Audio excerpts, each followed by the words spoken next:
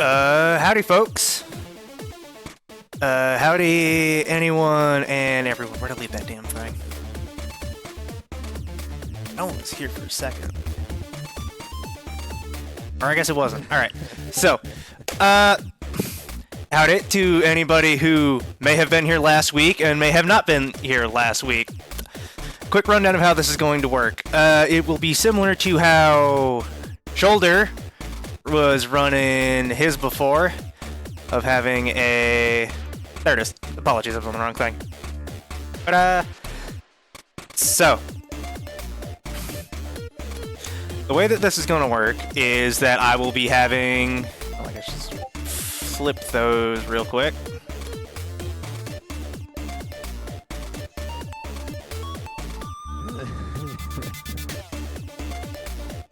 So, the way this is going to be working, there shall be 2 modes for today's stream.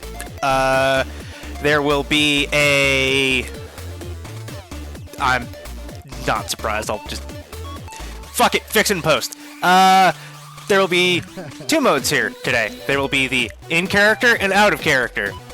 Out-of-character is going to be for me, Dustin, the individual streaming, behind the character streaming. For explanations of things out of character, dealing with stream shenanigans, that sort of things. In character me, Dustin, which will have this sticker and banner above him, will be in character, and will be the one doing most of the explaining of stuff in universe that out of character me is not going to be able to cover particularly well or over much. Outside of, hey, this is why this thing is working, and this is why that thing is working. As you may have noticed in your standby, as you may have noticed in your chat rules. Yeah, let me take that one. That, shift it. There, better. And I should only need to fuck with the in-character one now. Right, so, taking shoulder for example, if you would have checked your chat rules, while I am in character, please note messages that are supposed to be mentioned out of character so I can properly ignore them in character. And if I am out of character, please please make note of which messages are supposed to be in character and out of character, because of the Twitch stream delay making that a little bit problematic. I'm only going to be on this screen for a little bit longer, but I'll turn it down a hair. So there is going to be a lot to cover as it stands. I believe it's about 45 documents that were produced damn near live over the course of an entire fucking week. And one last thing out of character is that post this stream, things are going to be slowing way the fuck down. We're no longer going to be doing things live and in real time. Howdy, Hohenheim.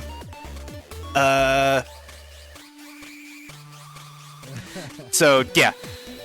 Currently out of character, we'll be going in character in but a moment. But I just wanted to set the ground rules there. Hohenheim, TLDR, while I'm in character... howdy.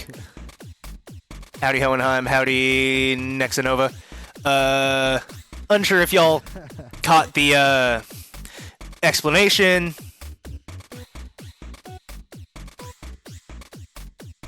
Yeah, this. That is correct. Okay, cool. I'm glad. But yeah, so since I assume you both, if Nexa did and Hohenheim showed up before Nexa did, I'm going to assume you both caught the explanation of the rules and the labels. Where'd I put that fucking... Oh, I put all that shit away. Oh well. So, in but a moment I will be swapping back in character, and we'll be trying to proceed as far along in character as I possibly can.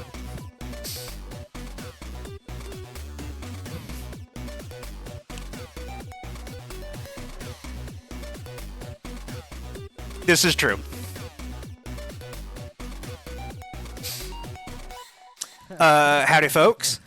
I am Dustin Lufarius. You may or may not be aware of me from my efforts to assist Ket and Mr. O'Rabbity through their several court cases over the past week.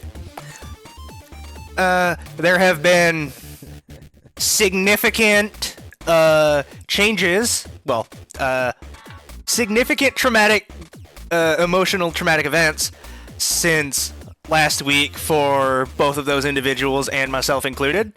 For those of you living down under, you may or may not be aware that according to the Victorian police, I am a I'm not sure I could say the word, but a violent political activist, I believe is the way I will put that, according to them. These are false claims, I will mention, but that is what I was considered for approximately 5 or 6 days. Potentially still am. I am... See ya, Belle. I am, for several different reasons, on Ket's behalf, filling in for him this week. There is actually, in fact, a... There is, in fact, a video from him, which I am currently queuing up the play of.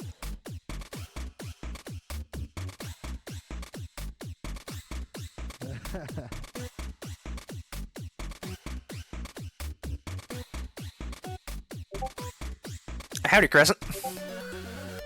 Hey, Crash. Oop.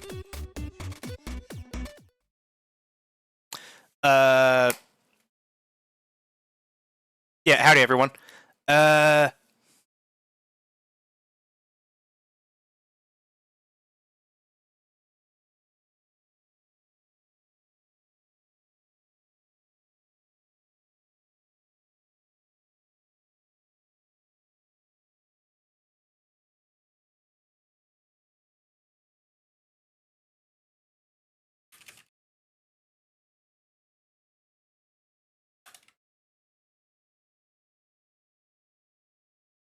Yeah, no problem, Kat. Yeah, Kat in chat is explaining that, and will momentarily, I will be playing this video from Kat to, well, me and y'all explaining why he is, partially why he is not here, and I will be letting him handle that. Stand by.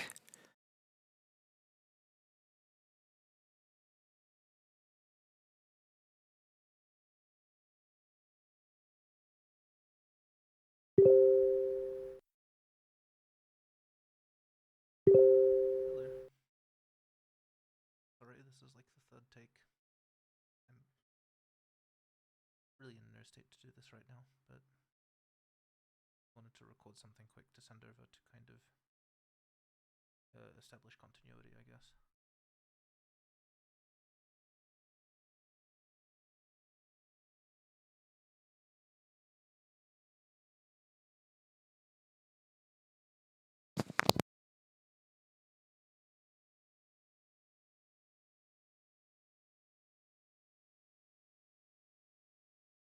Hello.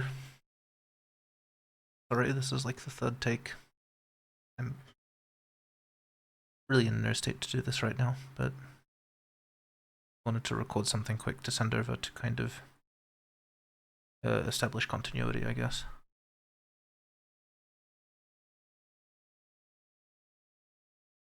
A lot has happened over the last week, and I'm not really handling any of it well. I'm just gonna say there's things that happened that I don't really want to comment on, and other things happened that I just never want to hear about again. Dustin has been kind enough to stream this for us, and I think most of the documentation relating to most of the relevant events is in his hands. So, I thank you for doing this.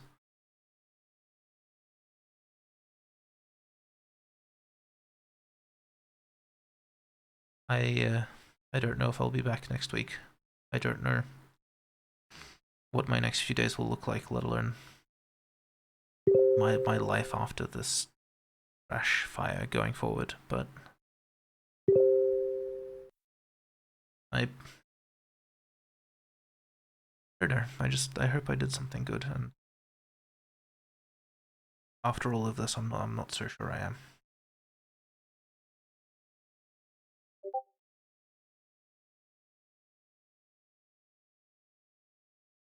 Thanks again, and all the best for everyone involved. Thank you for following this to Dustin's stream and tuning in.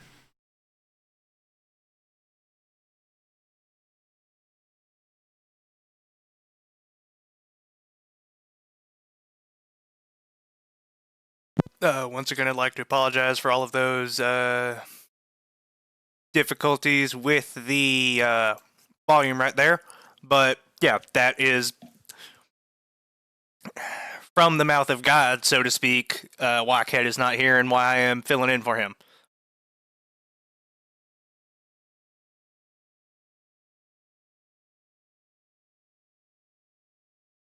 Oh, well, that's an issue I'm just now noticing.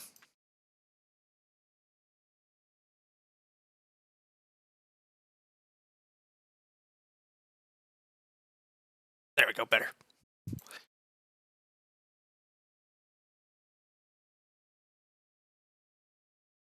Yeah, that's entirely understandable, Cat. Hang out as much as you wish, dip when you want to, come back when you want to.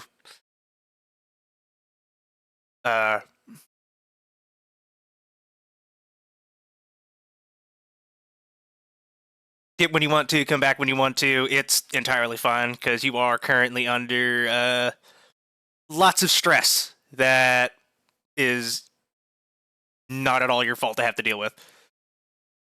However, you've been dealing with it like a champ from my end, so I suppose let's just start getting into this.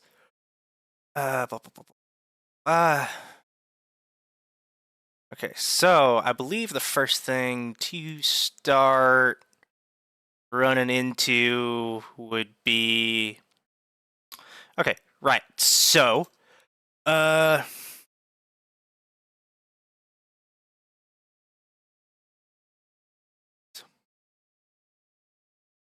stand by while I grab this. I'm so prepared for this, can't you fucking tell?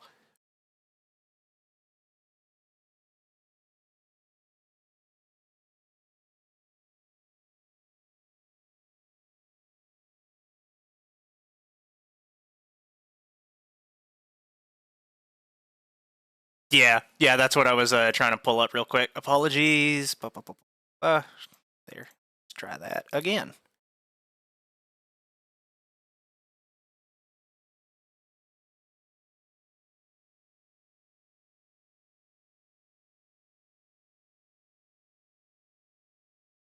Ah, shit. There should be an easier way to pull this up.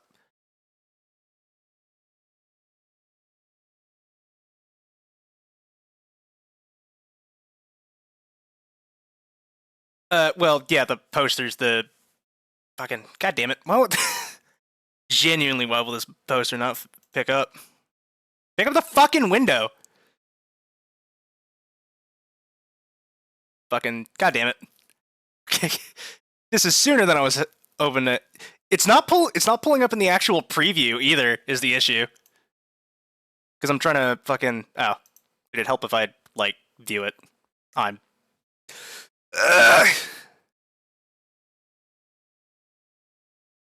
If I'd enable the view, that might help.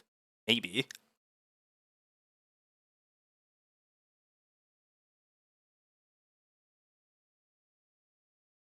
There's gotta be an easier way for me to do this that works more like functionally than just window capturing everything that I try to pull up, because it is jank as shit. Fuck.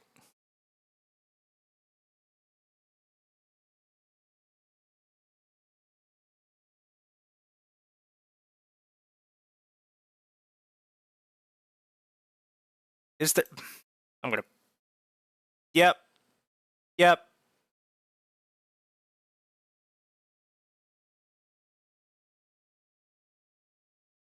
I see that now. Yep. Yep. Yep. That works.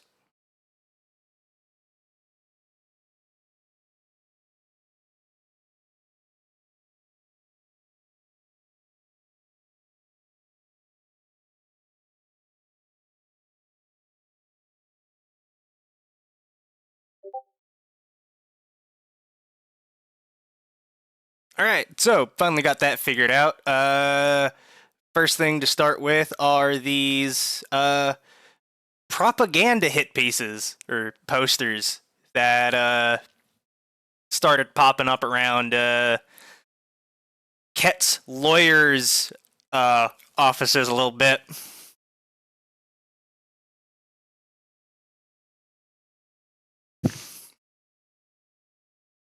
There was a No, I expect not, because from that discussion that went on in your server, it sounds like these are. You'd need more money than sense to be able to afford to make these, and you would need to go to very specific people to get them done, because of the way that it's primarily ink with the white text being empty space. Printing press, I believe, was what was mentioned would be need to make these, like an actual printing press.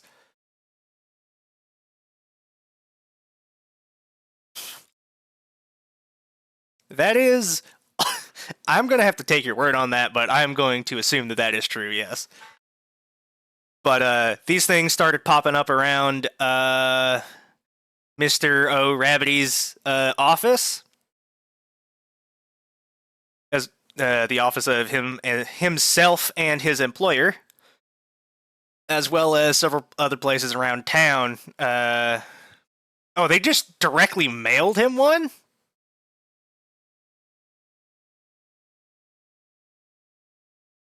That's highly unprofessional.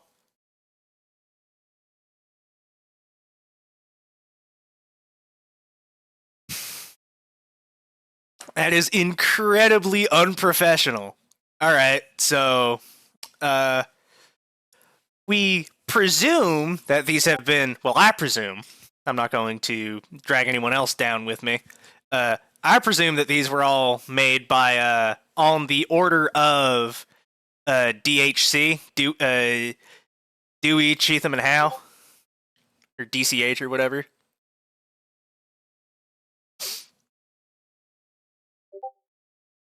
I think it was those fellas who were the ones that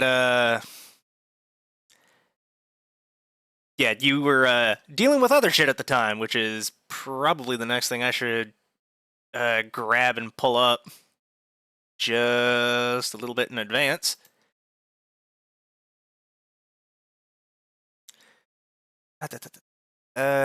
Stand by.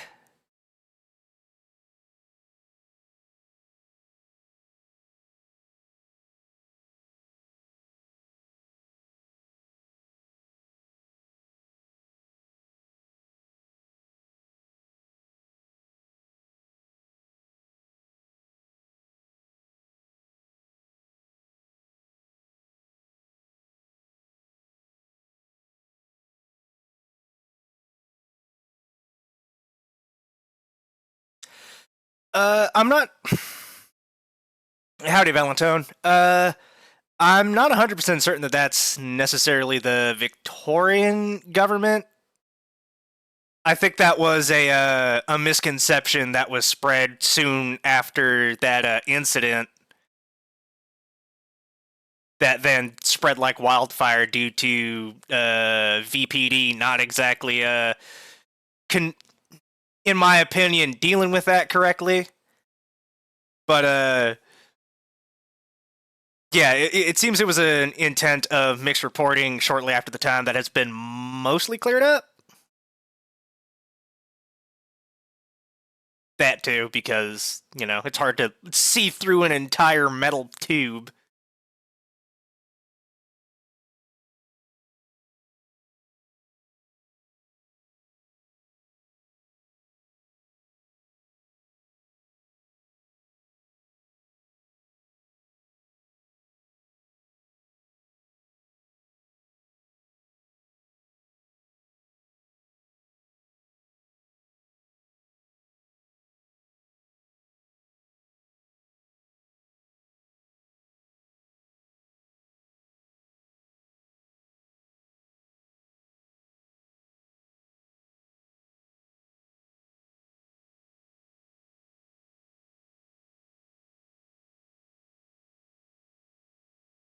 The next thing that I'm going to be bringing up is going to be this. Oh, that is... stand by while I bring chat back. There we go, that's on the proper level now.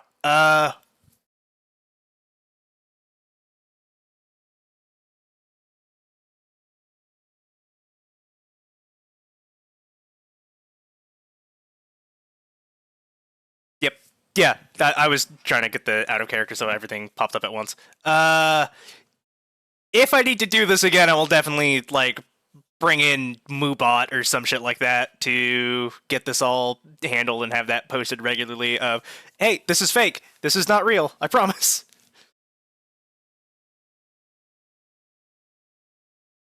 However, the next thing that happened,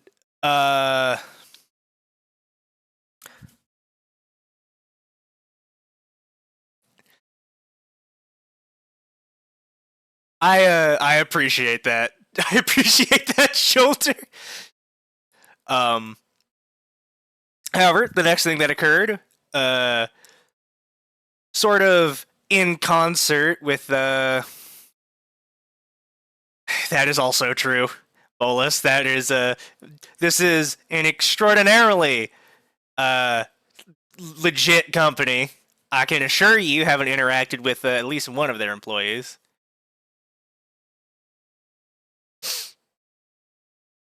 And Kat is also correct.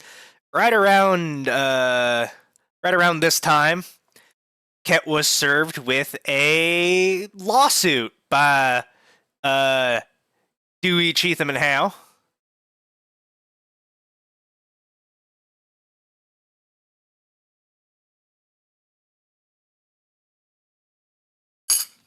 And so, Mr. Murphy here, replaced with Logo Chambers, decided to pro bono represent Mr. Cat Mindsinger here in chat. I assume we all are, but I very specifically am very grateful and glad that they decided to reach out in this manner, even if it did accidentally lead to some other things down the line, but we shall deal with those when they happen.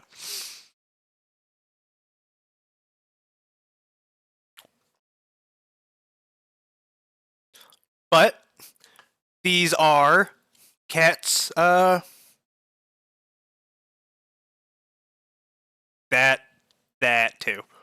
But these are Cat's lawyers for the time being, and they have greatly helped him out with his two cases that he was dealing with just prior to... Shit, the last one was Thursday, Friday for you. Howdy, Killbot. Welcome to the stream.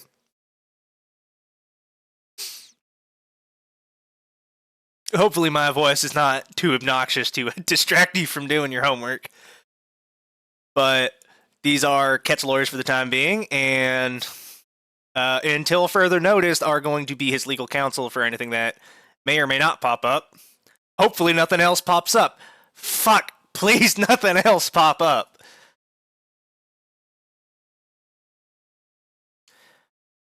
So after that, there is there's just a "we live in a society" meme. That's not too important.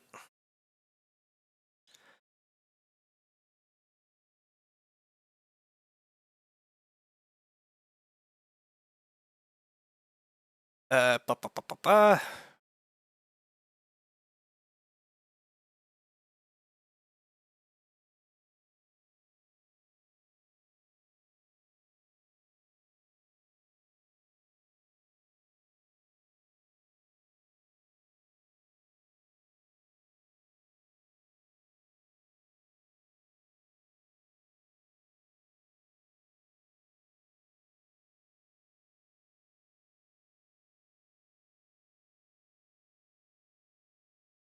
Would you like me to skip those and the things regarding that?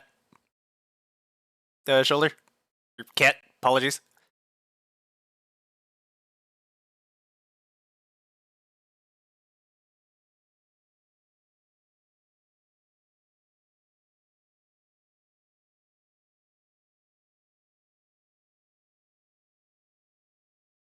Copy that. Take care. Uh, that. Hey.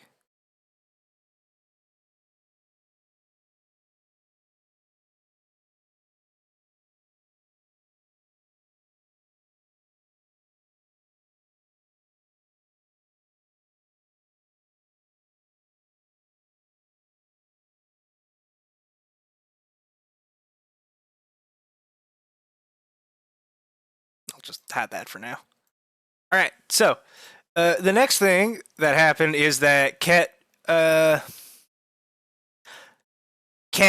believe, went to the office of Replaced with Logo Chambers to meet up with Mr. Murphy and Mr. Arabidy. Soon after he posted this statement, which was unfortunately then also immediately followed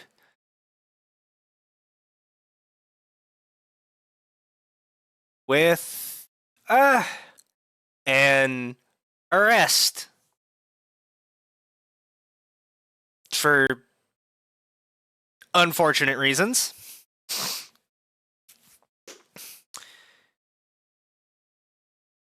So, for a little bit of context that some of y'all may or may not be aware of, this is mentioned later during one of the later, what is it? Court transcripts, apologies, that Cat was trying to wake up Mr. Murphy by heating up the pipe he was hanging on to. Mr. Murphy being an anthro, such as myself, Mr. Rabbity, and Cat.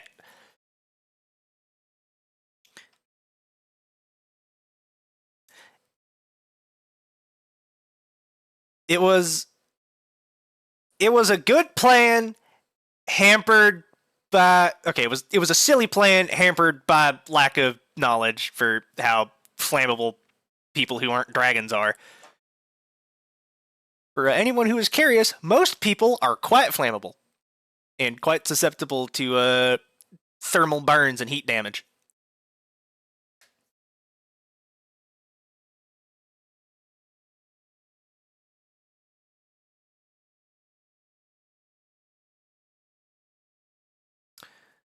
Almost very swiftly after being arrested and taken to a Victorian, a VP police department or police station somewhere in. I'm not exactly sure of in relation to where all of this occurred, but pretty soon after he was arrested, he was released on bail, as well as having a I forget the legal term for it, but he had a restraining order placed upon him by quote unquote Mr. Murphy. Yeah, bail, quote unquote bail conditions. They put him in a fucking murder collar and were basically breaking damn near every Geneva Convention regarding treatment of prisoners that I can think of, except for fucking sexually harassing him.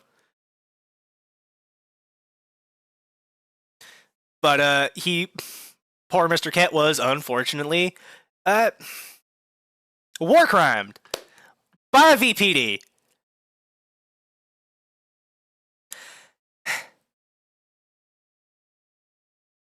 I'm just... I have words and feelings about this whole situation. I do not wish to be labeled as a violent political activist again. But these were quite inhumane, to the point that once this, well,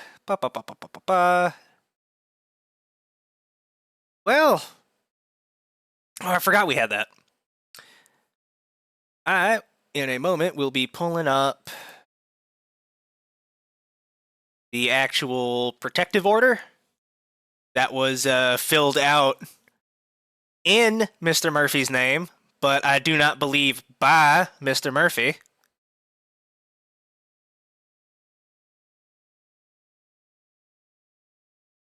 Simply due to the fact that he was in the hospital at the time.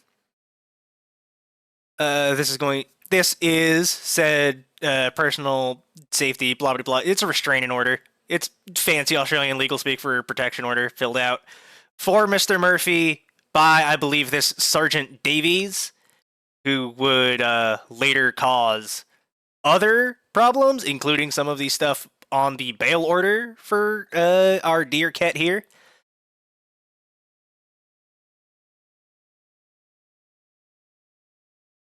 But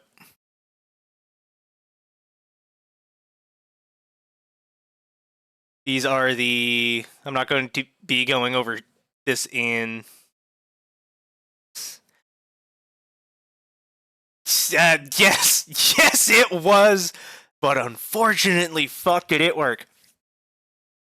Regardless, I will not be going over this thing in too much detail other than the specific charges that were placed on, yeah, damn near fucking killed you, on live TV. The charges that were placed upon Ket, or at least some of them, being reckless assault with grievous injury twice,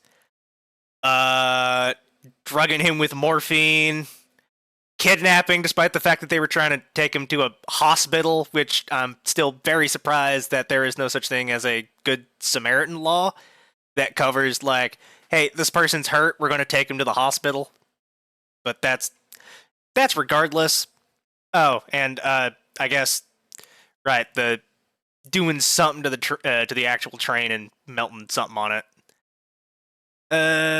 Some kind of mention of a taped confession, which it only covers civil cases. All right, I still think it's ridiculous that, hey, I found this injured guy, I'm going to take him to the hospital, is counted as would even get you charged at all with kidnapping, but cool. Don't you just love the justice system? Well, here are the actual charges. The 2 counts, serious injury, recklessly, gross violence. Well, I'm glad you weren't charged with that after the fact. I feel like you would have gotten it at this point, to be honest. Seeing as somebody in Victoria seems to be wanting to play hell with your life, even after letting you go.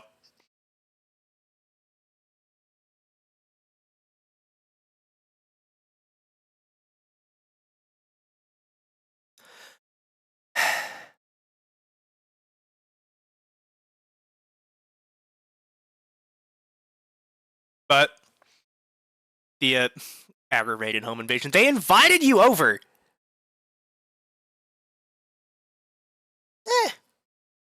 I feel like out of the two of us, I would be the most immediately intimidating, simply due to the lack of all the fur and the fluff. But that is, yeah, a fair assessment, I guess.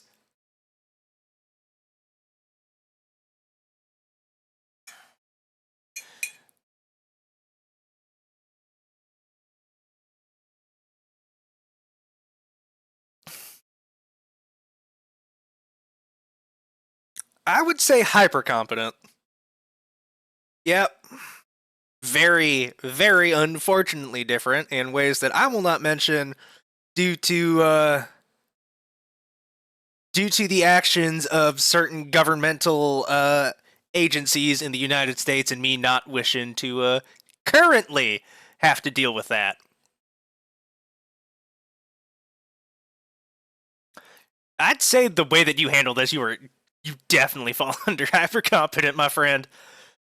I'm going to repeat myself again because I keep getting distracted. I apologize. Serious injury, reckless assault, drugging him with the morphine, being armed with criminal intent. Oh, I do now. Oh, well, that's just fantastic.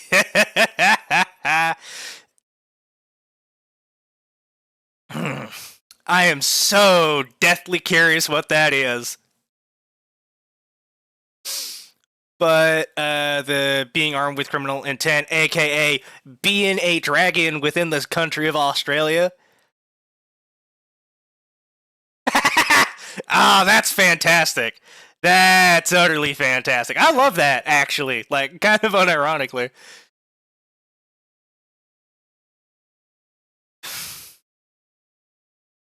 Man.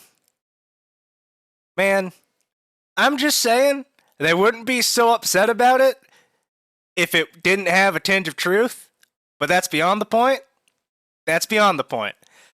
The kidnapping, i.e., the movement of him through the tram system to try to get him to get Mr. Murphy, apologies, to a veterinary hospital, aggravated home invasion, being invited into Mr. Murphy's and Mr. Arabity's both place of work and place of residence. Grossly offensive public conduct, I believe, is once again simply just existing as a dragon in the country.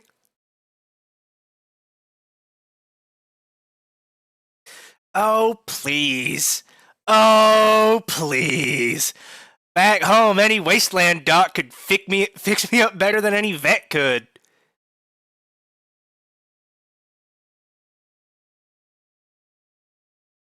And most of the time, they wouldn't even get any kind of poisoning, damn it. Poisoning. Oh, okay. Oh, so it's littering because of dripping blood. Got it. Yeah, okay, fair. And then the conspiracy to destroy damaged property is because of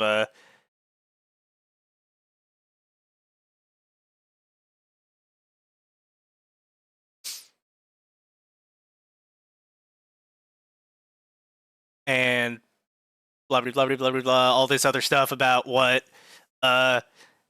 Shoulder wasn't allowed to, Ket, apologies. What Ket wasn't allowed to do with Mr. Murphy, and the signature, despite not actually being signed, because Mr. Murphy wasn't, let's say, in a place to sign it due to being not cognizant.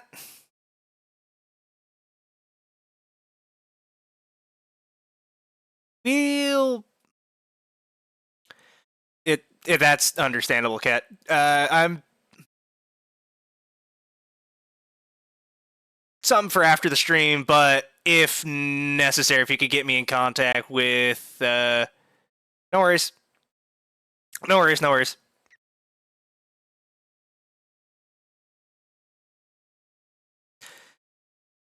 I think they're treating Ket like a fucking flamethrower and the fact that in his claws is knives, which are, from my understanding, very illegal in Australia.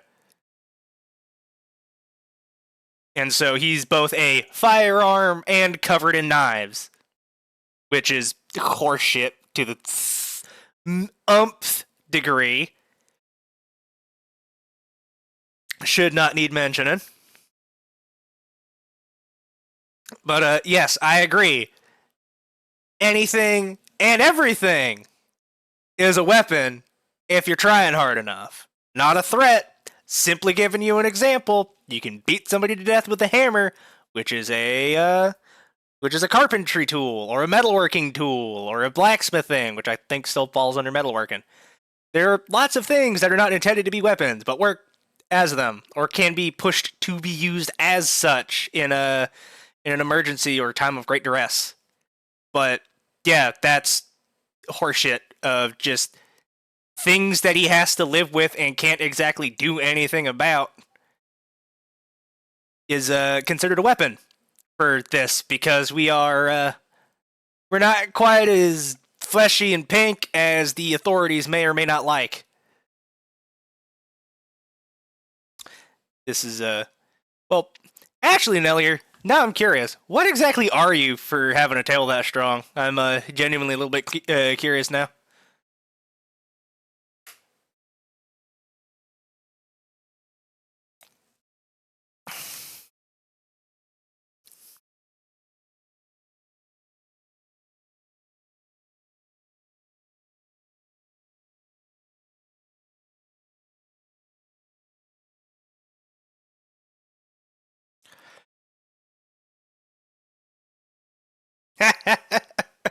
Yeah, yeah, yeah. You could do that as a salamander.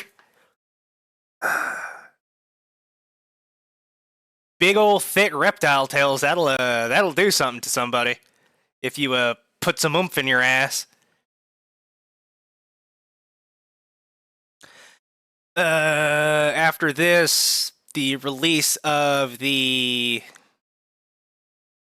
the well, coinciding with the release of, no, not that one. Do not go to that. There we are. Oh, that pulled up perfectly. Excellent. Coinciding with the release of the restraining order is the bail file document. The bail conditions. Apologies. The bail conditions that Mr. Kent fell under.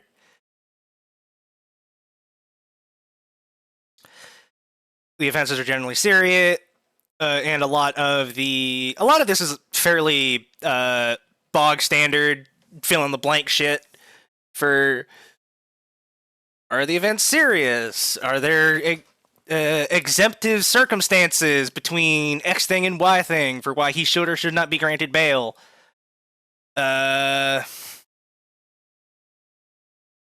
Or the offenses are generally serious, the strength of the prosecution case largely circumstantial with holes in continuity. I'll figure out a way to get my mouse up on this window and later. But some dispute remains as the responsibility of acts. The accused has no history because he's only existed in this reality for about 6 or 7 months.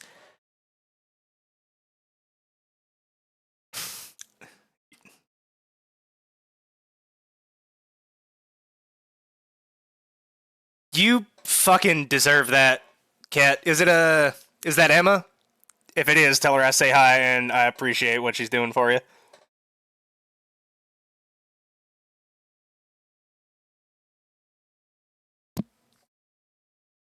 Glad you're doing all right.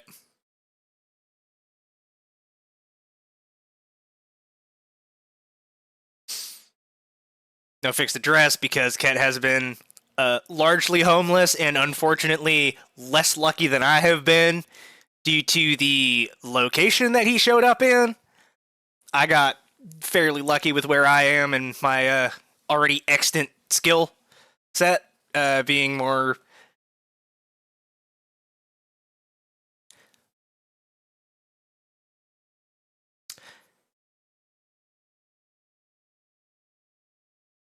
That's also true because of the place that you kind of the bail conditions. I'll get to that in about a moment.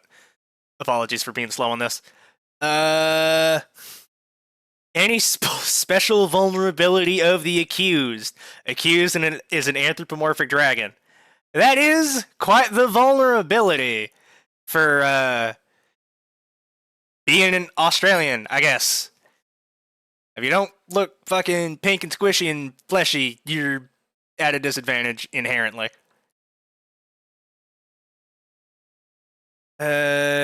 Spending custody of bail refused several days for the Victoria Municipal Magistrates Court. My experience is more on the U.S. side of things, so there are specific terms that I'm going to be using over the Australian one simply due to familiarity and my ability to gain access to that information is more, not quite Anglo-centric, but Americentric. So I'm going to be having different terms for stuff necessarily. Sentence likely to be imposed, 20 to 35 years imprisonment. Thank God this got dropped. /J. The doing of a terrorist act alleged disputed by accused.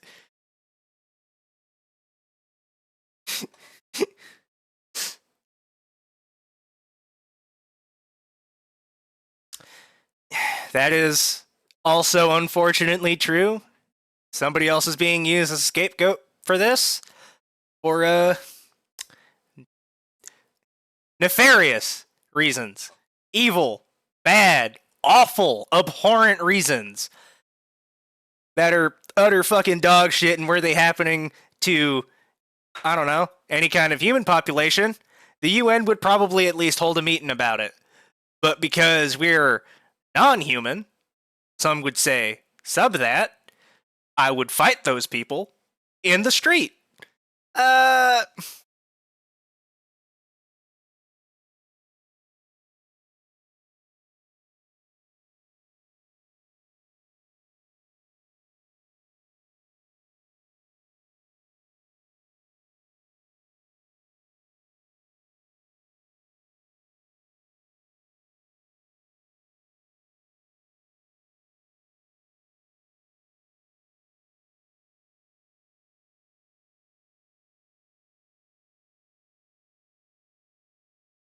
But, yeah, so, blah, blah, blah, blah, blah. Oh, hey, look, there I am. Express the support referred to in paragraph M, that being the violent stuff. There I am. November, I Mike. There I am. Mentioning me directly in this bail condition.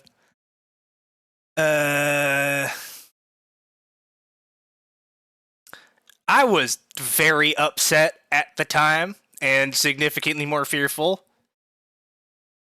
Yeah, due to I would call it tenuous link at the time of connectivity between Ket and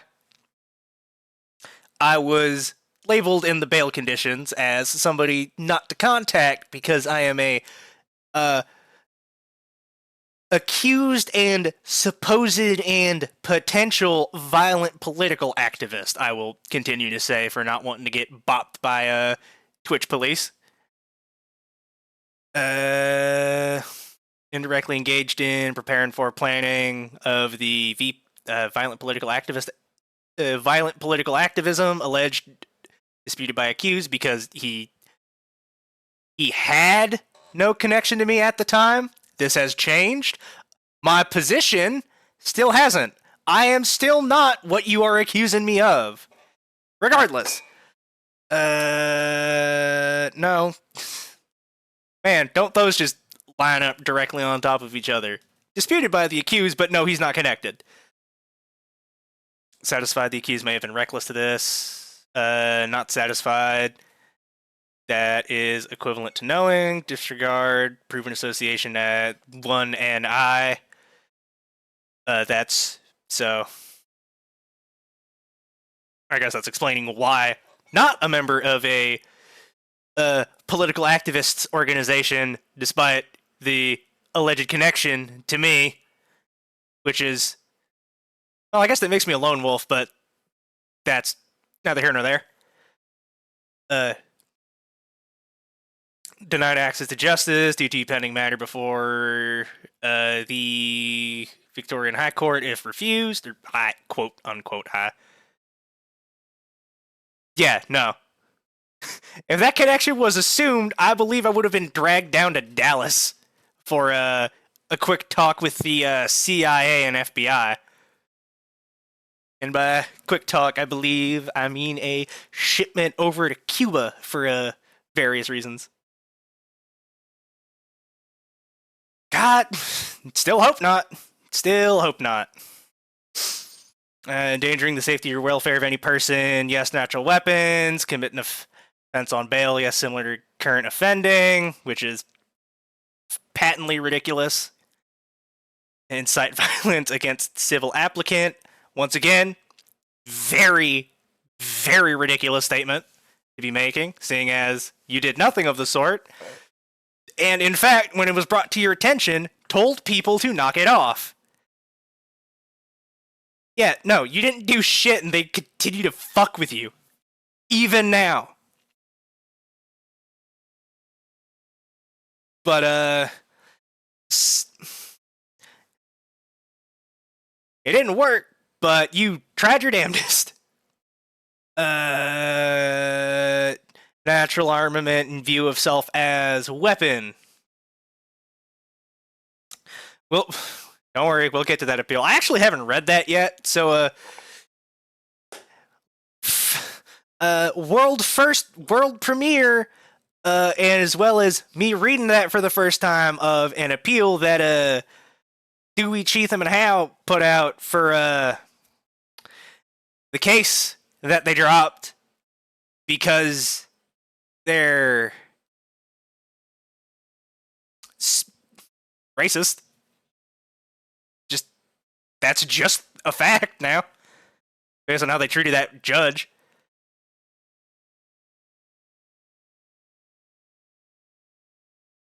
Oh, they actually lost it? Yeah, that makes sense. Yeah, and here we get to the actual bail conditions. Accused to report 3 times daily to Collingwood Police Station at 9 a.m. and 2 and 7 p.m. every day. Convoluted. Yeah, that... A lot of stuff happened in quite rapid succession that it would make sense that didn't quite catch the news cycle if people aren't 100% aware of it because they're not personally involved. Nominate a fixed address and reside there, which I believe you picked was a small park near... It was a small park near-ish to the courthouse, right? It was a small, park or clearing near some government building, but I can't remember where exactly it was.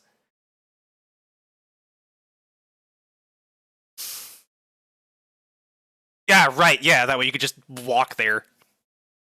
To be at place of residence, which is that park, from between 9 p.m. to 7 a.m. Yeah, the closest walk, because you couldn't without heavy assistance from nearby inanimate objects and Mr. O'Rabbity himself.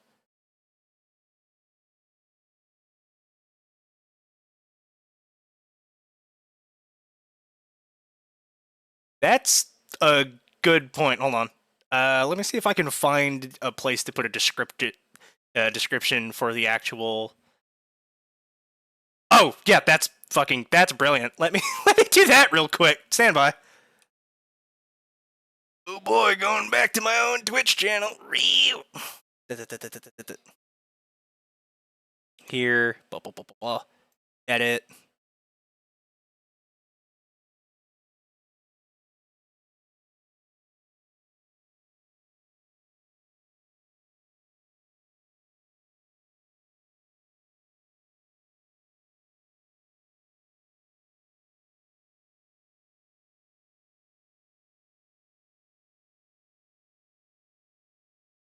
Oh, that's fantastic. It is not updating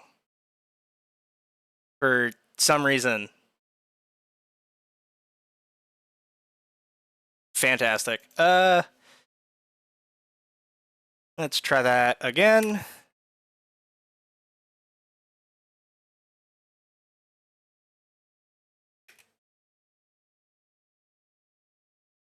Okay, yeah, it's not updating. I'll try that again in a few minutes. Well,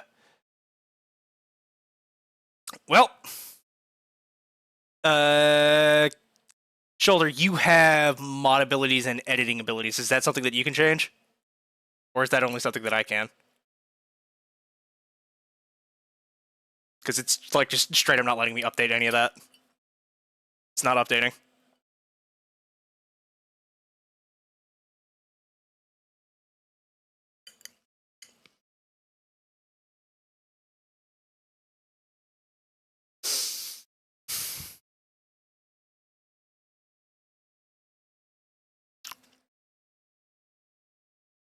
Crash, I really don't want to be the next Ruby Ridge, so I don't need that shit.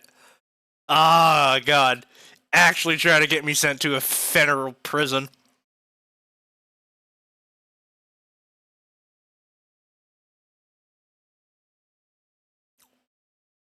Cool, thank you. Much appreciated.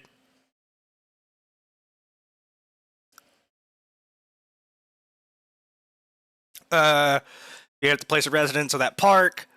Accused to comply with conditions of the restraining order protecting Ed Murphy, so long as that order is in force. Comply with such directions as may be given by members of Victoria Police from time to time.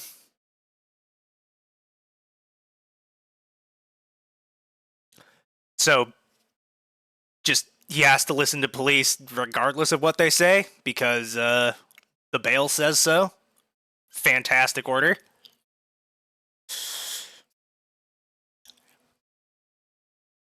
Oh, well, we're about to get to one that's really bad because the police just straight up violated the bail order on their end. Accused to wear and not remove or impede function of GPS tracking bracelet at all times. Bracelet, not a fucking shock collar. A goddamn tracking bracelet, like an ankle monitor. I'll... Not at all what that means. Especially since I was aware of what exactly was added to that quote-unquote neck bracelet. I'm still going to call that damn thing a murder collar because that's what it was. Accused to cover claws and horns to satisfaction of police when away from place of residence. So we had to duct tape plastic piping over his claws, toes, and horns to the point where he genuinely could not walk unaided. And it was beyond the point of, like, reasonability. Yeah, but the majority of the time you had to deal with that, it was directly putting plastic piping between your toes and fingers to block that shit off. When there were ways that would have been significantly less invasive to have done that. In my opinion, I guess, but oh yeah, as well as wearing a muzzle when away from the place of residence, which thankfully Ket isn't a species that needs to pant to regulate heat, otherwise he would have been a heat casualty very early on in this.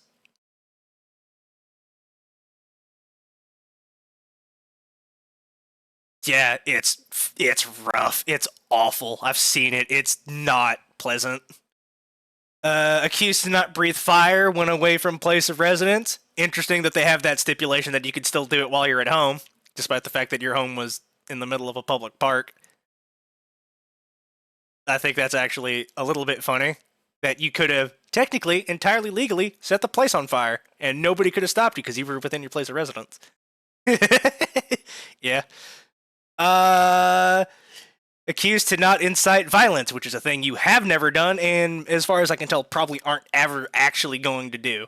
Oh, the actual bail justice? Yeah, I believe.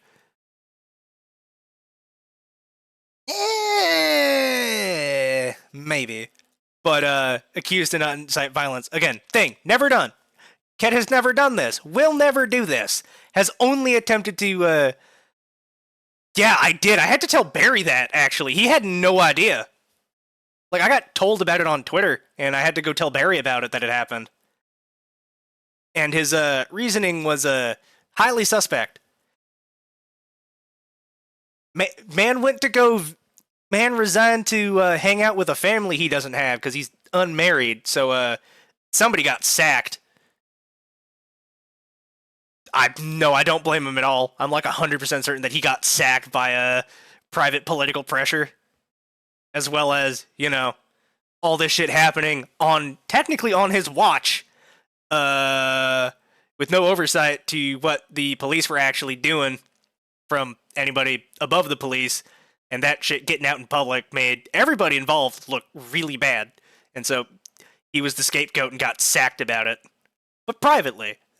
So it looks like he did it of his own volition, and not that he was forced into that situation by, Anyway, to surrender identity paperwork to custody of Magistrates Court of Victoria. I don't think you ever actually had any ID stuff, did you? Because you might have been working on that, but I don't think you ever actually got any sort of identification documents.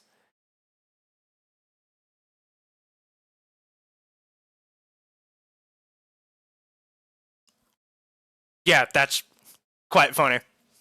You'd think the bail judge or somebody involved in this would be aware of that, but apparently not.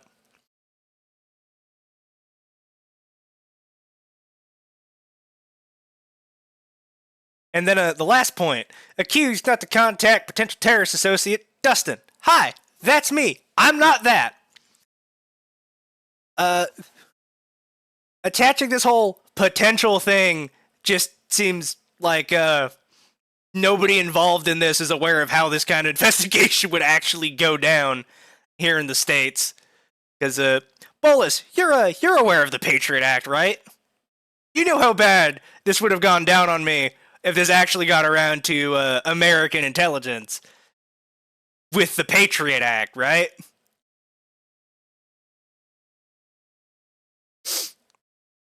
And just how deep under Gitmo I would be.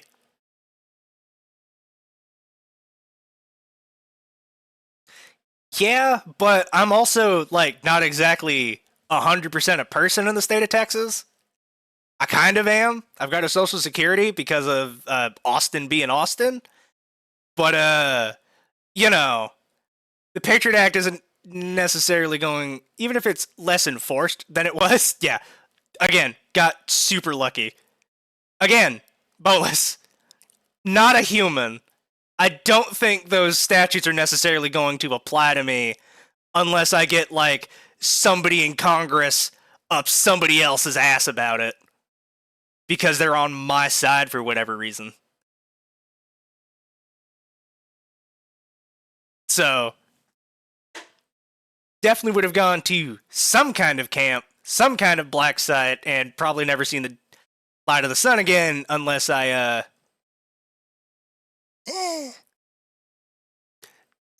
I think you're being a little bit optimistic there with unfortunately I'm going to have to be skeptical of that with how things are going down for Ket over there and the way that things are going down here for normal humans, let alone non-humans.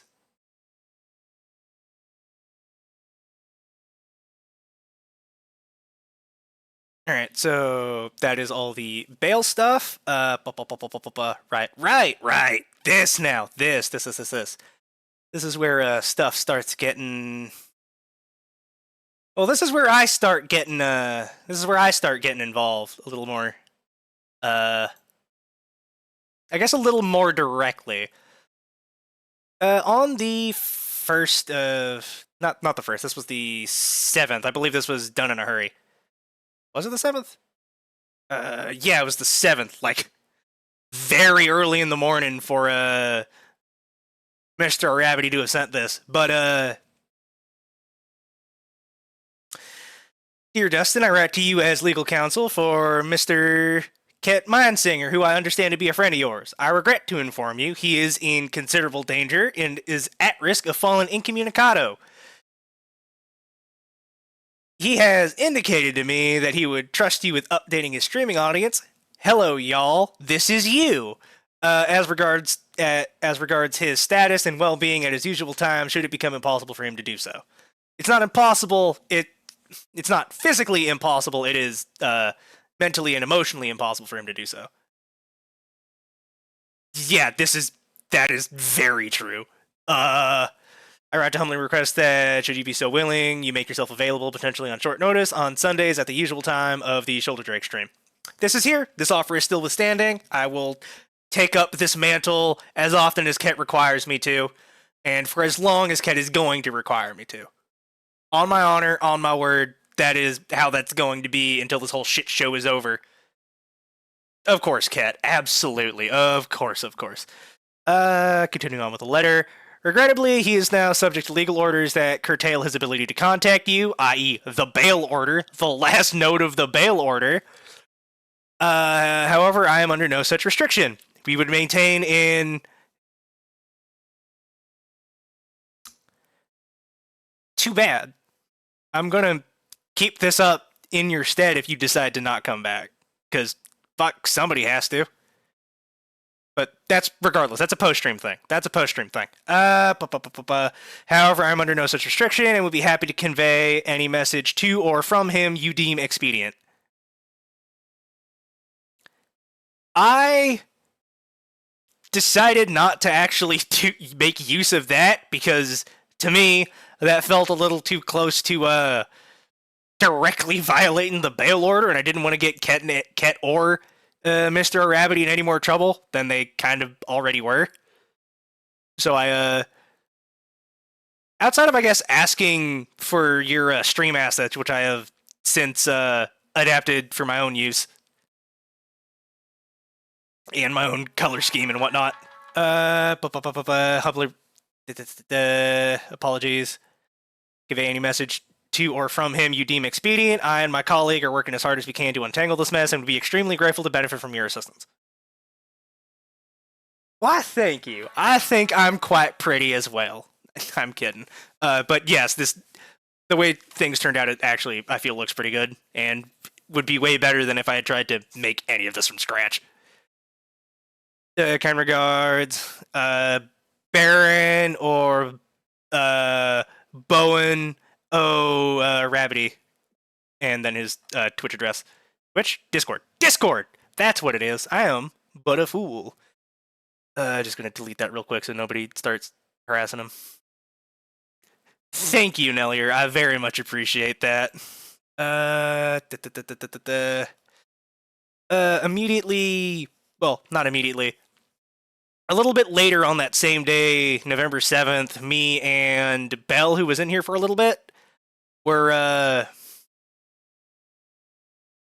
in Ket's server. Shh, you're fine. We're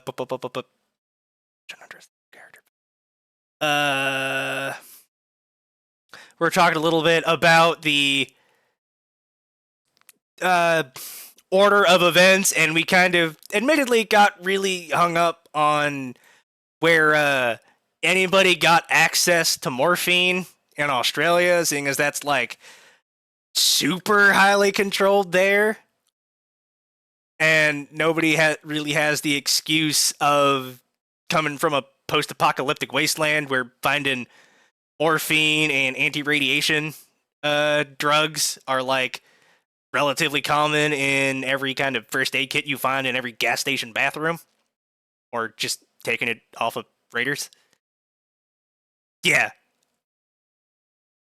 what Ket's saying down there. Highly controlled, still kind of legal to get with a prescription. I don't believe Barry or Ket have a prescription for morphine, however, but they got it and gave it to it, and Belle and I got admittedly, a little way too fixated on that, as well as some other details. It's not super important to go on, but I felt that needed to be mentioned specifically.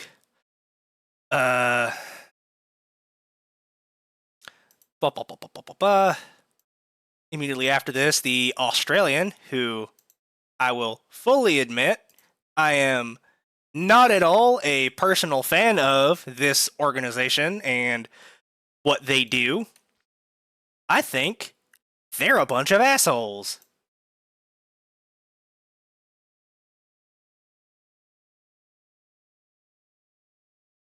There's that one. Where is? There is. And then that. There. Okay.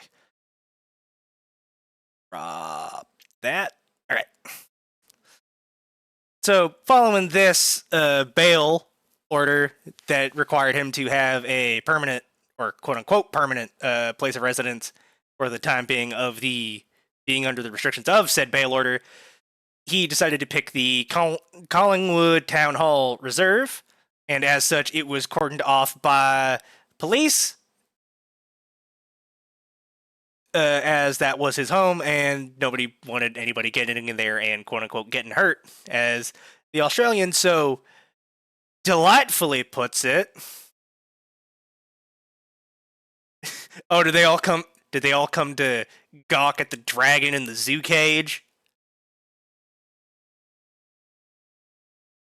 He was considered armed and dangerous, what, for having a flamethrower in his mouth?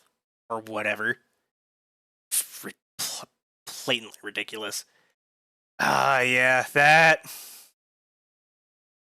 Rubberneckers, I guess, exist somewhat everywhere for any kind of thing.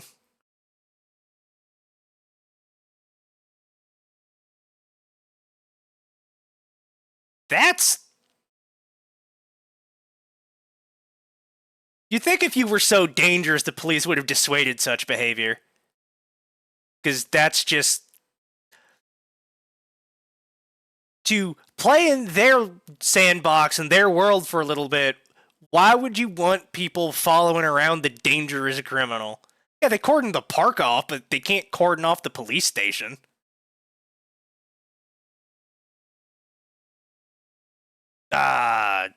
Crest. Alright. Well, this whole thing was ridiculous in and of itself. So, it makes sense they were, fighting you on that, because why would VPD do anything, or whatever police organization resides at the Collingwood police station, why would they do anything, sensible or logical or, of the public benefit when they could harass you? And as well as with while he was in Collingwood Town Hall Reserve, several Tumblr users had taken several videos, and I believe it is called a GIF set of Ket in his required attire from his bail order, and this got around to PETA, this animal rights organization, I guess, who very surprisingly took a pro-anthro, I guess it's not that surprising, but like pro-anthro, we're not animals kind of thing stance of you wouldn't do it to a mongrel dog, but God forbid you admit he can speak, with Ket here in his muzzle. Apologies, I forgot to hit transition. The thing is, sucky people are evenly distributed throughout the population. Yeah, it just seems the ones you keep interacting with are in positions of power over everyone else. I do not know how they got that pick, actually. Please, elucidate us. I'm so deeply curious.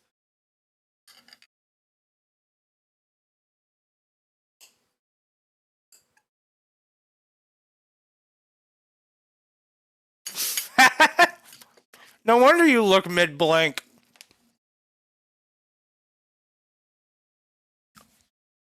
That's actually kind of funny. That so totally explains why you're like out of it and mid-blank. Wild.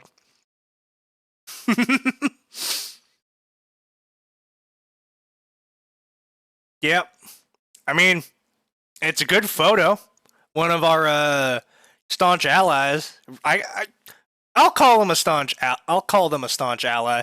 They're the one that pinged me about bail justice, whatever the fuck, retiring on Twitter about it. The Let Mindspringer Speak account. That guy. He uses this picture of you in a muzzle as his profile picture on Twitter while posting stuff that is very pro in advance of us. So if you're watching, hi buddy, appreciate your help.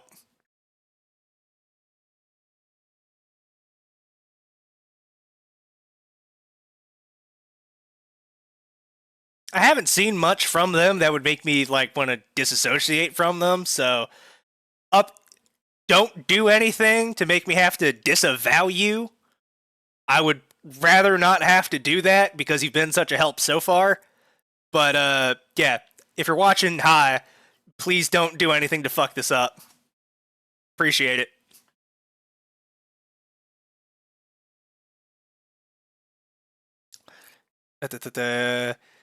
After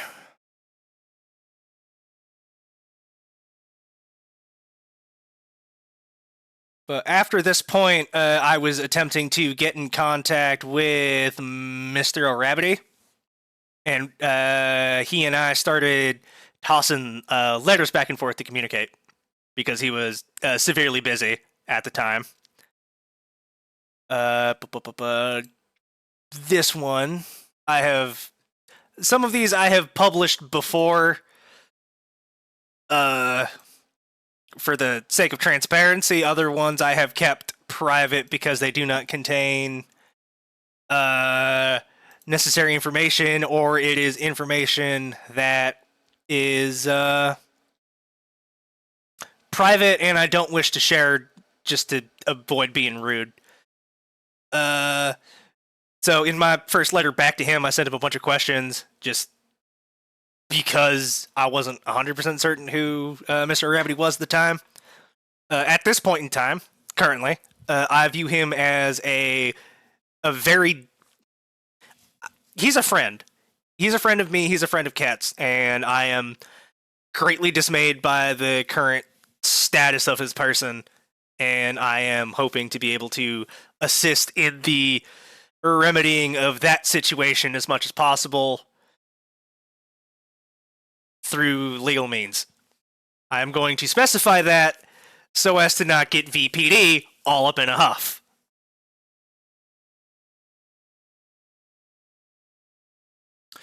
Dear Dustin, I might address these in reverse order. I am the clerk, that is, the person who does all of the actual writing and correspondence at the law firm replaced with Loco Chambers.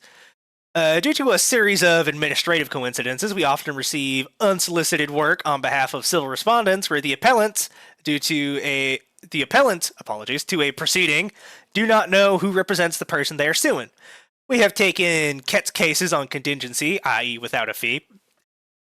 The term I am more familiar with is pro bono for taking on cases for free, which is why I have used it previously. Because in our view, winning them is a matter of life or death for our kind, and we do not see where else he will find willing representation. This is probably correct. I doubt anybody else would want to touch this with a 30-foot pole.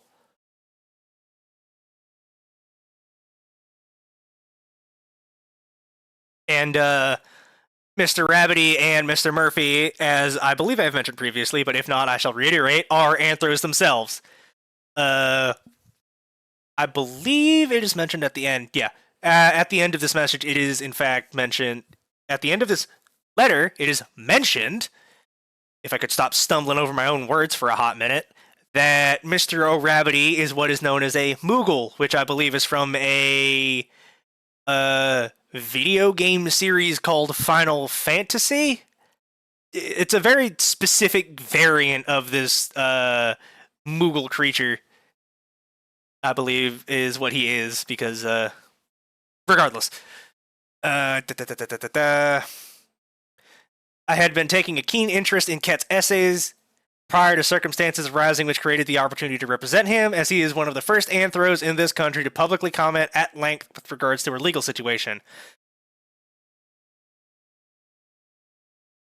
Yeah, trust me, I'm still trying to deal with that myself. It's,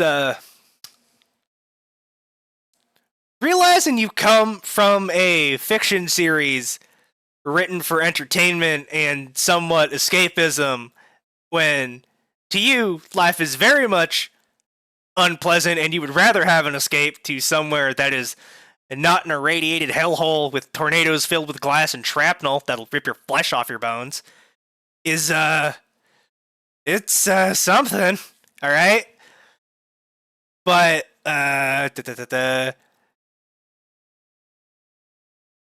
Mr. O'Rabbity had been present as Beacon in various previous streams.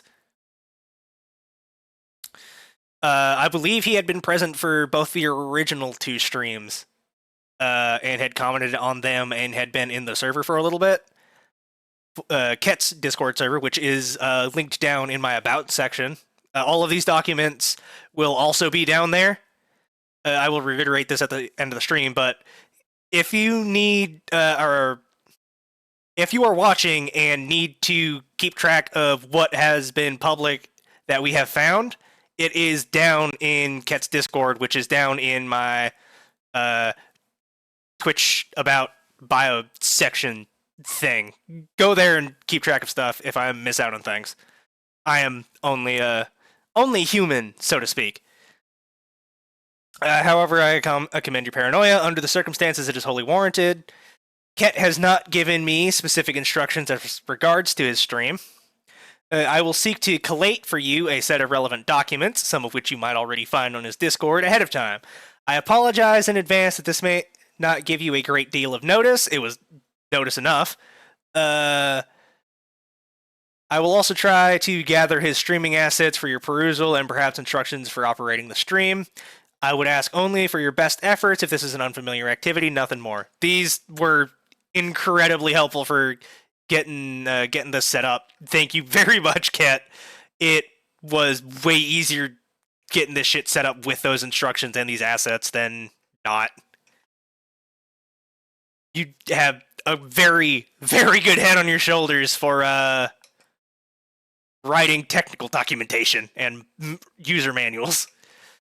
Ket is specifically forbidden from communicating with you as one of several conditions of his bail, which expires after his summons before the magistrate's court tomorrow in respect of, among other things, his charges for the alleged assault of Murphy.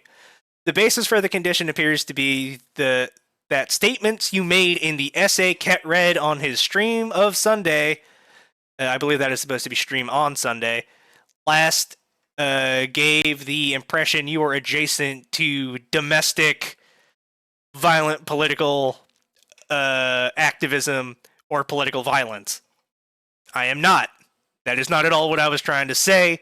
I was frustrated and scared about people getting hurt and killed, so I was venting that out to the world on a piece of paper, so to speak, over a computer terminal, because this is bullshit. Fucking DCH bastards. My strong view is that this is an extremely specious construction and will not survive examination in court. It did not. On which basis I would have to mean his bail conditions vary to remove it. However, until tomorrow's hearing, this is how things must be. And then the postscript just mentioning that he is a Moogle, which I need not go into over much. Next up is going to be my letter back to Mr. O'Rabbity. Following this one, it would be not that one. This one? Yeah, this one. Is that... Yeah, that's showing up pretty fine. Dear Mr. Rabbity, once again, I would like to state how deeply appreciative of you and your employer, Mr. Murphy, to take on Ket's case pro bono on such short notice, especially now that it has led to some sort of attack on Mr. Murphy. No worries. Bit hard to read. Yeah, it's... I have this... Okay, so, full disclosure, I have my stuff set up to emulate this because it is the kind of equipment and computer monitors, computer terminals that I am used to back where I'm from. It's this black on green text. It's more comfortable for me to read this. I can read other shit in color, but most of the stuff that I write is set up this way simply because that is the thing that I'm used to. Welcome back, Killbot. Mr. Murphy to take on Ket's case pro bono on such short notice led to some sort of attack on Mr. Murphy. I phrased it that way because I didn't believe at the time Ket actually did commit the assault. I believe he was being framed for it. I still believe he was being framed for something, just not the assault. Quote unquote assault. It was an accidental maiming. I'm not going to call it an assault. He didn't mean to do it, but it happened. It's unfortunate, but them's the breaks. I also appreciate your candor with me in the face of my interrogation of you. Backed off? Oh, yeah, because, like, they cleared you of all the shit. I'm still not going to call it an assault, because that was stupid. Like, even at the time, before all your cases got dropped, or lost. One for you, lost for the other person. Assault was dubious. It was an accidental maiming from you trying to wake him up, yeah. So, I still think you're being framed. I just don't think you're being framed for an assault anymore. I mean, you're not wrong. That is, Didn't you like burn the shit out of his hands? Oh, well, that's good at least.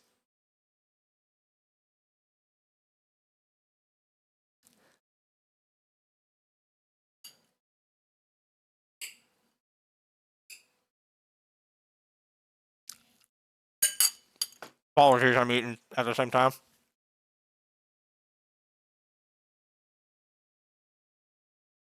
That's understandable. I apologize for using the word incorrectly.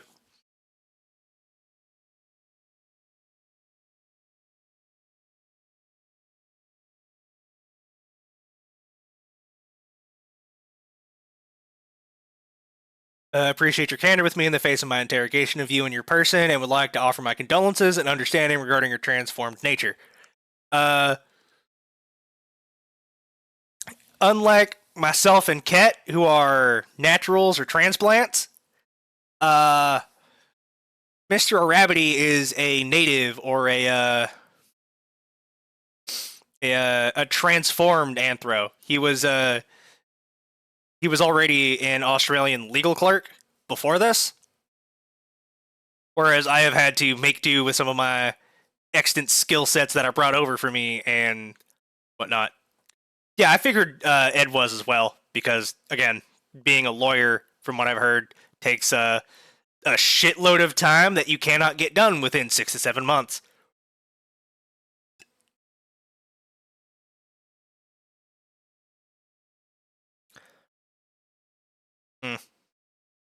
I'm not entirely surprised by that, to be honest.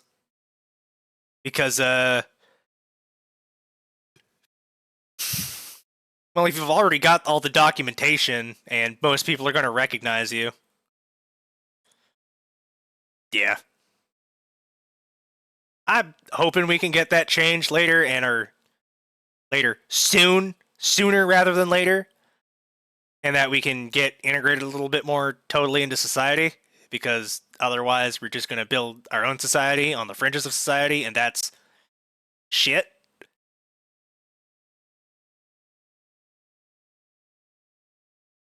Yeah. Yeah, I understand that. Yeah. And if you do get paid anything, it's going to be under the table in cash, which isn't necessarily the easiest thing to put in any kind of a bank account.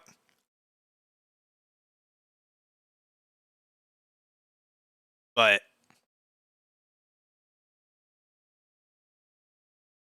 yeah, tax free. Fuck taxes. Taxation is theft. No, just pay your taxes. Goddammit. Don't get the IRS after you.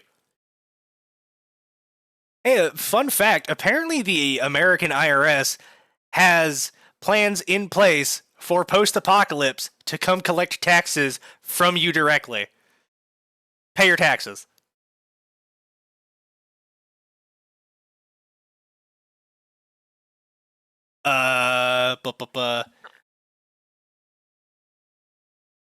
If it is all, I believe this is the first time, or one of the first times that I have like directly been like, "Hey, if I can help, let me help." If it is at all possible for you to do so, please give Ket my word that I'll do my best to stream in his stead when and where necessary.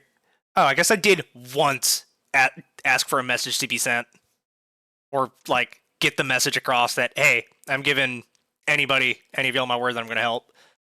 That I'll do my best to stream in his stead when and where necessary, which I've already reiterated this stream once, and that I am deeply, deeply sorry that his association with me has caused him any kind of hardship at all. Yeah. Yeah.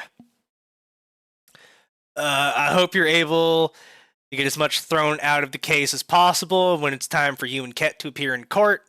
While I expect that you cannot legally give me any details as to what actually occurred, and I do not wish to speculate lest that lead to more unintended negative consequences down the line, I am dubious as to the truthfulness of the stated events in the restraining order and wish to see this escapade over and done with. Dropping the mask a little bit here. Admit I'm not particularly used to all the formality that feels necessary for these kinds of letters. I'm still not quite used to A, this level of attention, or B, the level of formality and right and proper speak that goes into a lot of this stuff, because you're not exactly required to have any of that stuff 200 years after the world is bathed in nuclear hellfire and the American government kind of doesn't exist anymore. You kind of don't need to keep up all the legalese bullshit unless you're in the NCR. But that's the NCR.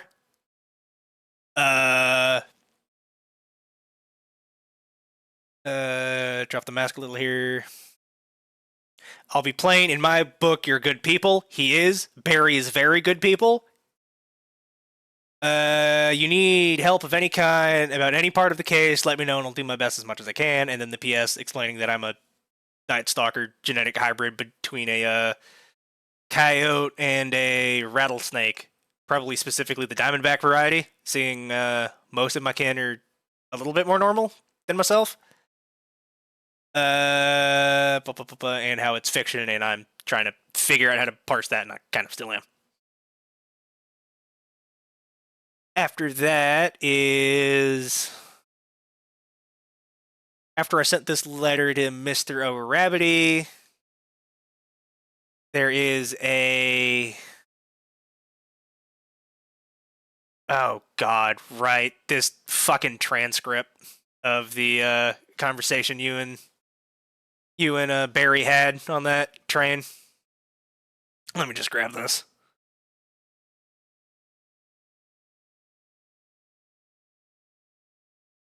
There.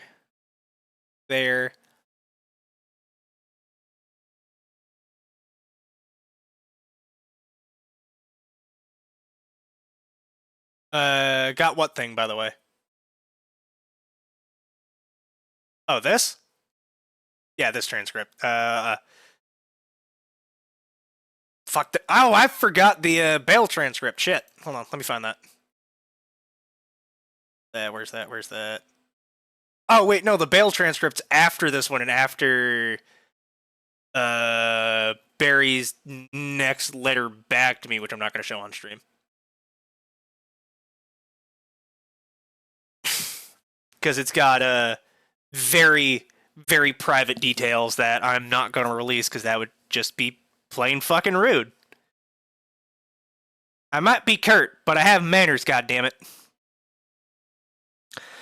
This is audio transcript of conversation between suspects, Ketmine Singer and Baron O'Rabbity in the assault and kidnapping of Edward Aloysius Murphy, recorded aboard Route 86 tram to Bundura, RMIT. I'm not 100% certain what that means.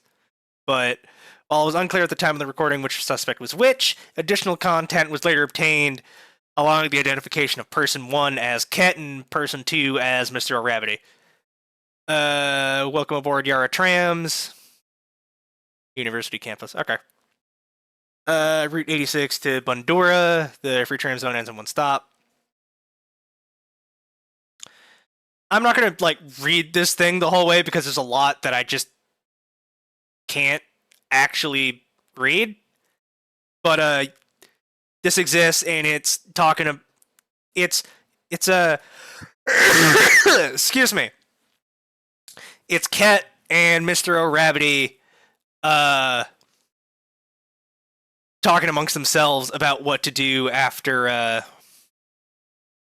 having gotten Mr. Murphy aboard the tram and where they were taking him to a specific veterinary hospital, which I believe he did end up in. After all, he did end up at that veterinary hospital. I'm not gonna. I'm just mentioning that it exists. Oh shit! Right. If that's the case, I'm gonna fucking drop that. That shit.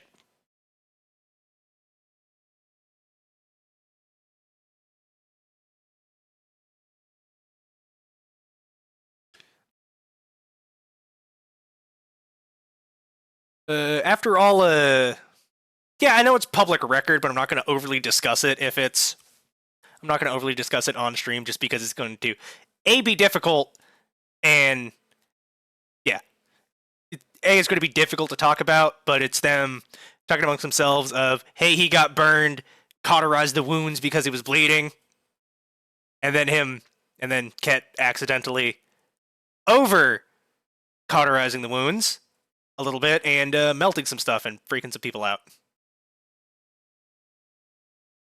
It's difficult to read through just because of how much is garbled text on the screen. Well, quote unquote garbled. It wasn't a very good recording, it seems, and it wasn't oh, well, that's good at least. Well, those are quite important for a sloth, seeing as those are the majority of his fingers. So, good job, Ket. You saved a man. You saved a man's hands.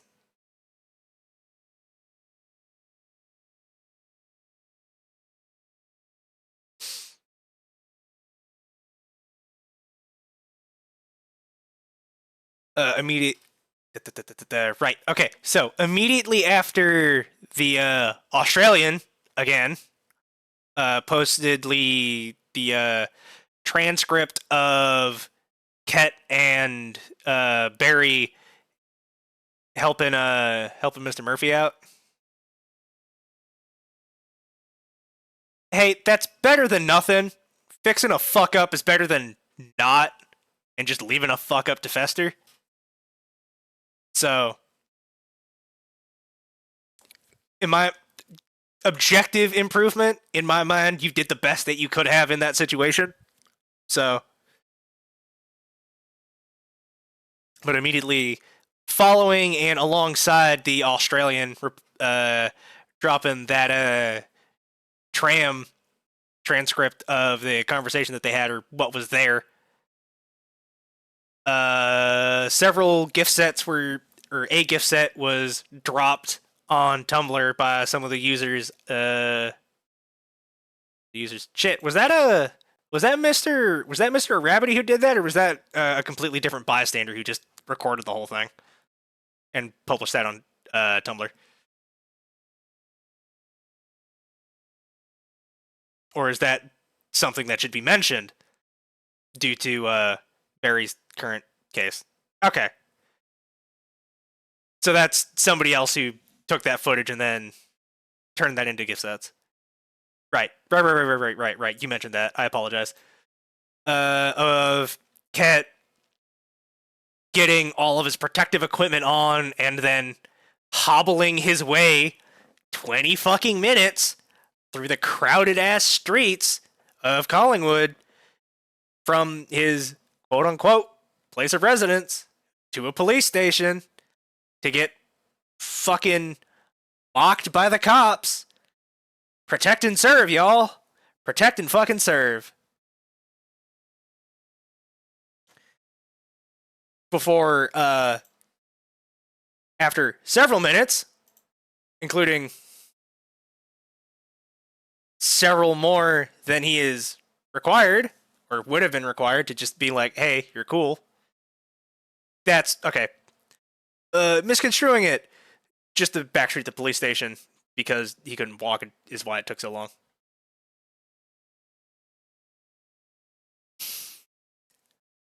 And then the cops basically just fucking harassing him in the lobby while he's trying to get his bail conditions met so he could leave.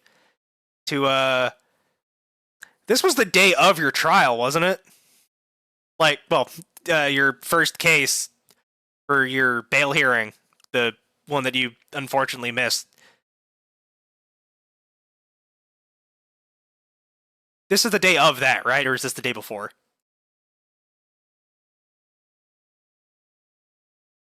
I know, but like when this specific gift set was taken, it was for that day, correct? Or was that the day before the train incident where you missed your first court date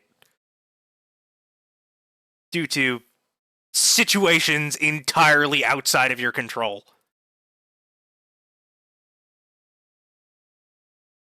That's fair. Yeah. But the gift set, and then, yeah, I fucking expect. Bail justice, bail justice, bail justice, bail justice, bail archive. I have it somewhere already downloaded.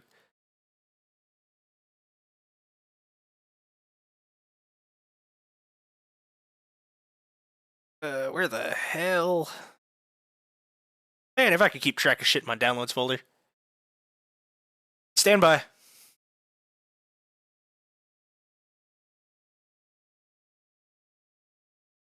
Is the thing that I was talking about earlier that I completely got my things out of order of is the transcript of the bail hearing for which Ket suffered for several days afterwards, for several times a day, because the police have no oversight or something.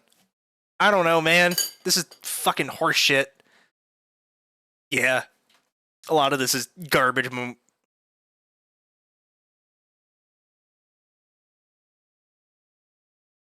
Yeah, this is a transcript of that. Transcript of the bail justice proceedings in the case of Ket Mindsinger, morning of Monday 6th, November 2023. Oh, you're fucking shitting me. That's entirely unprofessional. Why was that not mentioned in the transcript?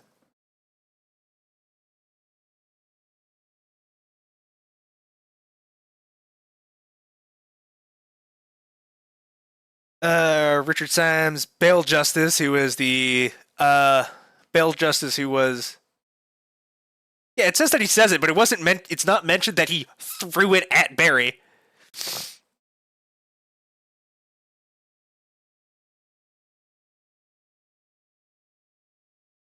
This. All right. Okay, so I click into it, and then my cursor shows up. Haha! Figuring this out along the way. Fantastic. Richard Symes, BJ, bail justice, who was the one who was sacked for Ket's bail conditions getting out, since they were public knowledge, and also he existed in the public eye because he was living in a public park, and everybody saw how, left to spend more time with his family. Yeah, the family that he doesn't have, and yet gave a reason to on his resignation letter. So, was sacked, is letting us all know that he was sacked without saying, hey, I have been forced to resign, because that would probably get him, lead to more bad shit happening than already kind of is. Fucking hate this. Such horse shit. Good morning, Richard Symes, bail justice in the matter of Ket Mindsinger, correct? Mr. Aravity, correct? Who you are confused with. You are Ket Mindsinger. No, this is Ket Mindsinger, my client. I am Baron Aravity, appearing for the applicant.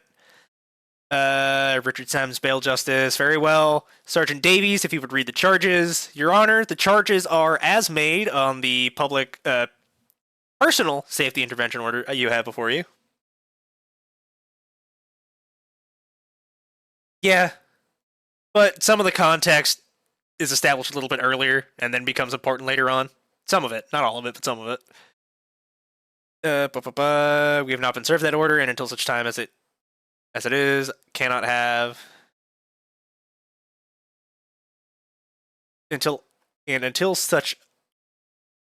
such time as it is, it cannot have considered self-served. I assume this is when he throws the shit at Barry, which is completely unprofessional and should not have been allowed in any kind of court hearing, as far as I'm aware.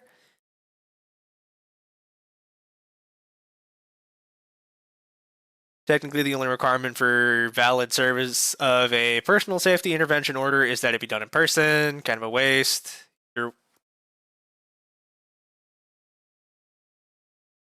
Yeah, it's legal, obviously, but it's like unprofessional and I don't know, kind of shitty to like do that to another person, even if you don't believe they're a person. Fucking fantastic, cool, awesome. Did your representation that you do not speak unless a direct call upon you or your counsel advises. Illegal wiretapping, yeah, for that whatever the shit.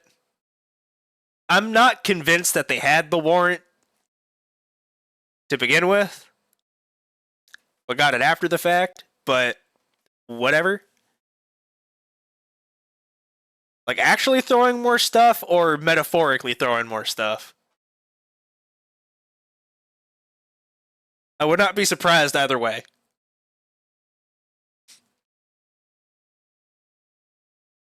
Have any coffee left?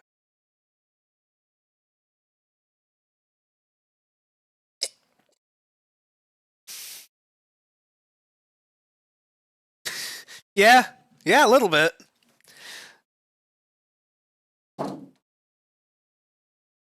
It's a little funny, but it's kind of just aggravating.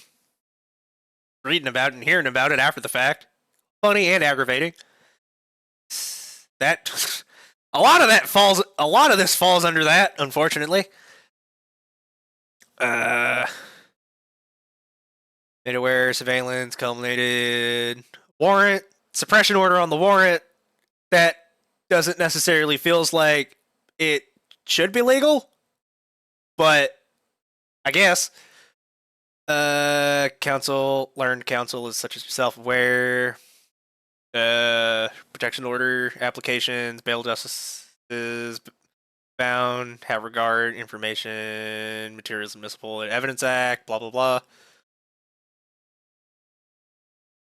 Application before you, 2 transcripts of conversations you and your client had, 1 on the tram and 1 on the waiting room with the veterinary hospital. Has the vet... I'm imagining that the vet hospital transcript hasn't been released yet because it's important information for Barry's case, which is why it's not public record yet, because it hasn't come up in that court case.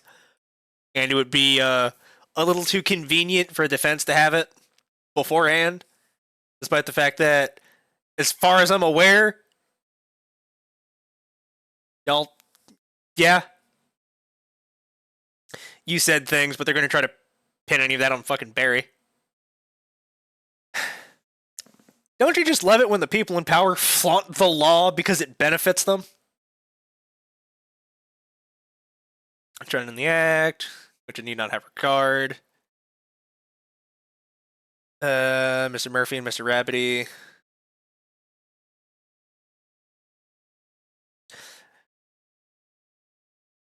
I know they're going to try it.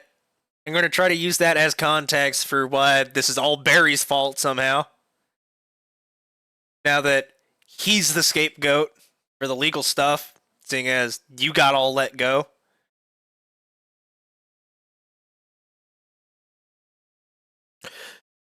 Both are out of their offices. Invaded. He was. You were invited. Yeah, I saw the transcript. They slapped all 8 of the charges, even though they dropped like over half of them on you. Oh, absolutely not.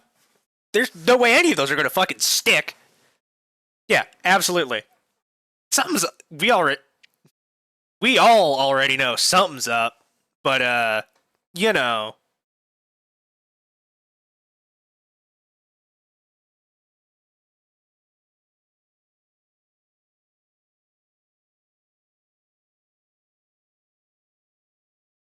Oh. Shit. Shit. Damn it. Fuck. Damn it.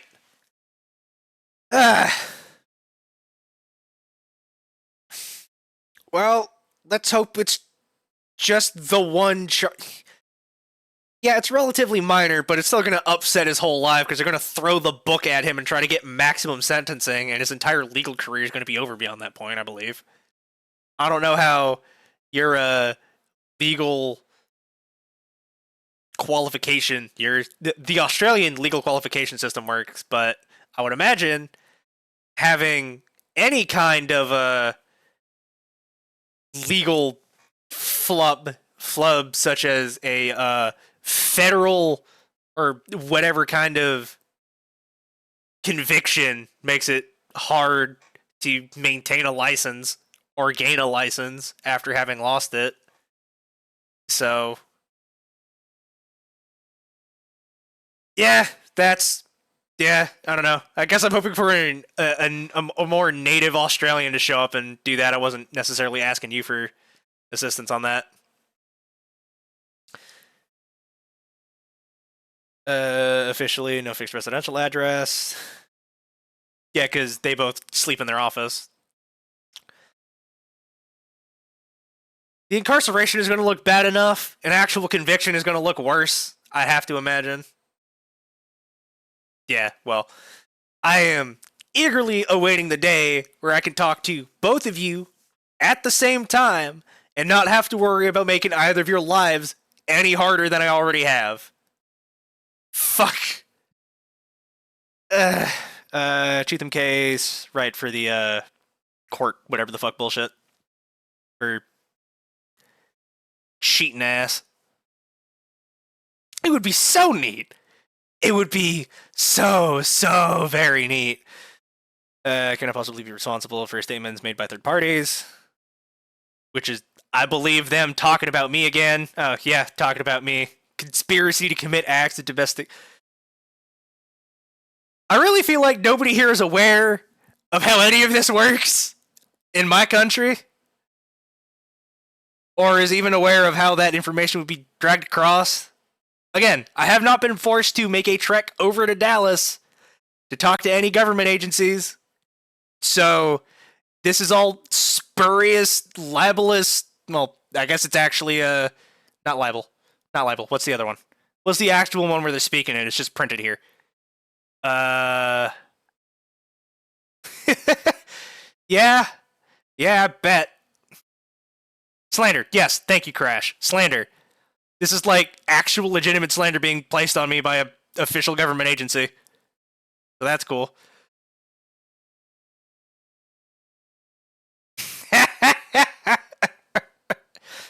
Oh, man. That's hilarious. Sergeant Davies is a fuckwit. Can it be held responsible for statements made by third parties? Which I was at the time. I am significantly more of a secondary party, I suppose, at this point, but third party at the time. Actual perceived association, maybe. Bail Act. So, association with an organization that I do not have, nor have you expressed support for this. You were explicitly saying, hey, understand where you came to this. Don't say this shit. Statements, certainly alarming. Emotive, yes. Very, very heavy, deep emotions at the time. Easier to suppress now. Kind of still there. But fuck you. I used certain words, which I felt were innocuous. No, I was just the most public because I got brought up on stream. Yeah. Yeah.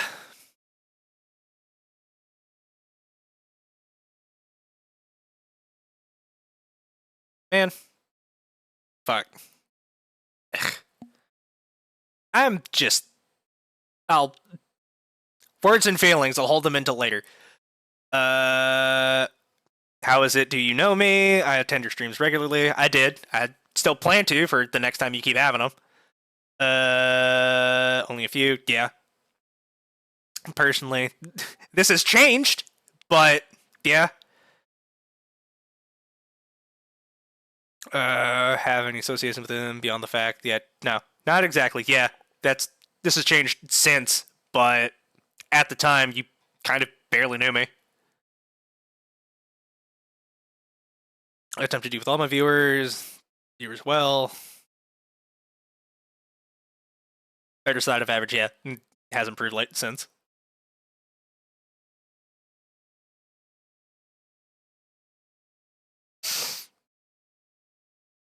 How much had I given you at this point? I'm actually kind of curious. The last week is kind of blurred together, but I don't exactly remember what I had told you about me personally before this whole thing.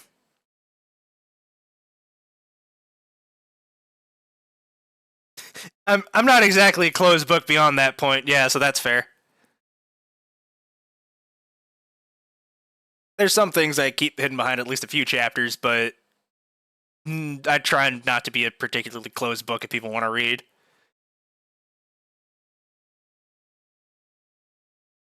With additional context onto the issue by my discussion of my document on the most recent stream.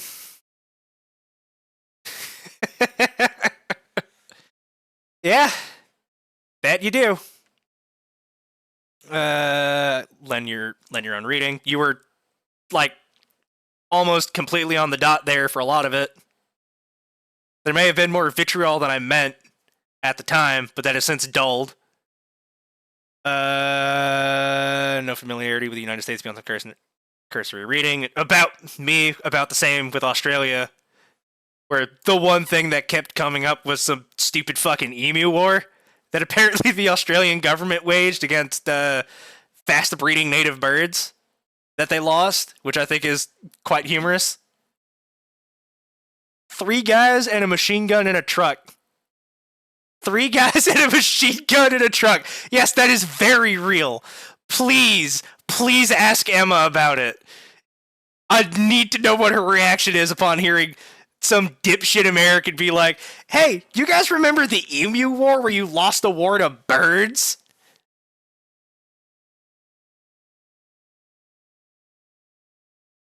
Oh, right. Yeah, that's what I was referring to in that first paragraph.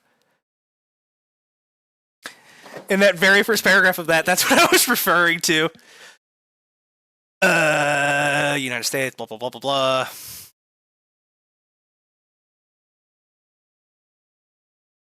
Yeah. That's kind of very much still the case here.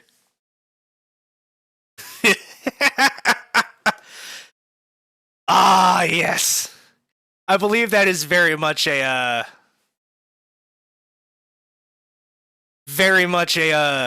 I think the term is meme within the military historical community on the internet, because I see that brought up a lot about Australia, in between Australians being crazy and also that.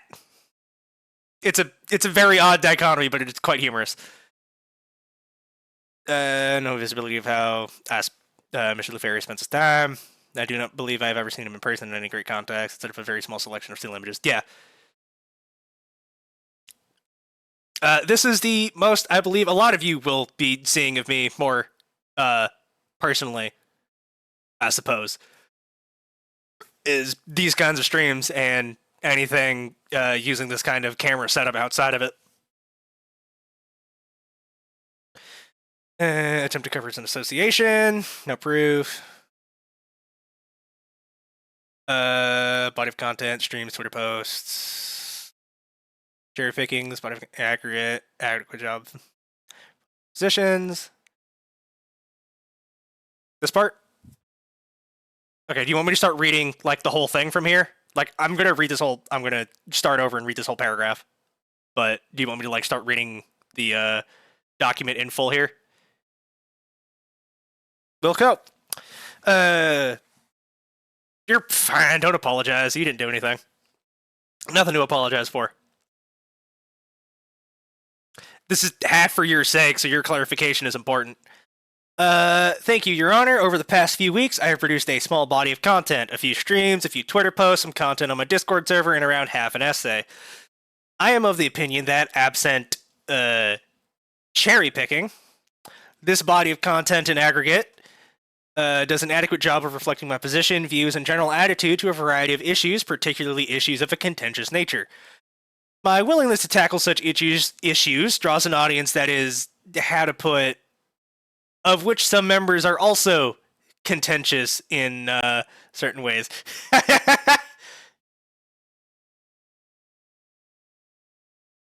Yeah, I could see that.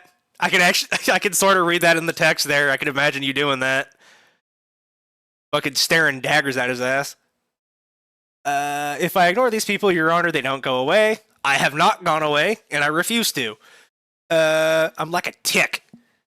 They just go looking for another manner in which to be heard, and while I'm not privy to many of Mr. Lefarius' actions or exact thoughts, if one extends him the charity of reading through the fear and hurt he has suffered, I believe he has some valid points to make. Points that should be discussed in an open and amicable setting, and open for discussion and debate by others, both in positions similar to that of Mr. Lefarius and not. I see.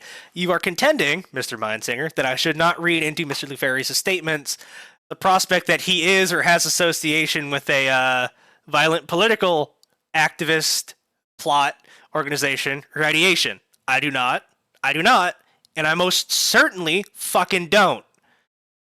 I understand, Your Honor, that some of the phrasing in Mr. Lefarius' text can be interpreted as combative or alarming, but from memory, Your Honor, other than a single statement to the effect of, if you attempt to harm or kill me, I will defend myself, there is not a single line in that document that can be reasonably interpreted as threatening, encouraging, or otherwise validating violence. Perhaps sic semper tyrannis if, again, one were to be uncharitable and read it out of intent rather than fear. Objection, Your Honor. This is the exact phrase from Mr. Davies. Sergeant, do you mean to tell me that you have based the assessment of Mr. Lefarius' proximity to terror on a single statement? Yeah. No, Your Honor, it speaks to a broader pattern of behavior. Man, I was under the impression that something needs to happen 3 times for it to be a pattern and not just a weird single instance. But I'm glad to see things work the opposite down under the fucking equator. Yeah, sticking his foot all the way down his fucking throat. This is the exact phrase. Wow. No, Your Honor, speaks to a broader pattern of behavior. Really, adducible? I think that's how that's pronounced. Adducible. From what in this document, the text itself, Your Honor, it clearly fits standard forensic profiles. I asked you from what in this document, which is evidence before me, Sergeant. Is there more you mean to tender in support of this contention, or are you having me read between the lines? Your Honor, you cannot exclude the possibility. Exclude? No. But you have not provided me any sufficient basis to presume, and that is in any case not why we are here.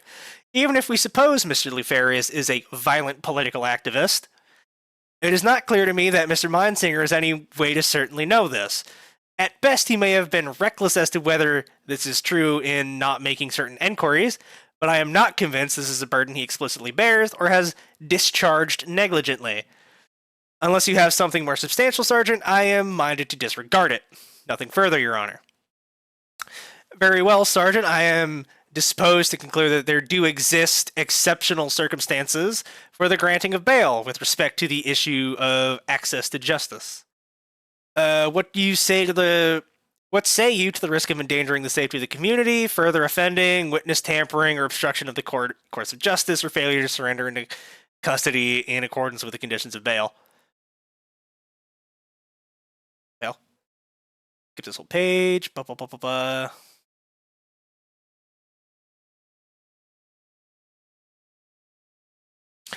I do not know the exact content of what you were holding, Your Honor, but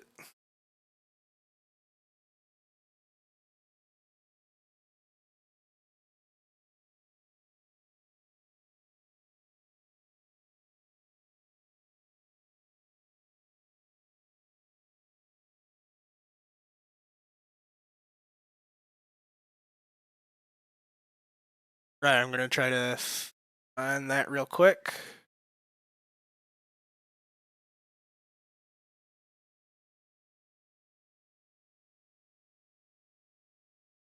There it is. There it is. Yeah, I see it. Thank you, Your Honor. After I'm just gonna give the message, the statement before it for context.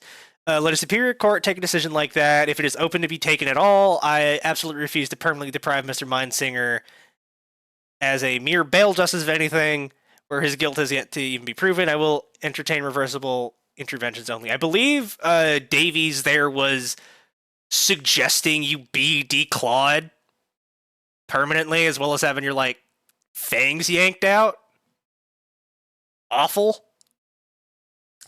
Thank you, Your Honor. After all, I understand that removing the head has also been known to solve many problems, and yet may we be unwise in many situations. Oh, Jesus! How the fuck would what? I'm not. Do not answer that. Do not answer that anywhere to me. Hypothetically, how would they even do that? Do not answer that. I will fucking shake the shit out of you if you do. Shut. Shush. Shit.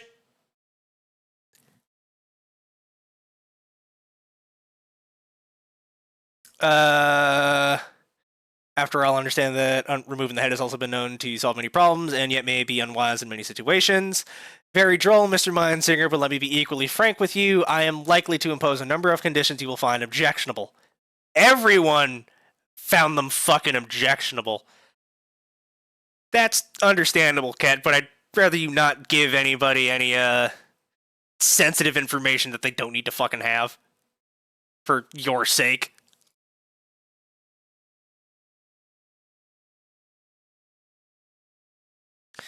Absent these mitigations, I do find you represent an unacceptable risk to the community, and on that basis, I would think the police would be wholly justified in using whatever force they deem necessary to neutralize that risk.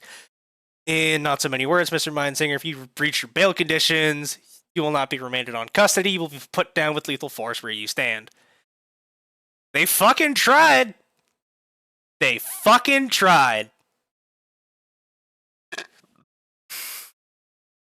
I understand, Your Honor. At the same time, I hope, for the sake of many, that you understand that this case is a matter of optics more than anything else. Whatever mitigations you implement, Your Honor, will set arguably the first precedent in the matter. And people will generalize that precedent beyond reasonable application of any usefulness.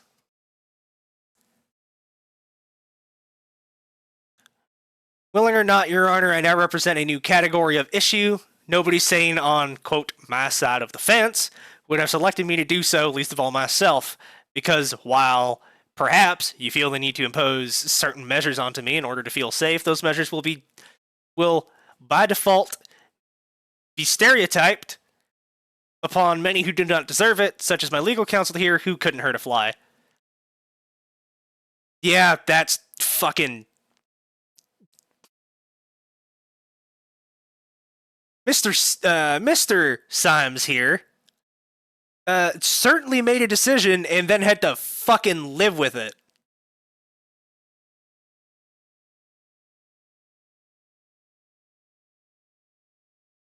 Very well, I believe I have said everything required between the transcripts and what has been said here. Sergeant, do you have anything more? Nothing further. Mr. Rabbity, nothing further. Nothing further. Thank you, patience. Join in half an hour. Return my judgment and reasons. Yeah. This is where it starts getting bad, folks. It does not get much better for a few days. If you could call this getting better. Fucking throttle.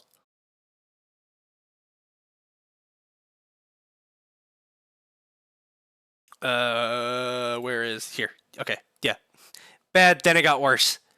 That's just this whole fucking week. Yeah, no, here, it's... If you're not sitting down, sit down. It gets bad. Oh, Bolus, you've not been keeping up, have you? You've not been keeping up with what happened after this, have you? So... TLDR, and I guess a quick spoiler for what happens next, Ket fights a train and wins by technicality. Yeah, you fucking... Shake you, Bolus. Yeah, on a technicality, you won. And that's how we're going to put it until we have to get into that. This fucking sucks for everyone involved. The bail transcript, which was for clarity and clarity. What's the transparency? For transparency and for transparency's sake, and just to be entirely clear on where I got this was provided to me. As well as a different document that I believe I have already gone over, or may not have, because it was not wished to be shared publicly, from Mr. O'Rabbity in his previous letter to me, which I, again, will not be sharing because it has lots of private details that I will not share without Mr. O'Rabbity's express permission. And even if he gives me that permission, I'm still not going to do it. I'm not sure it's a recording. If Australian courts are anything like what I've been told about American courts, they have a stenographer there who exists somewhere in the courtroom and takes down as fast as possible what everyone is saying. So it's not that they were recording; they just had somebody writing this down. Yeah, you were distracted by having to talk to a judge. Yeah, stenographer. That is, yeah. Fair. Apologies. So next is going to be my next letter to Mr. O'Rabbity, which is going to be this one.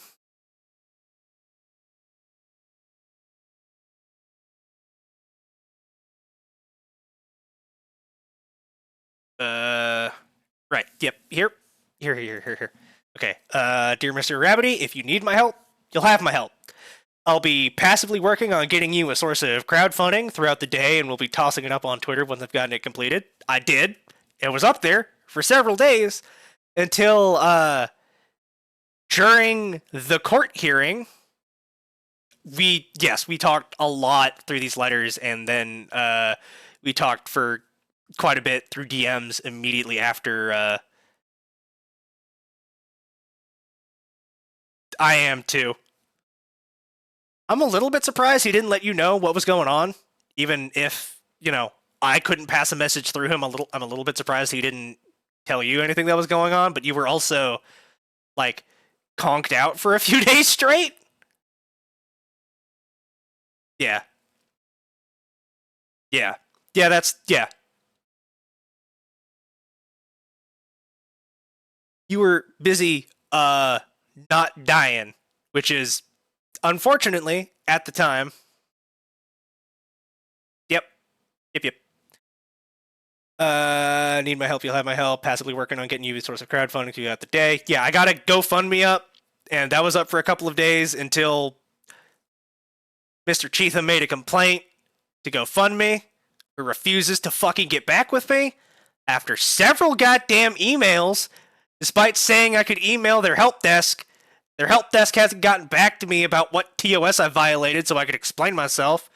But sure, it's might be normal, but it's aggravating. I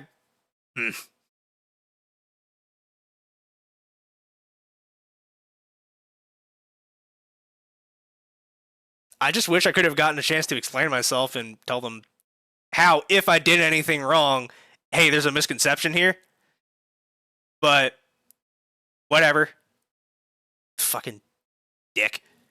Gotten it completed and will be promoting it obnoxiously until we get you the funds that you need. My own donations included. I had put, I think like $75, which was all I had spare after bills and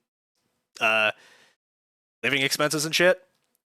But I put that in there like right as soon as I got it made. Money where your mouth is and whatnot. Yeah, because that sort of thing is important in my mind. But regarding spreading as much of what's happening, would it even be legal for me to spread these transcripts and documents you've sent me? The video is easy, if not morbid and unfortunately necessary.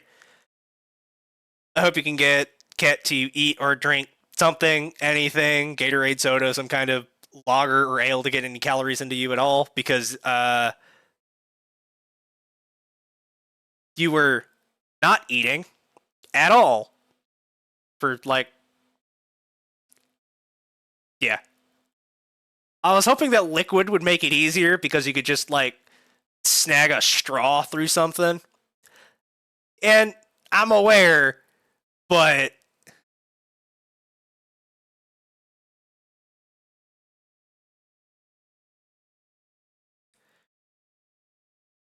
yeah, that's, yeah. And I understand that, but yeah, no. Especially not with those fucking plumber's pipes on your goddamn fingers. But I was concerned for your immediate health and safety and welfare. Because, I don't know, I considered you a friend at the time. Like, even with the pipes off, you couldn't get them. Fuck, dude. Shit.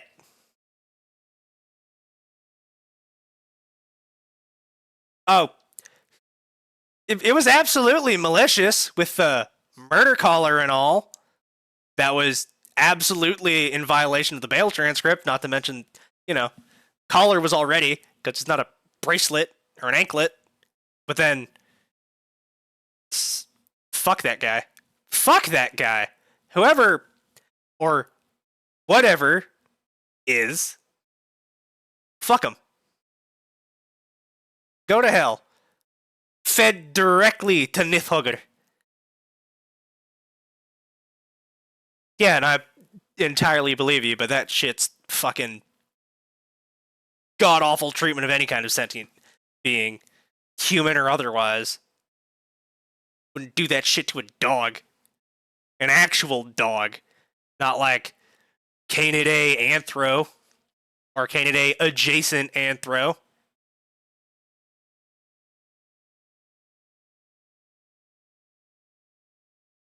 Well, I'm glad that you were stronger than they thought. I think you're a lot stronger than you think. But that's not exactly here nor there. But stand by that. I stand by that statement. You're a lot stronger than anybody thinks, except for, I guess, myself. But yeah. Yeah. Nope, not going to. That is specifically something I wasn't going to touch on. The video is easy, morbid, unfortunately necessary. Get you to drink something to get calories so you didn't fucking die.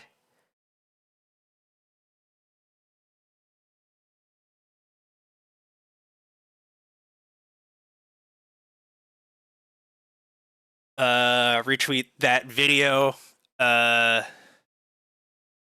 of the conditions just as much alongside the crowdfunding endeavor. I never did, unfortunately, get that video because the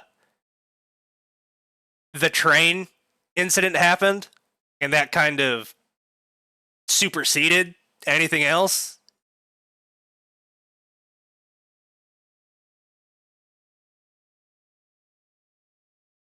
Mr. Rabbity, please don't apologize for taking up my offer of assistance. I wouldn't have proffered it if I did not mean to follow up on it. On my honor, I will continue to provide YouTube with whatever and as much help and assistance as I can and need to. Thank you for sending me some of the assets for Ket's stream, because at this point, this is when I got the streams. I'll take up the mantle in his stead to the best of my ability. Sleep well, rest well, good luck. You're doing the right thing, and I thank you for reaching out. Because at this point, Mr. Rabbity was quite distressed, and I'm gonna leave it there for his privacy and dignity. But he was just as much as Ket, in my mind, if for different reasons, having a very bad time. This was not pleasant for anyone involved. This is my letter to thing, and then oh right, now we're getting into yeah. And then I immediately after sending that letter back to Barry, I made the tweet, the couple of tweets regarding the GoFundMe and the actual link to the GoFundMe, which I imagine most of you have seen.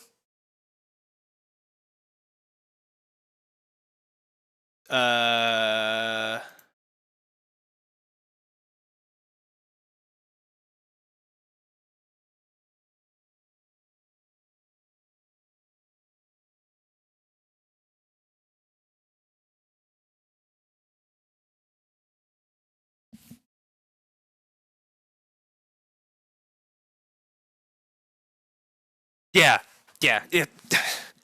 I don't imagine you would have been allowed to, even if, because bail conditions and shit and whatnot. Somebody probably would have seen it as a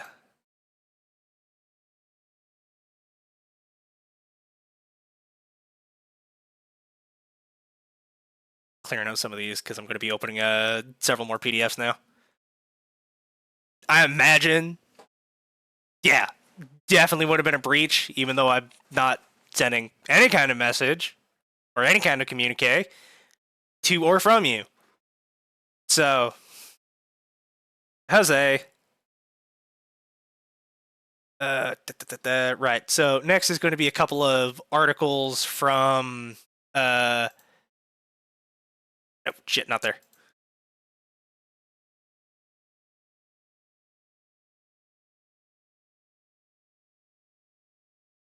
Is going to be several articles from some Australian news sources that regarding Ket's conditions that were made very publicly available.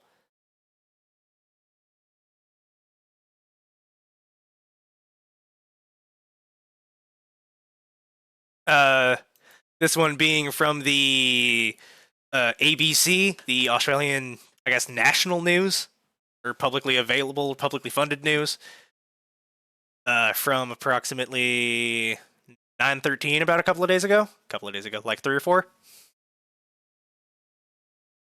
Online footage, written by Tobias Nixick, I think, Online footage has surfaced this morning depicting Anthro rights essayist and Twitch personality Kent Mindsinger being forced to wear a muzzle and collar in public, preventing him from feeding himself. Yeah. Mr. Mindsinger, who was arrested in Collinwood this morning on suspicion of the assault and kidnap of his attorney, Edward Murphy, was granted bail with some of the most graphic and onerous conditions ever imposed by a Victorian bail justice. That puts it pretty plainly. Mr. Mindsinger shot to infamy when he broadcast the drafting of his essay, The Crusade Against Natural Weapons, on his Twitch channel. Excerpts from his broadcasts have been reposted all over social media and were a major catalyst in the riots outside the law firm Dewey, Cheatham & Howe, whose public submission against the federal government's Control of Weapons and Public Safety Bill 2024 was regarded as speciesist and offensive to the Anthro community, and who have since sued Mr. Mindsinger as responsible for inciting this violence. Bullshit.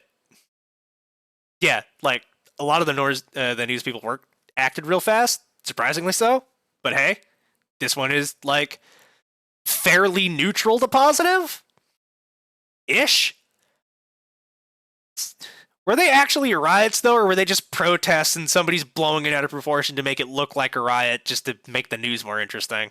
Because that seems more plausible than a bunch of anthros and allies actually starting a fucking riot.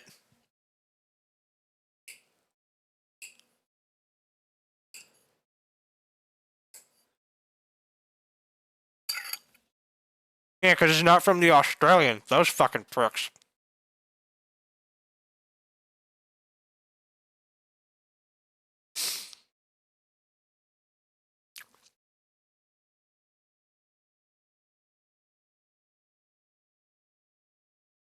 Oh, okay, yeah.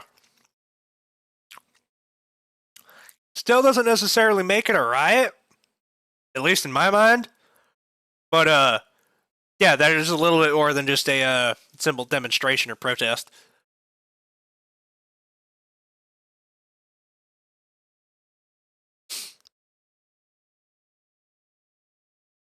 Well, hey. Yeah, I believe that. It's not a real riot until somebody starts throwing Molotovs, and that's my unaffiliated opinion. So, anyway, if you're gonna look at a riot, look at how the French do it. The French know what they're up. The French know what they're doing. Anyway, Mr. Mindsinger has publicly and repeatedly denied involvement in online statements during his broadcast. Yeah, because you had, in your last stream, when all that shit was going down, told people to fucking knock it off. Because it was making us look bad. And it made you look bad. And you got sued about it. And then you got arrested about it.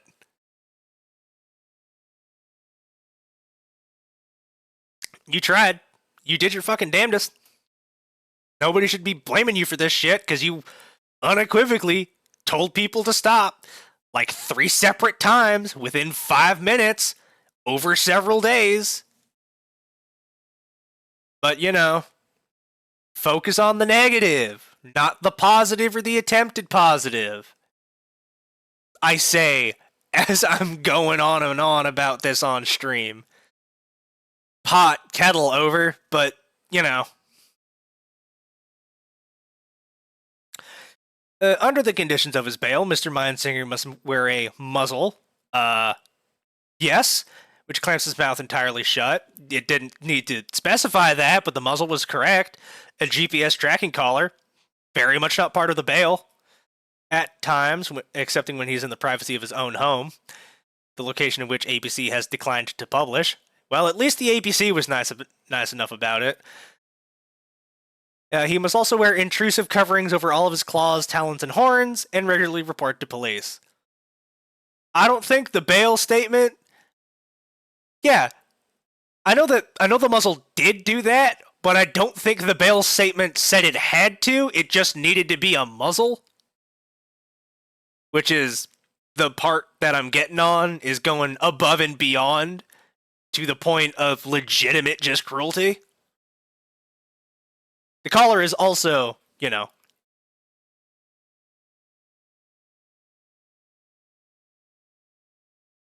Following reasonable directions from police. Yeah, reasonable. Sure. Yeah, that would have just gotten you. Yep. That would have just gotten you the CIA award for journalistic integrity right there in the lobby. I expect if you tried to argue about it. I'll explain that joke later. Maybe. Not on stream. I'm not explaining that on stream. I'll explain it to him later in private.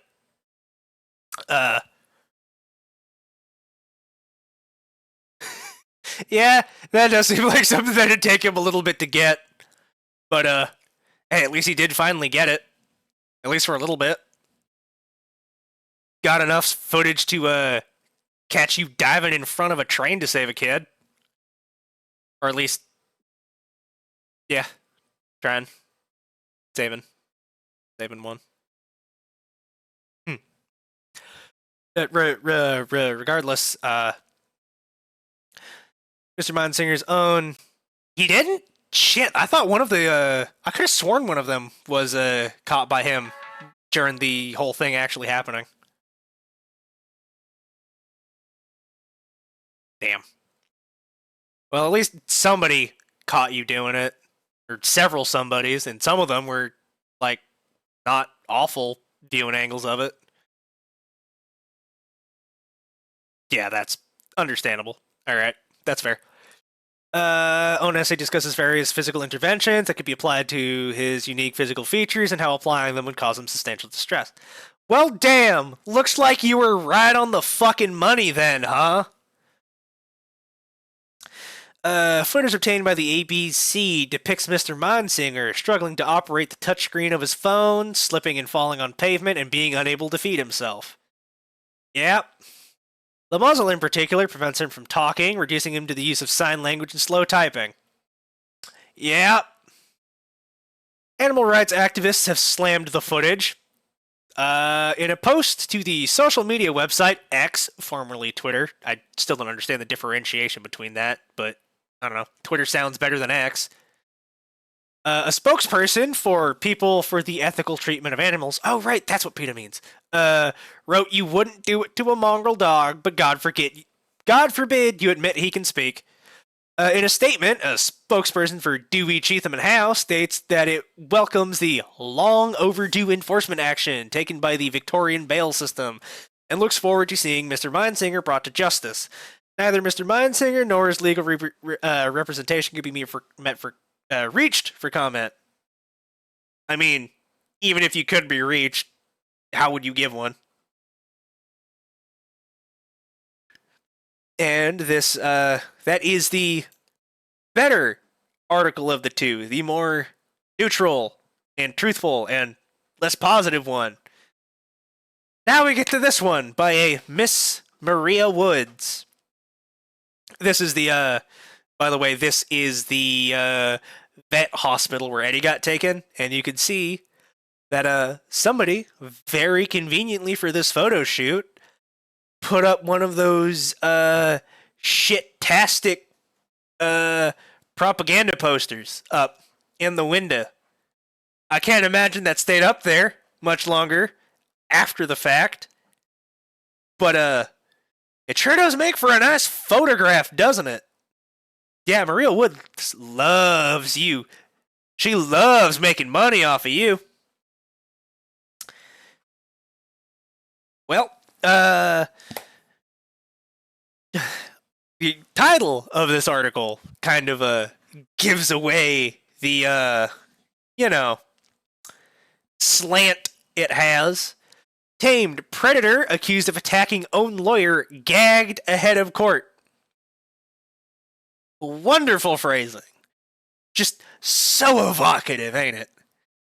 In a major win for public safety, the violent suspect at the center of the Edward Murphy assault case, quote-unquote assault, has been forced to wear a muzzle and other safety equipment to prevent the risk of harm to the community.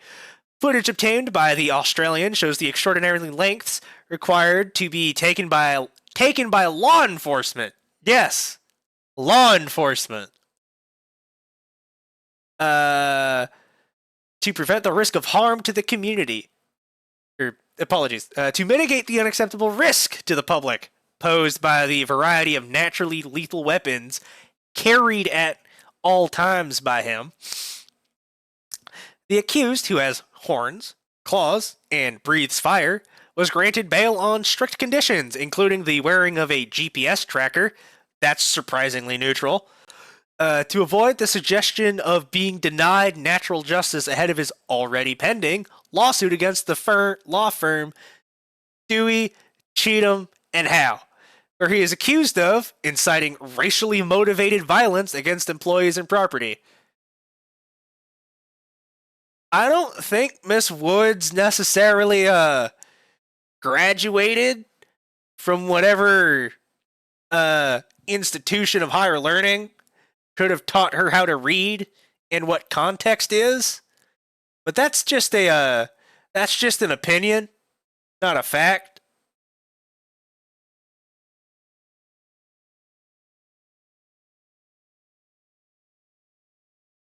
Damn, if only she was showing it here and could figure out that the only people inciting racially motivated violence was DCH. A rare skill for compiling chains of logic out of nothing. I think that's usually just a form of psychosis. But that would be offensive to people with psychosis to associate them with this individual. So I'm not going to say that. That, I suppose so. It is understood that Mr. Murphy has previously been engaged as the suspect's own lawyer representing him in this proceeding, and questions have been asked about their relationship and the accused's perception of Mr. Murphy's performance. In a statement, a spokesperson for Dewey, Cheatham, and Howe welcomed the long overdue enforcement action and expects swift justice. Dewey, Cheatham, and Howe have made previous public representations to the Attorney General regarding the regulation of weapons between the states and the Commonwealth. In a blow to the Albanese government, they state that states and territories are entirely capable of exercising their existing powers to update the regulation of these issues in considerably less time than it would take the Commonwealth to legislate. The suspect is required to regularly report to Collingwood Police Station and has been sleeping in the Collingwood Town Hall Reserve. Local residents have been told to avoid the area. The suspect faces the magistrate's court on Wednesday.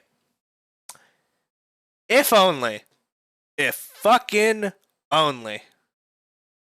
Because, as hopefully most of you are aware,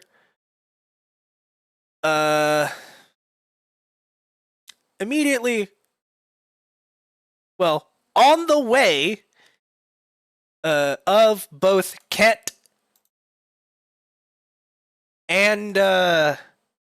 Rabbity to the courthouse, there was an incident regarding a very specific train and some skim it? Okay. I'll just have this up here while I'm explaining this. On the way from Ket's place of residence to the courthouse for the first, I believe this was the bail hearing, correct? Like the hearing for the, yeah. This was this for the first DCH thing, or was this for to get the bail thing thrown out?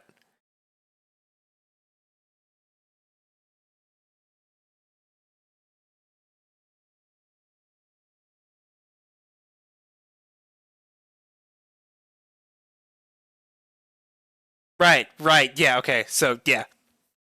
On the way to that, As Kat has mentioned, Kat heard somebody scream, ran to see what the commotion was, saw a baby carriage on the track, managed to grab. Yeah. Yeah, you trying to make a statement about how you couldn't fucking eat with the muzzle on and you couldn't take the muzzle on. He unfortunately did only get half of the baby carriage and was thankfully able to save at least one child, if not both, unfortunately. It's it's very tragic. Nobody, fucking nobody, should blame Cat for not getting both. He did more than anybody fucking else did. And if anybody who was there who did nothing, fucking, yeah. Yeah, alright. Ket did the best he could, nobody else did anything else. Fuck anyone else who says anything else. Okay, that is duck. Okay.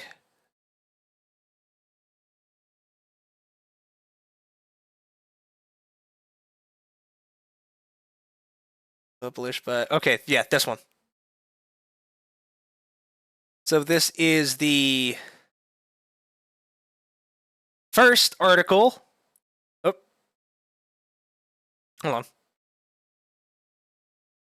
There we go. This is the first article of the past the train thing regarding the misconception that Ket died during this. He very clearly has not. And is this something else that you still want me to skip? Or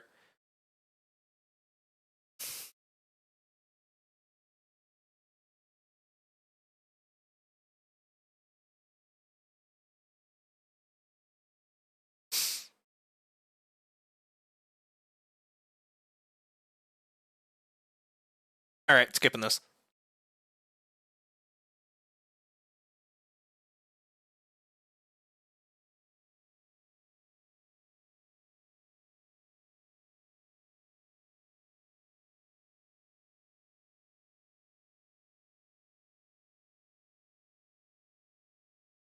Yeah, there was a correction down at the very bottom that Ket was not dead and is not dead, as you could see by him very clearly being in chat and helping explain things.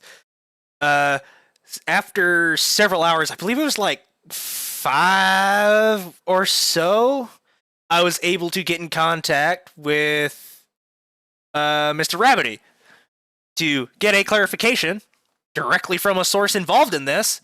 Ket was not dead. And I immediately made a tweet about it, which is, once again, cataloged and present in Ket's Discord down in the description. So if you want to see any of these documents in more detail than I am going to be going into for some of them, please head down there and grab that. I will be covering one more document, and then I will need to get up for about a moment. But context. I made a tweet regarding Ket not being dead. Sent that. Just a little bit after that and all this became public, I was made aware of, well, okay, first off, Richard Symes published his resignation letter. Kate, would you like me to bring that up on stream? But Mr. Symes made his resignation letter, and then the Let Mindsinger Speak account pinged me directly on Twitter and gave me access to it. Well, gave me access to it. Made me aware of it. Right. Stand by. Doot. There. Okay. So. To somebody in the Victorian Justice Department from David Symes, Richard Symes. Huh. Interesting that those names are different. I guess all related to something else.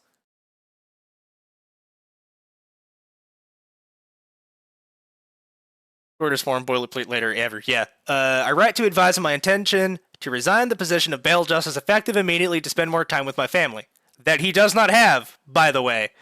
Kind regards, Richard Symes, bail justice, and then I imagine that's some sort of number, identification number regarding his bail justice thing. Yeah, Barry said the same thing to me, that he could have just not fucking said anything. So he drew attention to the fact that he was getting sacked, which the fact that this happened so soon after any of your bail conditions got out made me think, regardless, that he had been pressured into resignation by sources outside of his own conscience.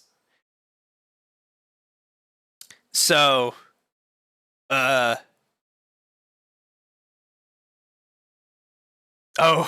Bolus, my dear, sweet summer child. Bless your heart. Bless your fucking heart. You have no idea the depths to which this goes. But...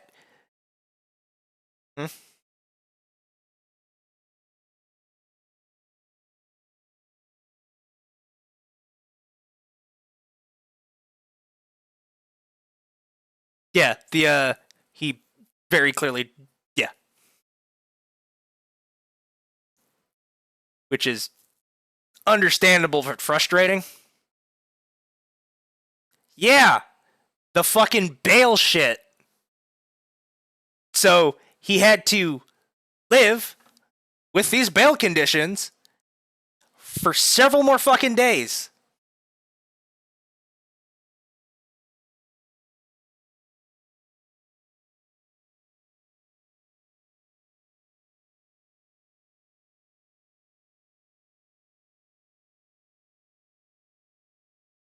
Which I'm glad you did.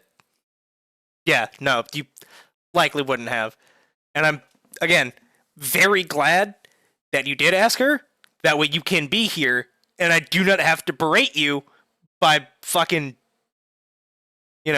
after all, if anything like this blew up beyond proportion, I would have to berate you myself in elsewhere.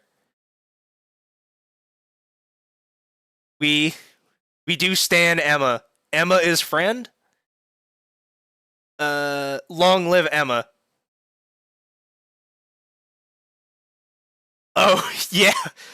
God. I think Barry told me some things about how she, straight up threatened to fist fight a cop in the middle of the courthouse at one point after the first time you got hit with the murder collar. I would have paid money to see that happen. I think Emma would have won. I definitely feel like Emma would have won there. I fucking expect, with how much she's been helping you out with stuff, that, yeah. Emma is friend, Emma is an ally, Emma gets to head to Valhalla. Skull. In any case, that was the last document that I'm going to be covering here. Well, stream's not over. Clarify. I am going to need to take a break real quick because I have been talking for several hours with no hydration and my mouth is getting dry. I need to stand up, do some other shit, and I will be putting us on BRB for the time being while I go deal with that. So, this is going to be just a... Hold on. Let me fix this real quick.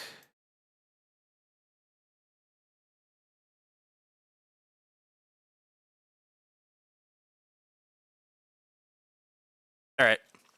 Yeah, of course, Ket. Absolutely. I keep saying it, and I keep meaning it. On my word, on my honor, I will help you as much and as often and to whatever extent I can. I will help you out throughout this whole entire thing until you tell me to, go fuck off. And then I'm still going to help you because fuck you, you don't get to decide who I help.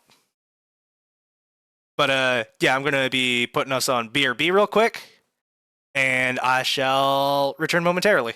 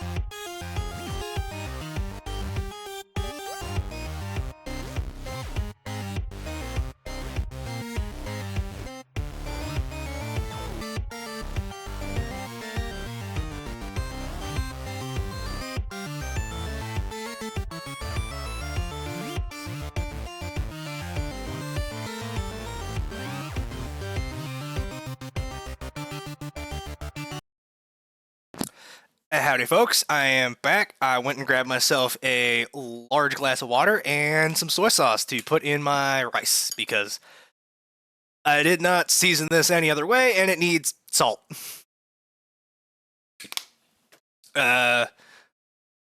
Just to... Okay, so... Once again, Ket, absolutely. Still going to continue doing this as mentioned previously.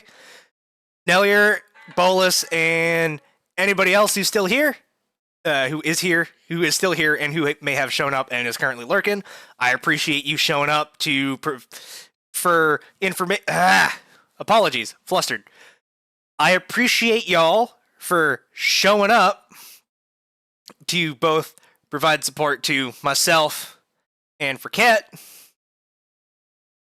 and for keeping yourself up to date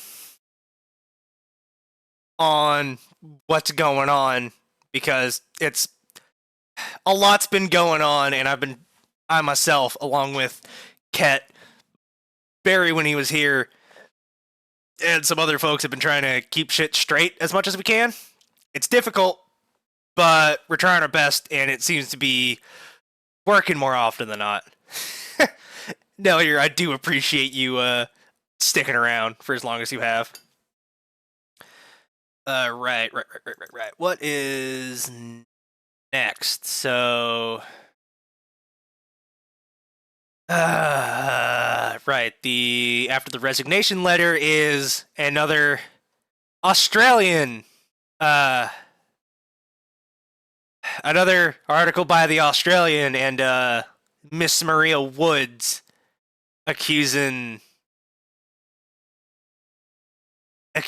Ket of either pushing the baby carriage onto the tracks himself or doing something else to engineering that to make himself look better.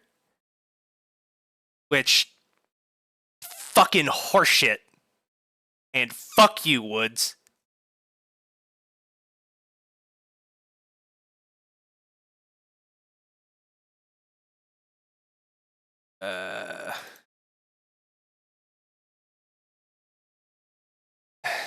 Once again, Miss Maria Woods. Feed me your kids. Mindspringer spins convoluted tale of heroism, injury, and desperation in an attempt to skew perception of his crimes. No worries.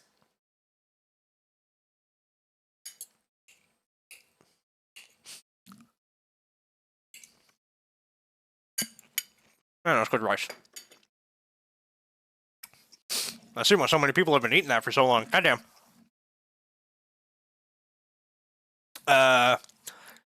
A tragedy took place at Collingwood Railway Station this morning with a fatal rail collision, taking the life of a 5-month-old child as a pram rolled into the path of an oncoming train.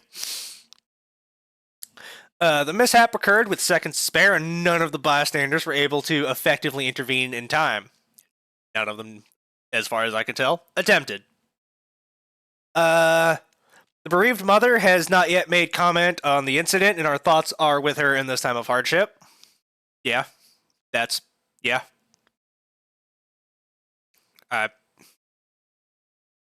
As awful as a thing to have that happen, I hope she is not grieving self-destructively to be able to take care of her surviving offspring.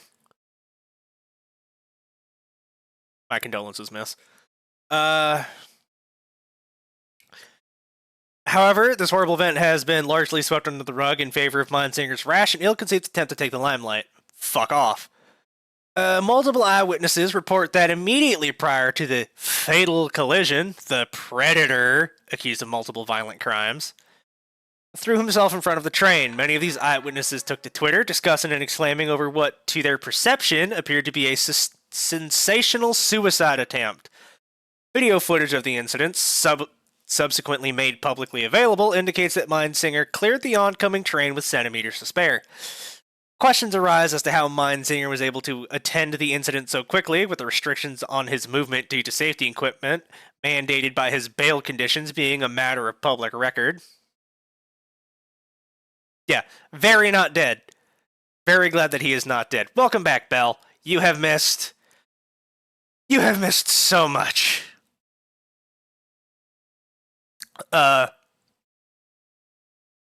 What's the TLDR? All right, the bail conditions were bullshit. Ket had a murder collar placed on him above and beyond the bail conditions, specifically not stated in the bail conditions. And this Miss Woods character, who is writing for the Australian, has some kind of hate boner for Ket, but is desperate to also make money off of him. So, fuck this broad and everything that she stands for, which I imagine is nothing. I entirely disagree from that, because it was attached to a GPS collar and not a bracelet. Yellow journalism. Fucking cowards. Something like that. The ABC, the Australian Broadcasting Company, the more national news organization, is like significantly more neutral to slightly positive, but this is a scream rag. It has nothing to say of note other than to confirm its readers' extant biases.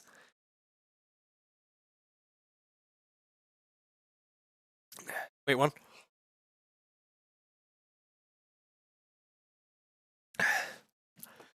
Many of these eyewitnesses took to Twitter, discussing and exclaiming over what, to their perception, appeared to be a sensational suicide attempt. A video footage of the incident subsequently made blah blah blah blah blah centimeters to spare. Bail conditions be a matter of public record. As little footage of the lead up to the incident exists due to obstruction by the crowd, it must be assumed that Mindsinger was in close proximity to the incident as it occurred.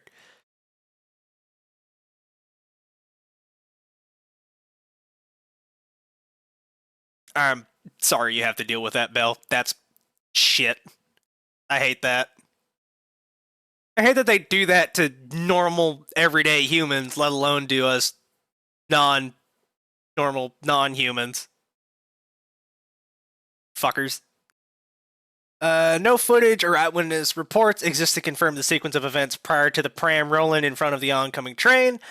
Regrettably, neither Mindsinger nor his counsel could be reached for comment.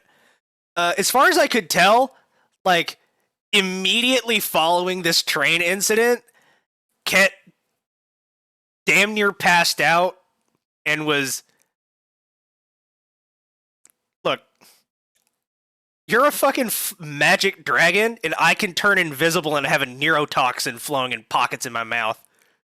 I wouldn't necessarily call that normal or standard behavior, even for Antler standards. Yeah. Yeah, there's some stuff that happened while you were passed out that I'm not sure if Barry told you. But I did actually manage to get in contact with him, like, after several hours.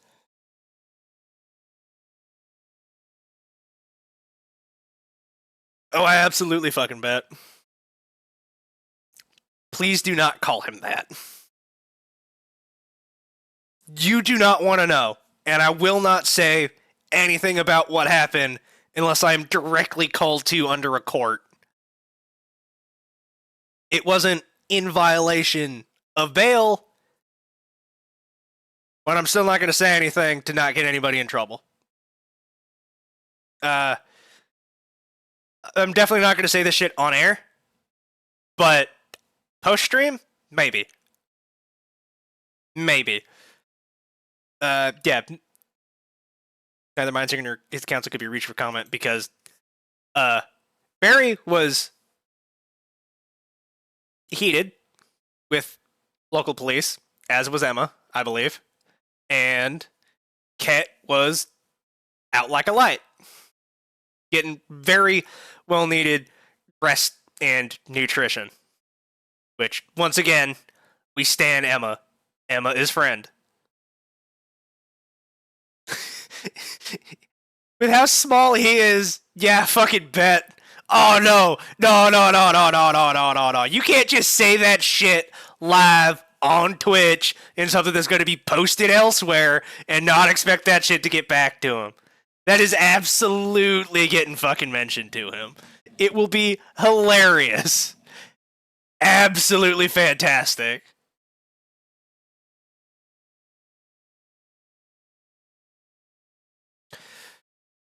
Right, that. And then there's just some some threads of Twitter memes that were captured.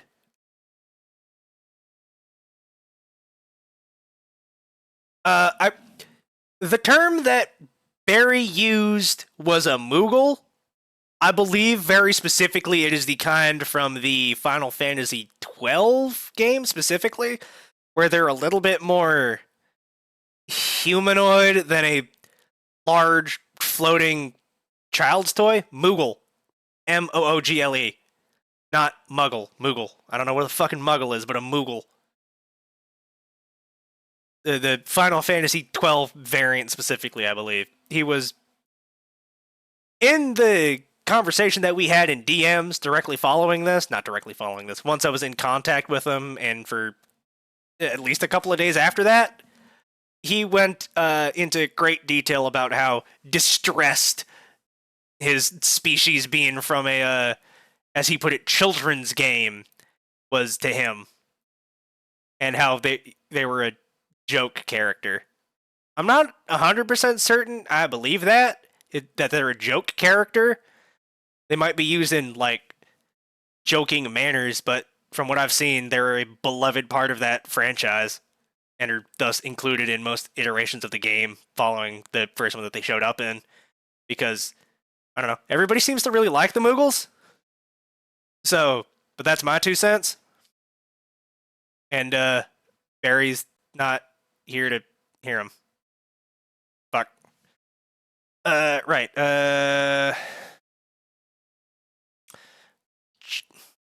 Yeah, Google a Moogle. Again, the Final Fantasy XII variant specifically. Right. Next is some memes, and then this opinion piece by the blogger Corbin Wood. Hopefully no relation to Miss Maria Woods. Because that would, while humorous, be quite unfortunate. This is the first, like, actual reporting on Ket that is unashamedly. I have no idea what the fuck you're talking about. Do not explain. Yeah, it's the Peta Pig, but like in color. I don't know. This piece only came out after, is only talking about the rail accident and the immediately following it, so I don't know where he got this picture in color, but hey, it's not bad. Aside from,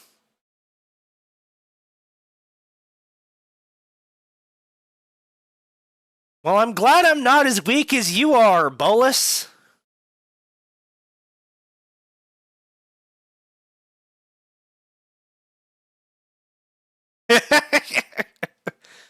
Is anybody really real?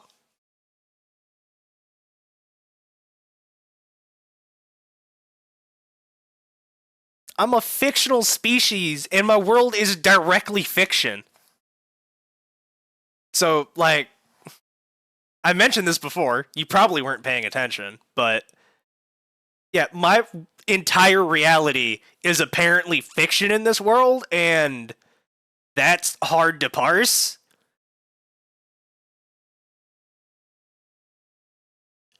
My world is word for word taken from the Fallout video game series, Bolus, or Bell. It is quite literally fiction here.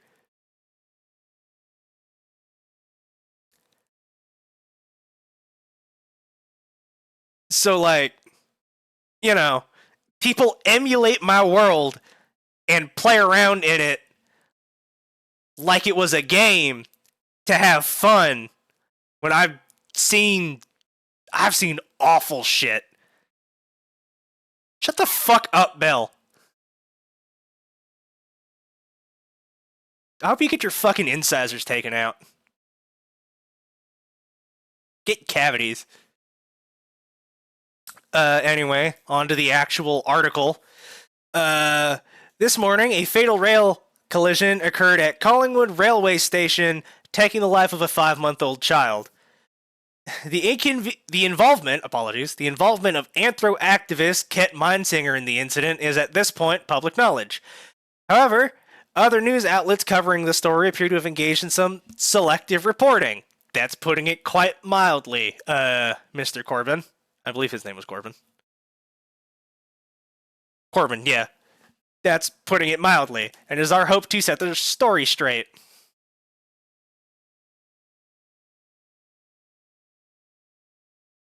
I think they view it as such because there's not exactly another word for somebody who is very clearly being used as a stooge. Because you are... I know you, before you wanted me to stop calling it a fight, so I have been attempting to not to, but you have been at the forefront of this for a while for our rights in your country, and presumably for elsewhere in the world, that, kind of by default, I guess, makes you an activist. Simply via the fact that you have been at the forefront of this whole shit show. Yeah. Yeah, and that's fair. And then, at least according to DCH, that directly led to somebody in Parliament to make an act, or at least ask for opinions on an act. I think you should. I definitely think you should, especially with what's happened recently. Even if it might affect your views on certain things, I definitely think that with, yeah, I definitely don't think that it is. I don't think that there is a causal link. Even if there is, it's not your fault that somebody in power saw your stream and then decided to act on it. You don't know anybody in Parliament?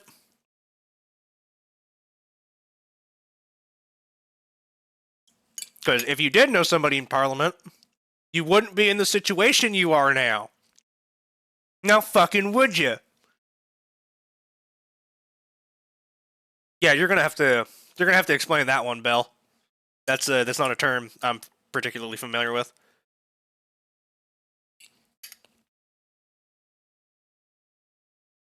Stand by eating.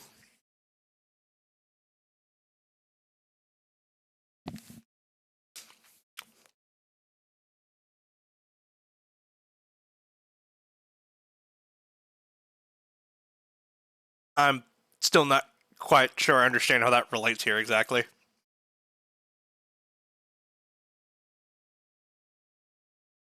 Yeah, you were just writing an essay of your own personal feelings. You weren't necessarily trying to direct lawmakers to respond one way or the other. Just requesting that they not take away your claws and trying to give examples of like, hey, here's how this could be handled better in a way that doesn't involve removing parts of people's bodies. But you weren't like directly requesting for anything to be happen. I still don't even think he did necessarily. Yeah, that was entirely somebody else. His essay is, as far as anybody can tell, completely coincidental, just timing wise. But yeah, at that point it would have been activist, like sort of activisty. But as it stands, you were just streaming the creation of it and getting other anthros' opinions on it because, you know, doing that makes sense instead of just assuming to speak for everybody. You were trying to get a bunch of different opinions on it. I just happened to get involved from seeing that it was happening and wanting to see what was going on. Yeah, anthros and humans, which is partially why I dragged Bell into this.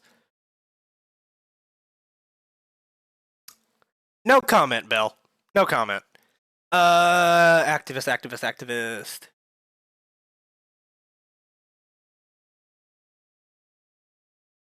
Yeah, and that's what you were getting on me about for the different terminology.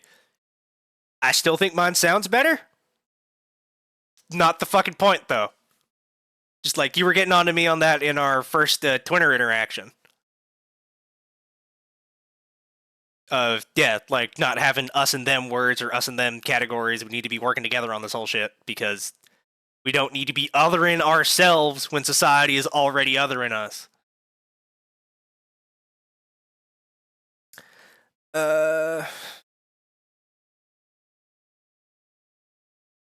Eyewitness reports from bystanders positioned along the platform indicate that Mindsinger was spotted running down the length of the platform at speed seconds before the collision. Video footage of the crash indicates that Mindsinger himself escaped collision with the oncoming train by less than a second. While neither Mindsinger nor his legal counsel could be reached for comment, it's obvious to anyone with eyes that Mindsinger had intended to launch himself across the front of the train with sufficient force to grip and dislodge the pram on the way, taking it with him out of the path of the train. Regrettably, either due to a lack of familiarity with prams, understandable given Mindsinger's transplanted nature, or simply due to the short time in which he had to act, Mindsinger was only successful in taking one seat of the two-seater pram out of danger. Yeah, because, just, that's fair, Bell, but we're working the best with what we have. I'm trying to keep the latency as low as possible, but I don't 100% know what it is. But it's a lot less than I think it necessarily would be, but more than I feel like it. But more than I would like it to be. If this could be like near instant, that would be preferable. But, quantum technology is not real. The deceased sibling has been reported to be uninjured. Mindsinger himself sustained lacerations along his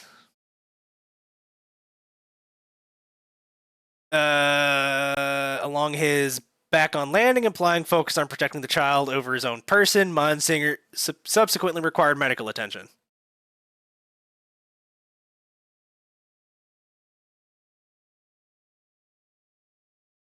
Yep, that's a very good idea. Kat, I appreciate you for proffering that out to the audience and the crowd. Mindsinger subsequently required medical attention, which took several days to actually get done and all. I'm not going to comment on the nature or veracity of Mindsinger's alleged criminal charges, nor on the manner in which he was able to reach the train in time despite the physical restrictions imposed by his bail conditions.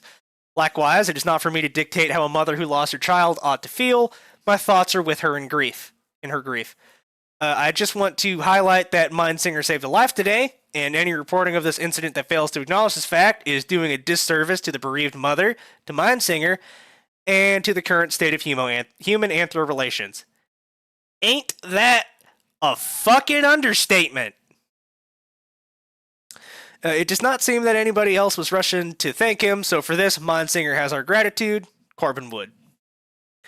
This is, so far, the first and only 100% positive coverage that Ket has gotten, outside of, you know, Anthros trying to spread the truth about what the fuck's going on. The image posted here, there is a black and white version that was used by PETA in a tweet. Yeah. And that image, the black and white version of which has since been gone on to be used by a Twitter user who is very pro us. I do not know them personally.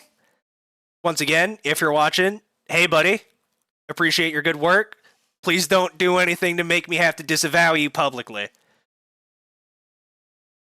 Yeah. I do wonder who did take that and how long this has been circling around, but I guess we'll find out eventually. Maybe. Maybe not. It's not that important, I don't feel.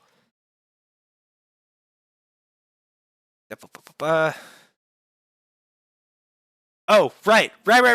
Apologies, I was incorrect. The Leave Mindsinger Alone account was not the one who actually let me know that Richard Symes resigned. That was a different account. It was a Cliffhangers Galore account that let me know about it. But Leave Mindsinger Alone, Let Mindsinger Speak, whatever their current handle is, they are very much on our side and have been quite helpful. And I do very much appreciate them. That, mail conditions. And at this point, we start getting into memes, which I do at least want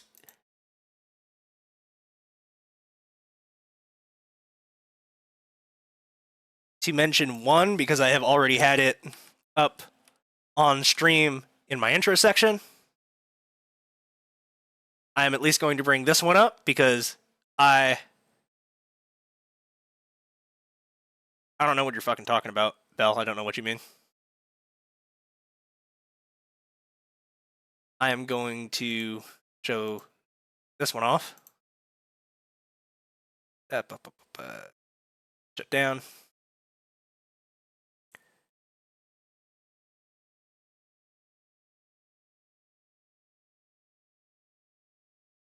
The stream's still not over yet. I have so much shit left to go over. This is just a quick diversion in the middle of stream to lighten the mood a little bit of this is good. I like this. There is, yeah, Bell, there is. I don't know, man. I still have energy to keep going.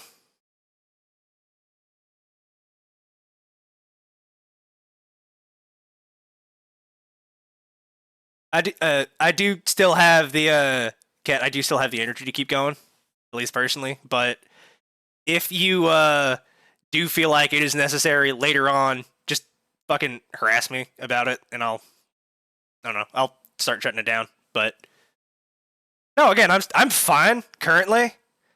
Like I don't have anything going on tomorrow that I need to get. I'll keep going until I can't keep going, and I guess you'll know if I can't keep going if I fall asleep on my desk and fall off camera.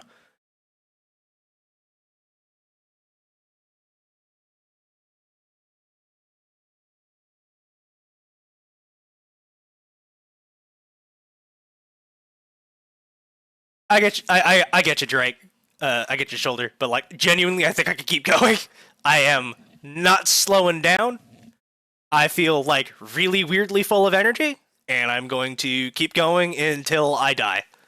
Fuck you. I don't know. But yeah, I'm feeling good so far. All right. I didn't know that. I didn't know that this was from like a YouTube video. So that's actually really funny.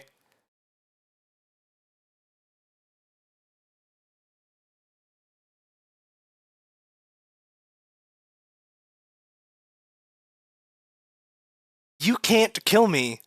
I'm fucking built different.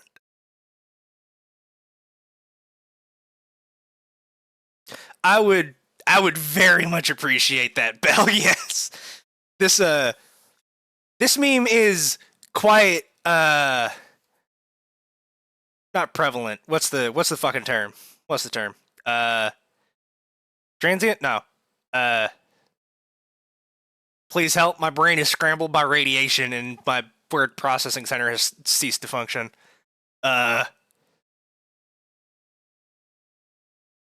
Relevant. Relevant. That's the word. Relevant. I'm gonna chew your arms in a second. Relevant. This meme is particularly relevant for the next court session, which we have we have a little bit of a video that I believe one of our supporters has made that is also very quite good, and I believe you guys will appreciate. I'm not sure if it's the next thing coming up immediately, but oh, yep, yeah, yes it is. Yes, the fuck it is. All right. So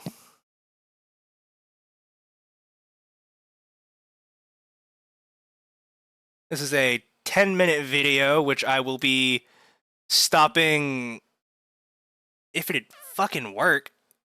Stand by. I do also have my... will admit, I do have my... damn it. I have my, desktop audio off currently.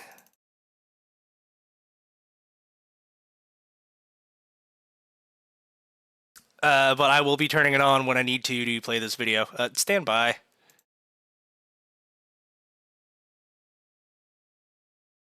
Okay, hold on.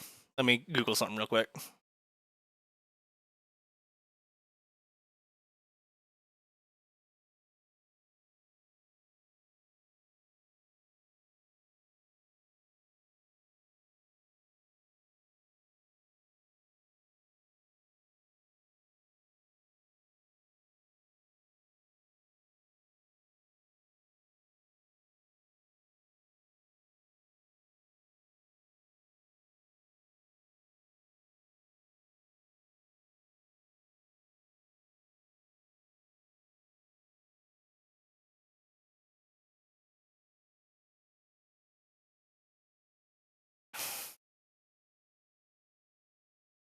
This file appears to be having difficulties being played by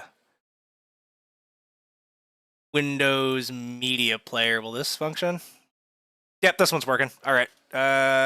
Stand by. This is going to be just a hair extra scuffed. Okay, so this is going to be skull. What is skull? What is skull? What is this called? Clip champ.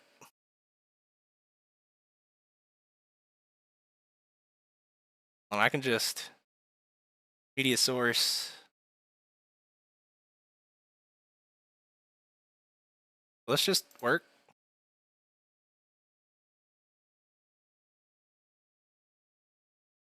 That will not just work.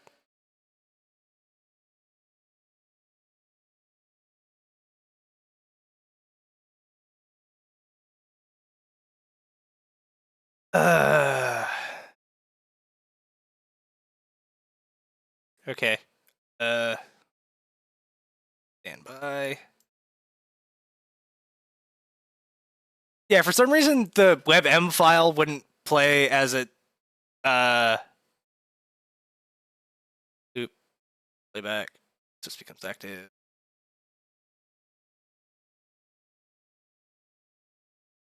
The WebM file wouldn't be played by Windows Media Player. Oh, there it is.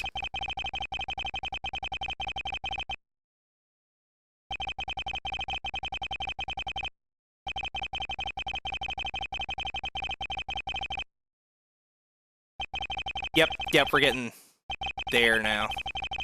Oh, hold on, how do I... Apologies. There we go. There we go. Alright, I fixed it, I think. I think I fixed it? Mostly fixed it. Probably fixed it.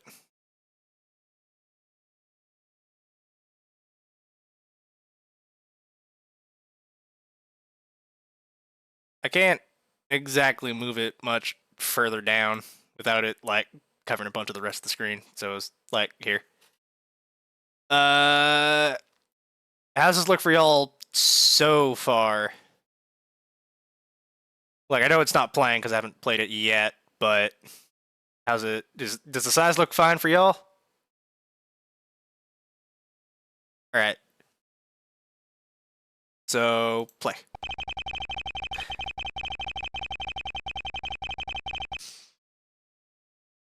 Just for... Yeah, it's either that or it takes over the whole thing and then I have to put myself in the corner, in which case I'm going to be taking up the text in the video, which, in my opinion, is better. Worse than having the Twitch chat get eaten by the video. Again, for clarification's sake, this is a video somebody made of the transcript using a some kind of online video maker inspired by the, from what I've been told, the game series Phoenix Wright, which is some kind of kid to young adults game about law cases that are really weirdly similar to what's going on for Ket and Barry. But yeah, I'll be pausing it intermittently, and whenever Ket starts telling me to fucking pause it to comment on things.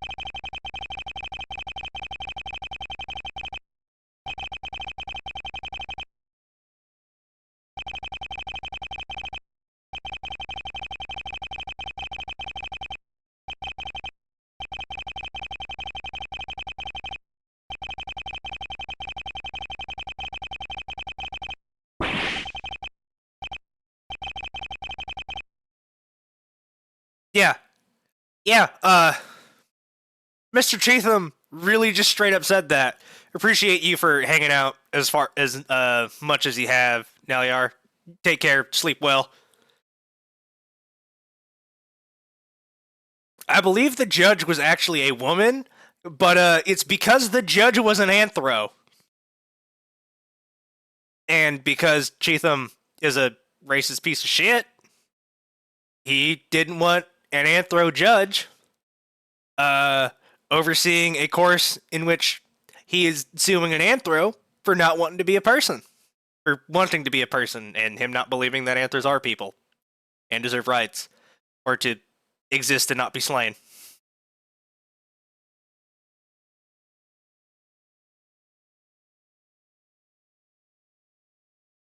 Yeah. Hoes are quite mad. And hoes are also fucking incompetent lawyers. So, that will become a little bit more evident in just a hair of a time.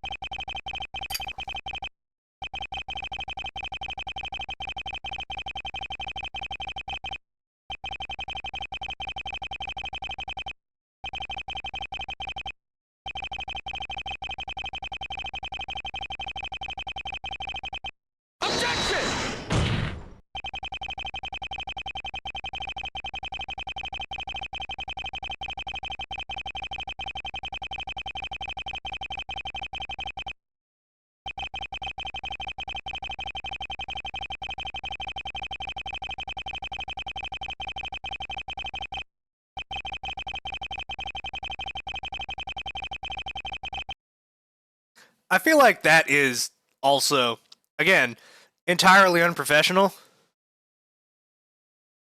to call. While it may be true, it's still unprofessional to be calling Mr.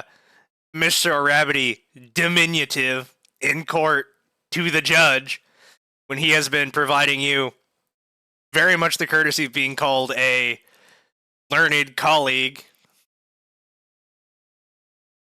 despite the fact that you want him in a cage being fed to a meat grinder. Oh, don't worry, Belle. That happens later. That happens later. But yeah, Ket had to show up in a wheelchair because undergoing medical treatment for muscle strain, muscle and I imagine bone structure strain caused by all the fucking pipes that were preventing him from walking and existing normally. Christ. Stretcher. What did I call it?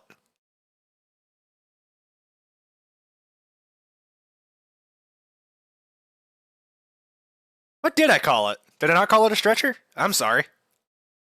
Oh, right. Yeah. Well, most wheelchairs have a space in the back. No, that's fair. That's right. Yeah, it's a stretcher. Apologies.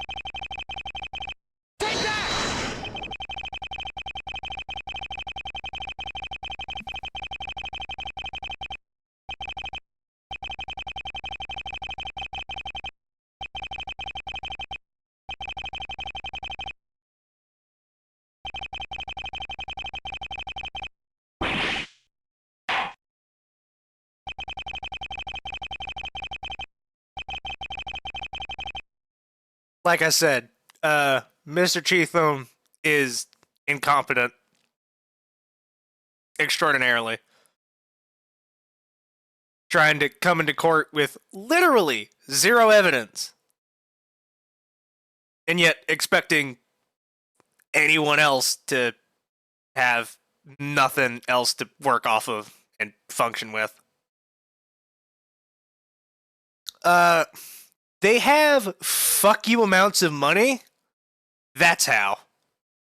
If they can afford all black, sparkly, thick papered posters of like way too much to be custom made at a printing press, not a printer, a printing press, they clearly have more money than sense, but that money is the only thing funding this whole thing, which is entirely spurious and meant to put us, anthros, in a bad light. Because, reasons. Not good reasons, but reasons.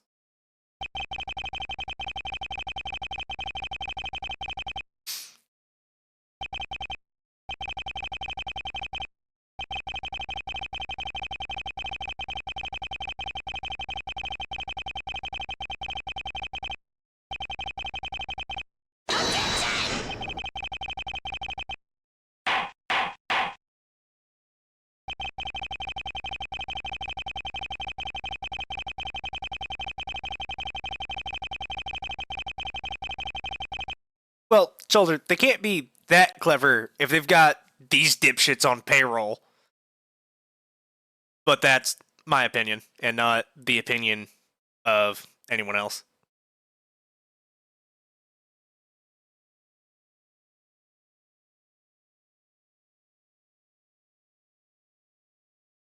Yeah, that's fair. But, like, whoever is paying these assholes to do this work clearly is not overly clever or overly smart to be hiring these fuckwits and then not giving them any evidence to work with and sending them to court expecting them to win. So, easy win for us. At least for all of, like, 3 days.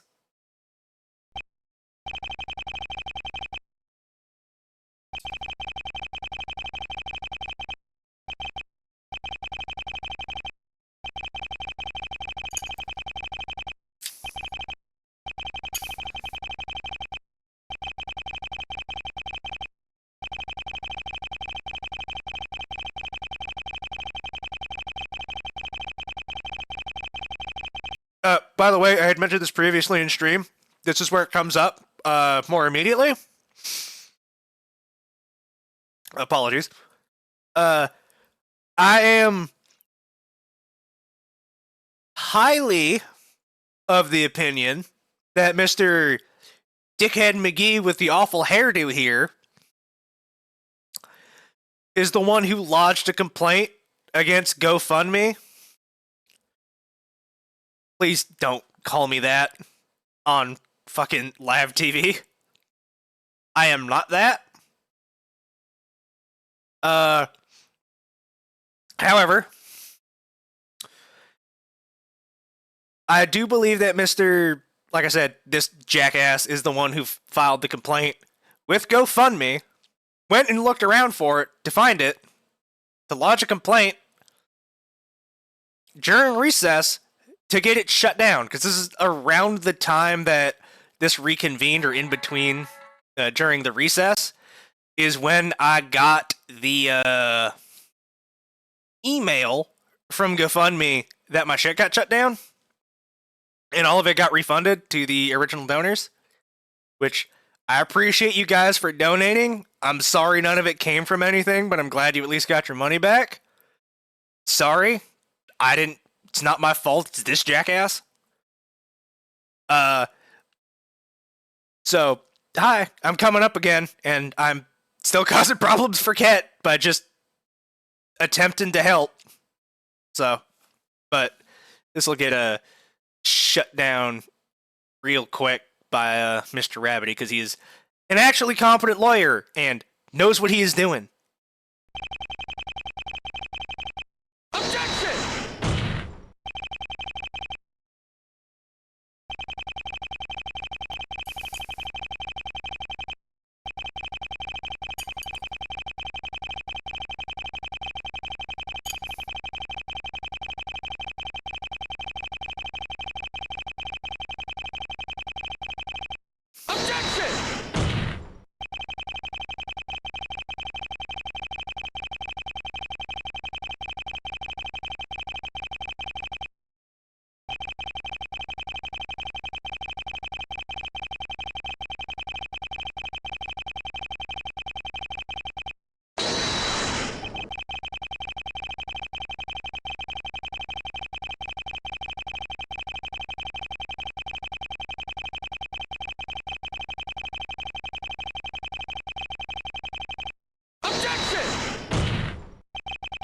I would like to clarify once again, I am not a violent person.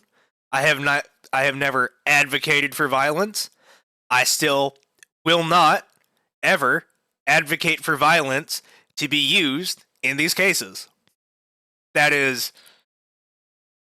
completely against the grounds of what I believe in. Violence is a last resort and should only be used as a last resort. We are nowhere near that point. We will not be for a while, I hope. But, not a violent person, not a violent political activist, as I have been putting it. Because, you know.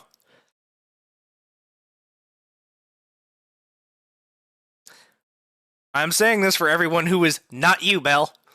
I'm not responding to what you said, I'm responding to what fuckhead Cheatham said. Not a violent political activist. I'm not saying the other word because I don't want to get bopped by Twitch. Never have been. Never will be. I will defend myself, but that is not the same thing. Anyway, continuing on.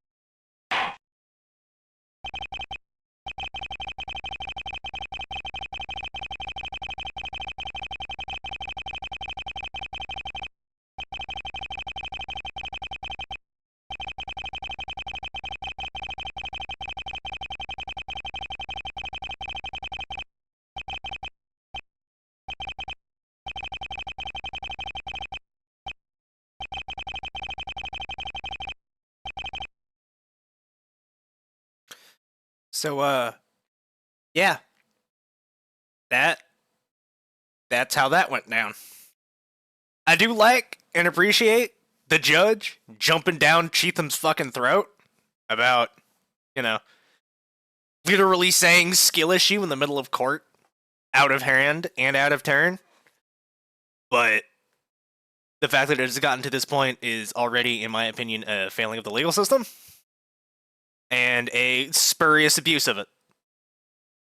But that's me. I am neither Australian nor involved in any of these proceedings.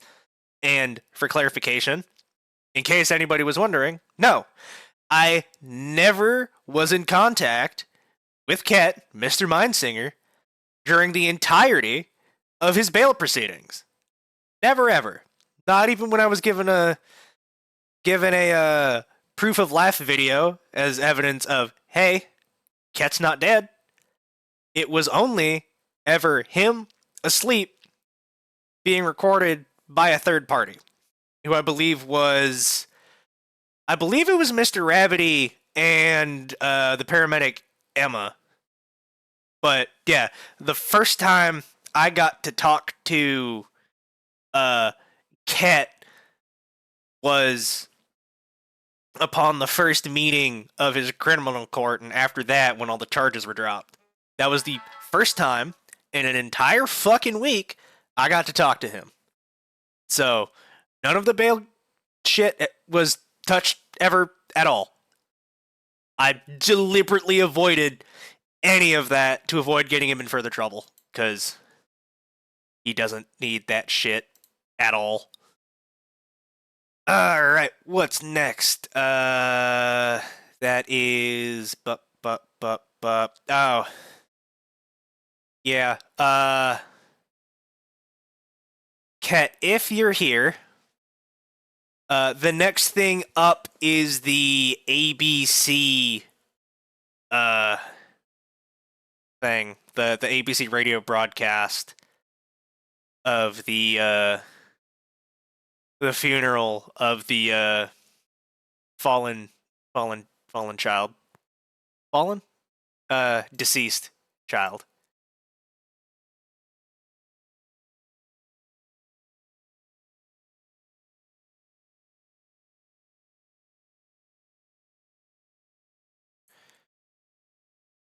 I believe this is the next thing up. So, barring you bringing up anything and mentioning it, I'm just gonna play it on stream. So, I'll give you a couple of minutes or whatever to actually let me know what happened. But that is the next thing up on the docket to cover, and I'm just gonna play it in its totality, unless you would rather otherwise.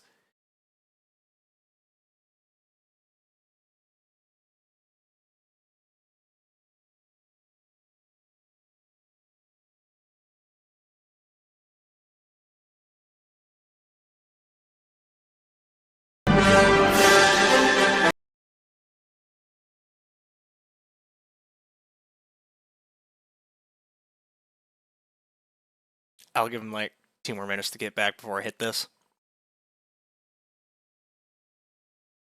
But for anyone else who is still here and awake and cognizant, this is going to be pretty heavy. Sorry, the next thing up to cover is the playing of the radio broadcast covering the deceased child's funeral and wake and whatever. And so I can understand if you don't want this to be played on stream for various reasons, but it's public broadcast. It's easy to get access to, and if you don't want me to play it, I won't, but I've got it queued up just in case you would like it played. No? Okay. Understandable. But once again, in Ket's Discord, very easy to get to. Yeah. Link to his server is down in my About section. Please head over there if you are just turning in and have not been keeping up.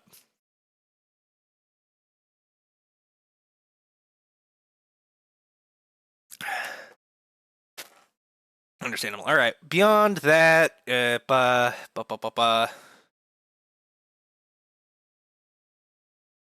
is a bunch of Twitter. It's a bunch of Twitter takes on the transcript for the DCH case, and people kind of just clowning on understandably clowning on Mr. Cheatham for failing at his job in such utter totality is the way that I shall put that. Oh, shit. Although, one thing I would like to mention, just because Mr. Mindsinger mentioned it before, is I have my own I have my own hashtag now in regards to what Sergeant Davies said and this specific tweet. Known American violent political activist wanted for speaking Latin. That is my entire charge and accusation for that very heinous crime of presumably treason is I understand Latin and can, well, understand bits and pieces of Latin and can put down pieces of language that are very much within the pop culture zeitgeist down on a piece of paper through a computer terminal. But, yeah.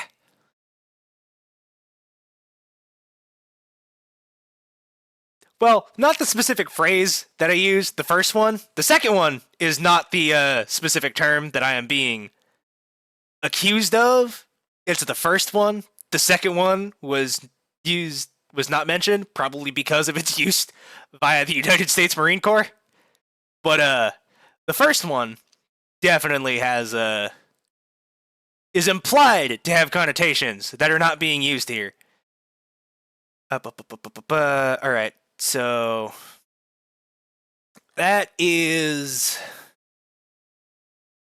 a lot of the right shit, right? Okay, so that's all of the stuff that is currently publicly easily accessed in the Discord server. The stuff that I am getting has either been sent directly to me, and I have not posted yet, or published, or it has been difficult to track down, and thus I have not gotten around to it, or it has been privately sent to me by people who wish to remain anonymous and or Ket, and is world premiere on stream here. Stand by while I get that all set up. But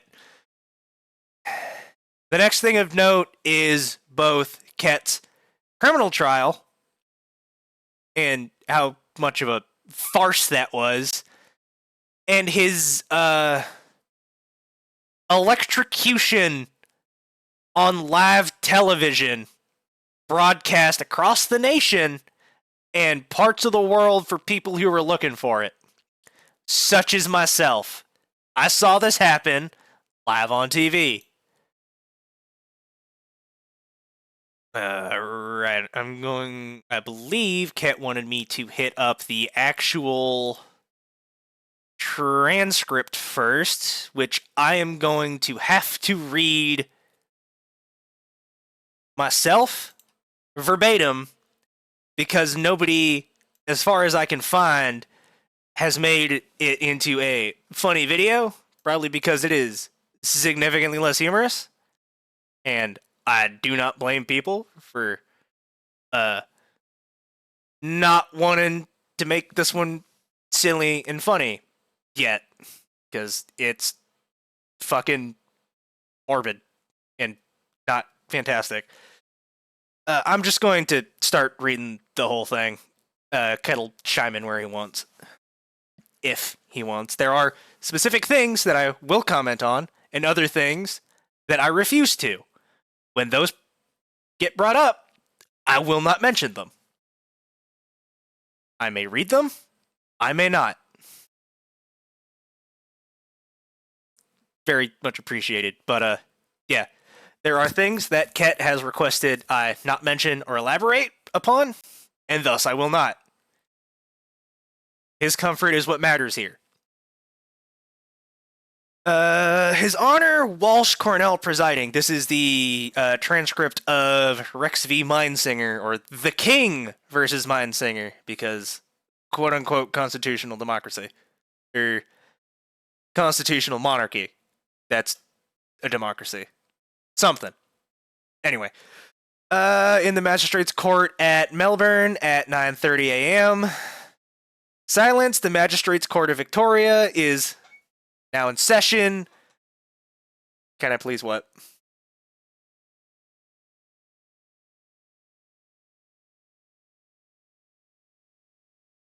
Right, will not be reading that out loud. That is the specific thing I was asked not to cover, and thus will not be. Once again, Ket's comfort is paramount. He is why we are here. He is why, and thus that is why I'm going to support him in his decision and will not question it. It's none of our business. It got brought up in court. It should not have been. Yeah. I'm also not going to exactly be covering the tweets talking about it. There are tweets that mention it. You can look at them on your own. I'm not bringing them up on live television. That's fucked. Silence. The Magistrates Court of Victoria is now in session in the matter of R.V. Mindsinger. Of course, Ket. Like, absolutely, of course.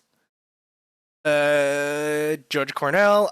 Thank you. I take note that the accused is present, who appears for the Crown. Prosecutor, I imagine, Taggart. May it please the court, Rowan Taggart, KC. King's something. What does KC mean, actually? Does anybody know?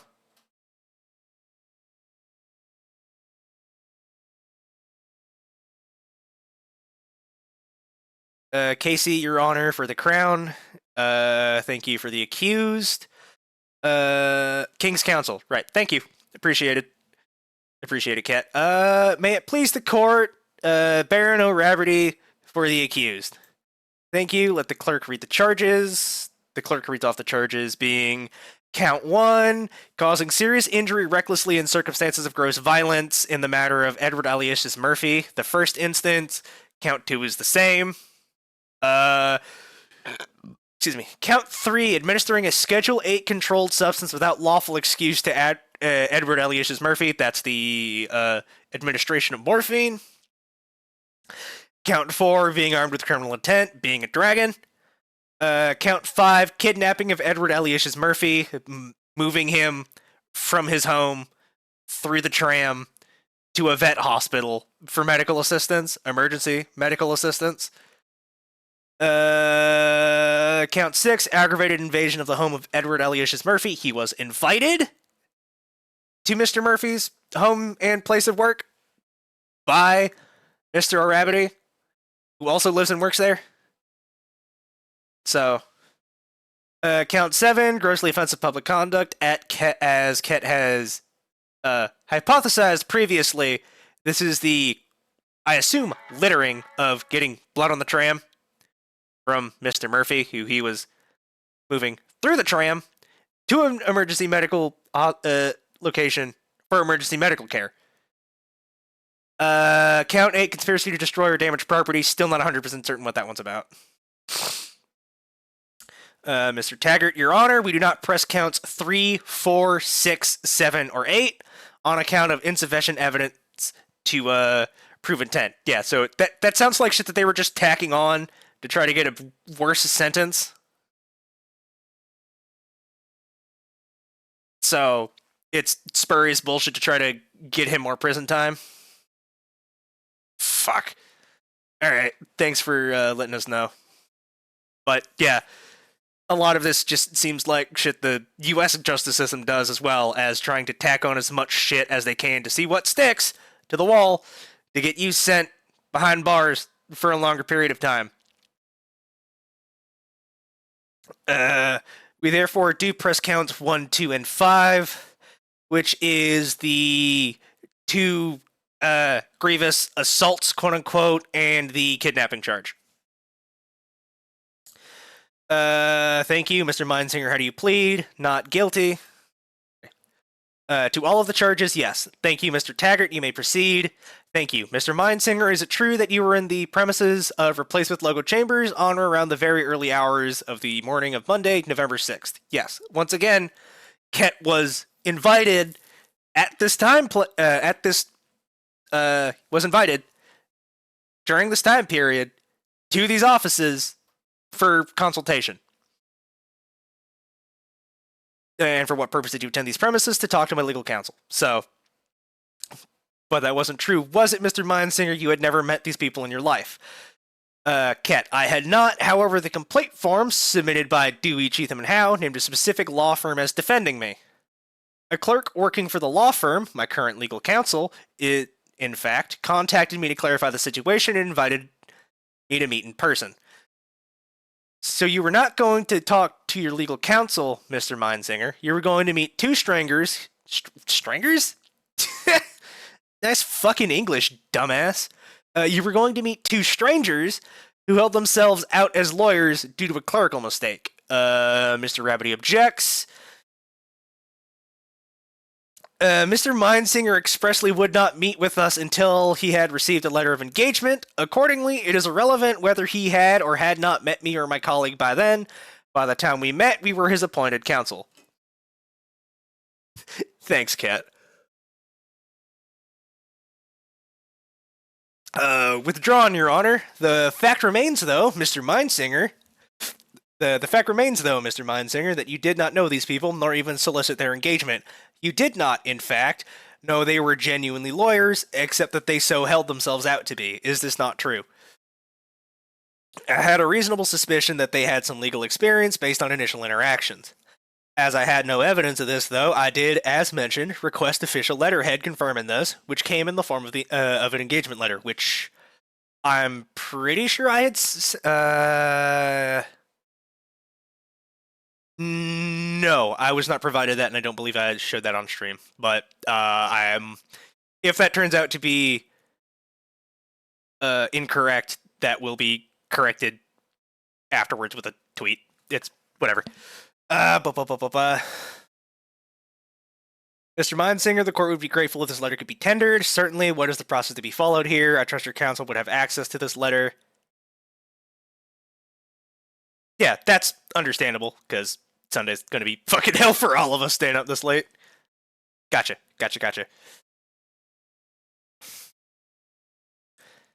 Mr. Mindsinger, the court would be grateful, blah, blah, blah, blah. Yes, Your Honor, may I reasonably expect it by after the lunchtime adjournment?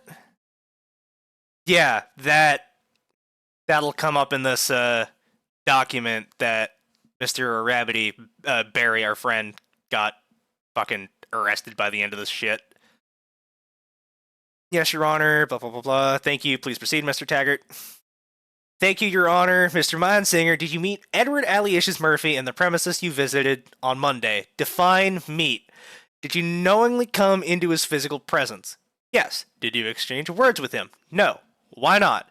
He was asleep. He was asleep at a time you had been appointed to meet him.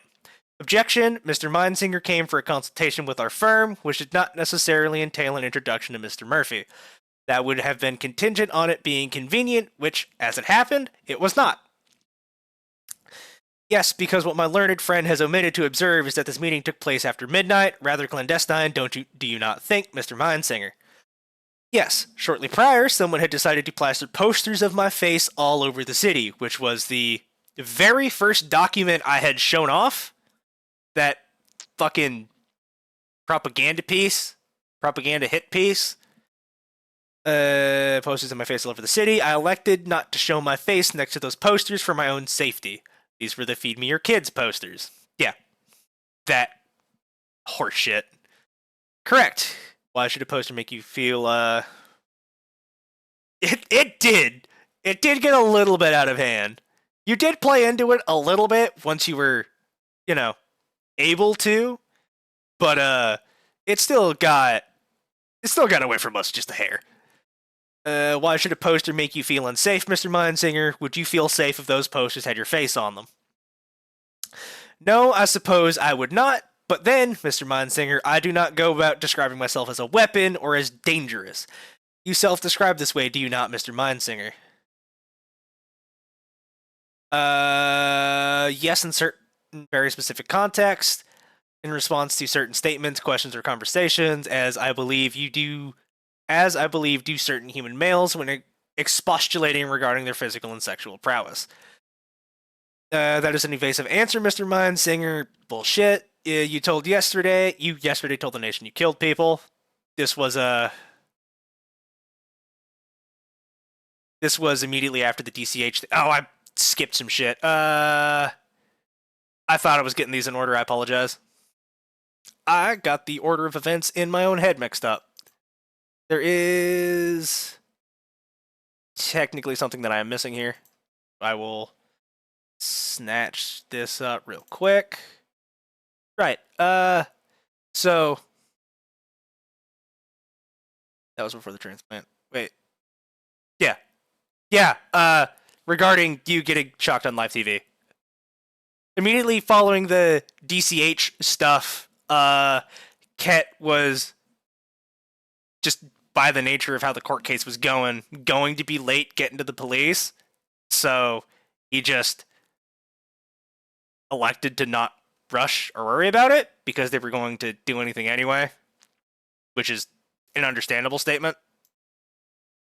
Once again, Maria Woods, this fantastic individual. I'm not necessarily certain. Yeah, you would have been late either way. And I wouldn't necessarily consider having your heart stopped on live TV in the middle of an interview tanking it. Yeah, that's fair. But, like, it's kind of taking it, but it's also you almost dying on live TV as a result of police action and a murder caller. Yeah, this is like kind of the most recent thing. Over the line, Mr. Mindsinger punished in shocking scene as he taunts legal system, police, and reporters alike. Please stop, Maria. Typically, unless it is immediately remedied, most creatures having their hearts stopped, ruptured, or otherwise damaged leads to immediate or near immediate death.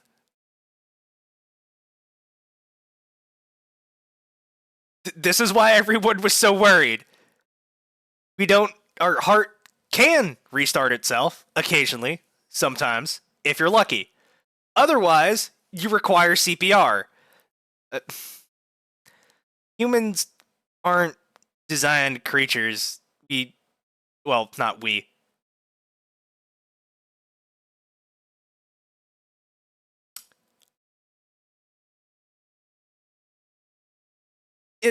Not usually. There is a reason why we have paramedics for that sort of thing. And why, I believe it was mentioned at some point that Emma had performed CPR on you before,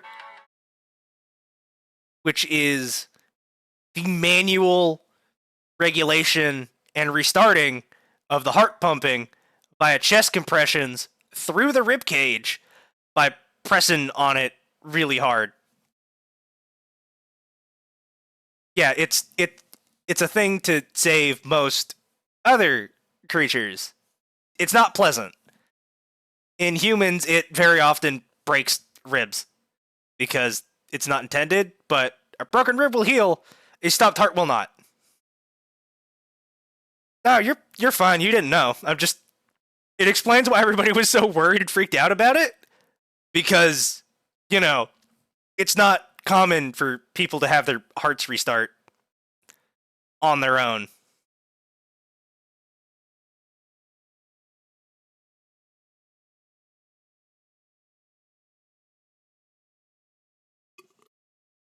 So, yeah. Very glad your heart can restart itself. I wish mine did that.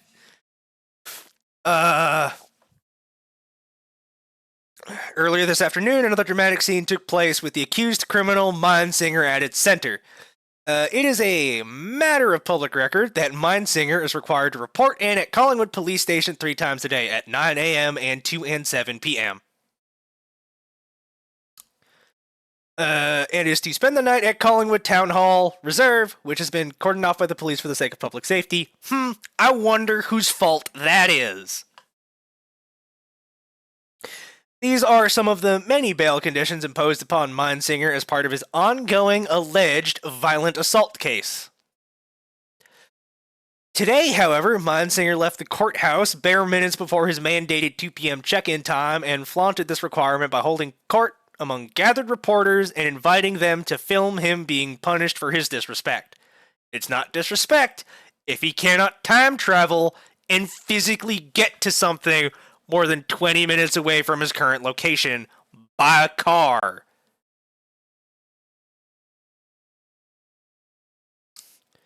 In a brief 4-minute interview, Mindsinger admitted to multiple additional crimes, including murder. It's not murder.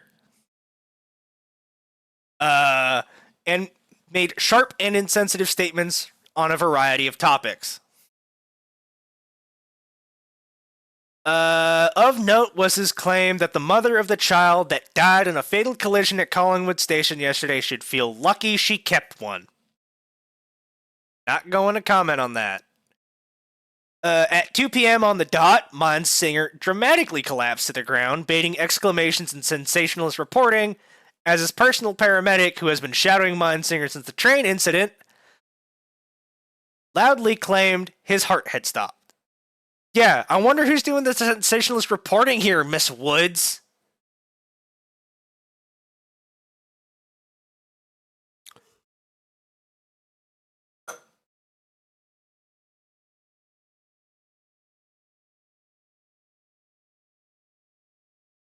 Yeah, Bolus, it's, I've heard a little bit about where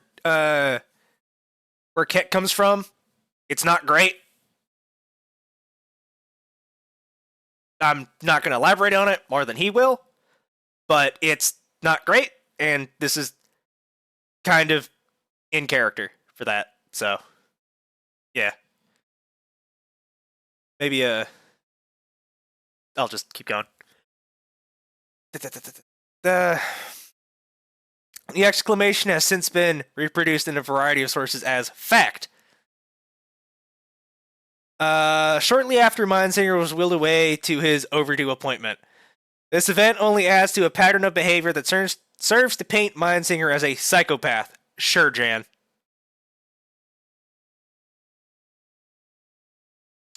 A pathological liar, fuck you, and a dangerously intelligent creature. Only dangerous if you make him so. With its own interests at heart in the eyes of the community. You have your own interests at heart. Fuck off. Between inciting violence against law firms, did not happen. Harming individuals in anger, also did not happen. And committing further criminal offenses for attention, namely a trespass which has yet to be reported on by other sources, it is I have no idea what the fuck she's talking about there. That's horseshit. It is unclear whether there are any lines Mindsinger will not cross. Both Mindsinger's criminal and civil cases continue in court tomorrow. So, oh, right, that.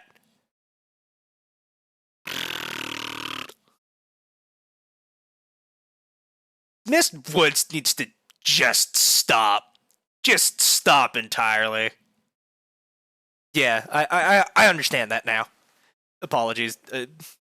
Brain no worky, radiation scramble. You yesterday told the nation that you killed people. Very clearly was not murder. But slightly aware of the story. Jeez, has it been that long? Well, shit. Keep going. Kill people, they asked. I don't see how this is relevant to the matter at hand. I mean to put to you the proposition, Mr. Mindsinger, that when you say you are a weapon and that you are dangerous, that you are indeed both of those things, perhaps more so than any human can ever hope to accomplish. I would like this man to turn his attention to the Davy Crockett portable nuclear launcher.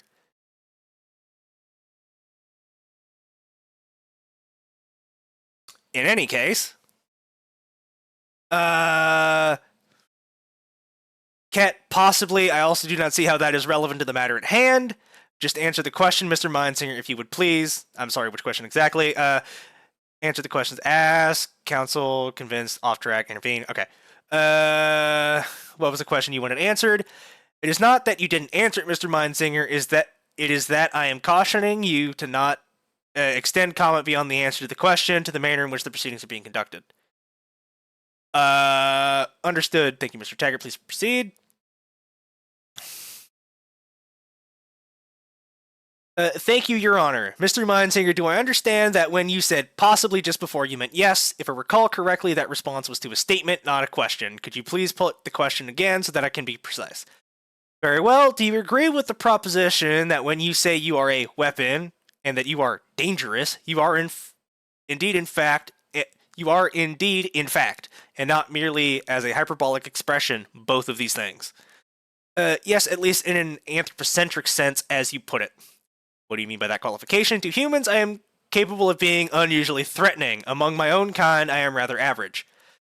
So in a world full of humans, it is reasonable, you agree, to conclude that you are both dangerous and a weapon. No? No. Why not? The accuracy of either of those terms is dependent largely on action and intent. I would agree. Agreed, and your actions are why we are here today. Did you witness the injuries inflicted to Mr. Murphy as they were made? Yes. Is that because you caused them? Yes. Because you were careless with your command of fire? No. So you intended to injure him? No. How can that be? Are you incompetent, Mr. Mindsinger? That is a very broad question. Obviously, I will answer no. Duh. Can you be more specific? Let me grant for the moment that you did not intend Mr. Murphy to be harmed. Do you agree this is true? Yes. And you agree he was in fact hurt by you? Yes. And you assert you were not careless with your command to your fire, nor are you incompetent. Put alternatively, it's true, isn't it, that your fire will never act in any manner contrary to your explicit intention. Broadly correct, excluding extreme edge cases, such as extreme exhaustion, mental or physical, usually both, which was Ket for most of last week. Severe injury, getting impaled through the torso might do it. I'd like to refer you back to your earlier answer about feeling unsafe due to the posters. You've been under a lot of pressure lately, haven't you, Mr. Mindsinger?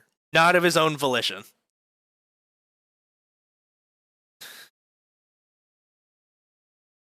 Oh, the lack of water? Yeah, that's...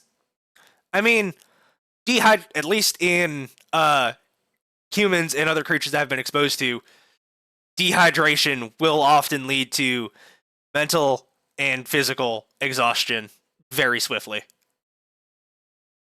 If your brain's not hydrated correctly, you can't think right, sort of thing. Hydrate or dihydrate, folks. If you have not been hydrating, now is your call to. Especially you, Cat.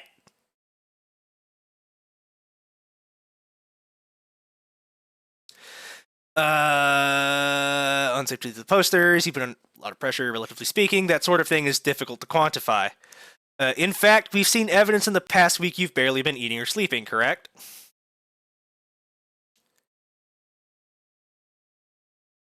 Yes, Belle. In fact, when I used the BRB thing last, I went to go get fucking soy sauce for my rice and a big ass glass of water.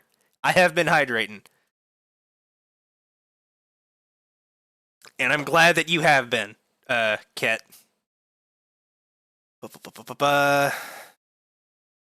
Correct, you were clearly under much stress due to your confrontation with Mr. Cheatham, are you not? Some.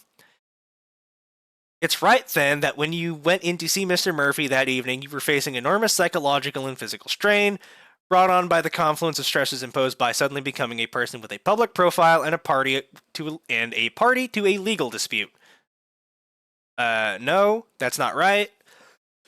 I don't think we share the same definition of Enormous psychological and physical strain. I would agree to that. Because you are not human, Mr. Mindsinger, because you think receiving a document in the mail and seeing propaganda protesting my existence is sufficient to cause me enormous psychological and physical strain. This difference might be due to us being different species, but I don't think that's likely. A reasonable person would find those things stressful, Mr. Mindsinger. Do you agree? That depends very much on your definition of a reasonable person. You were being admittedly kind of evasive here, Kat, but it's understandable because this guy's a dick. The average person on the street, Mr. Mindsinger, I wouldn't know. Is that right? Yes. How can that be? I don't know much about the average person on the street. So you're a loner, Mr. Mindsinger? That's fair. I don't know. That's fair. What the fuck are you talking about, Bolus? Oh, okay. Yeah, that's fair then. Never mind.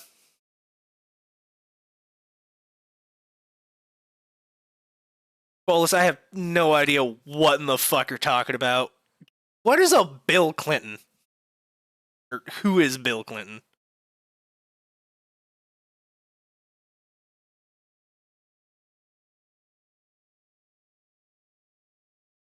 Bolus, you dumb fuck, I've existed in reality for 7 months. 6, whatever. Like, I am not part of your cultural zeitgeist to the extent that you are.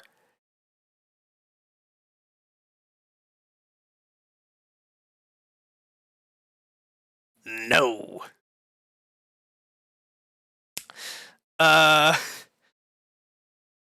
Not by choice. Transplanted. Many transplanted integrate just fine. What's so special about you? Objection, harassing the witness. Yeah. Bolus, zeitgeist is a word in the English language. Of course it exists 200 years post-apocalypse.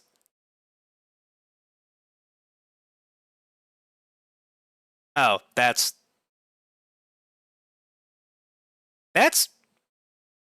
sounds like a nothing burger, to be honest, Bell. Withdrawn, what is it, Mr. Mindsinger, that in your view causes you to be less integrated, if you'll permit the term, than the average transplanted? Am I?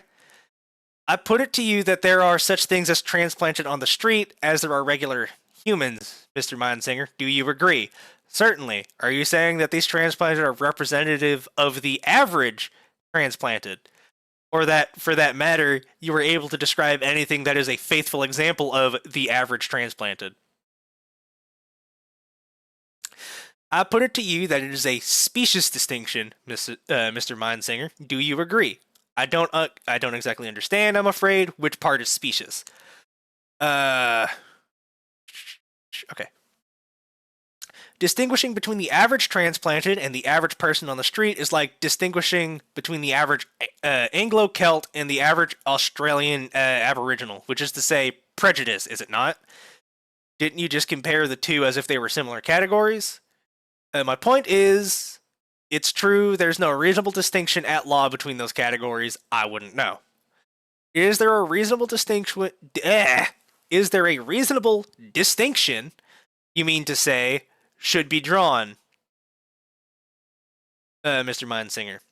Between the average human and the average transplanted? I would not know. I am not particularly familiar with the average human, and I wish you luck defining the average transplanted. Yeah, there's such variety between everybody. Oh, yep.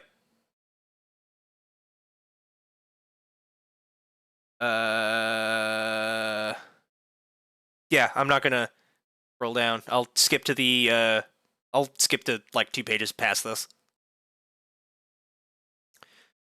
Once I'm done with this page, I'll skip to like 2 pages past. That should be past it. Between the average man and blah blah blah. No worries. You would say, I think, that what we have in common is intelligence, the ability to communicate, and to rationally evaluate our own conduct, Mr. Mindsinger. I would hesitate to say even that much. But if we take, say, you as representative of humanity and myself as representative of transplanted, then I expect we could agree on this. Then even if you do not agree considerations which might apply to the reasonable human are applicable in general to transplanted, you agree then that they do apply in at least your case. That would depend on what? A great many factors. Perhaps you can raise an example. Is it right that you yourself have some in mind, being that you state confidently it would depend on a great many factors? No, I simply refuse to generalize across data I am unfamiliar with. So you mean to say you don't know? I don't know whether considerations which might apply to the reasonable human are applicable in general to transplanted if I don't know what the considerations are, what a reasonable human is, or what the context reasoning behind the application might be? Yes, correct. You were educated, are you not, Mr. Mindsinger? I have learned things in the past, yes, though once again it depends on what that word means to you. I imagine somebody taught you to read, write, speak properly, and tell right from wrong. You could say that. Did that person teach you to deal with anyone not of your own kind? Yes, alright, and I'm going to be skipping a couple of pages for Ket's, Ket, yeah. Ket's own comfort and to not expose anything on live that he does not wish to have exposed. Blah blah blah blah blah. 2 pages later, if I recall correctly, I did in fact ask if attempting to wake Mr. There's objection.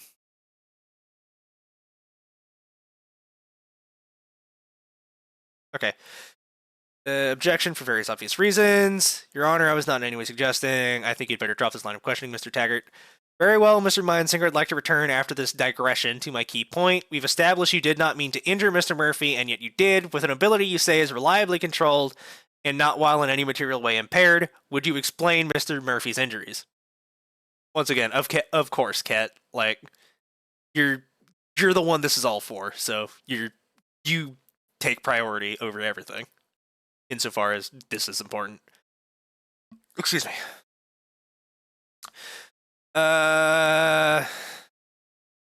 He was burned. I'm not sure I understand the question. Yes, by you, neither intentionally nor due to a loss of control. Is that correct? Correct. What possibility is it that remains, Mr. Mindsinger, if it was neither an accident or you are lying? I miscalibrated. I was not familiar with the extent to which Mr. Murphy was able to resist heat or burns. I had thought I was being gentle. Apparently, I was not. Yeah, if you're unfamiliar with an entire category of people's anatomy and their endurances and whatnot, it's going to be difficult to gauge what will and will not hurt them, which is entirely reasonable to me.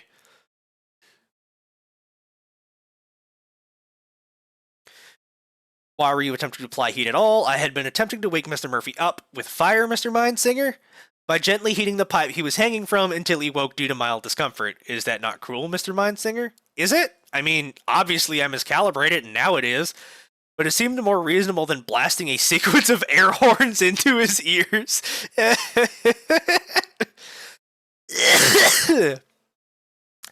Did you not consider, Mr. Mindsinger, that Mr. Murphy might not have wished to be awake at midnight?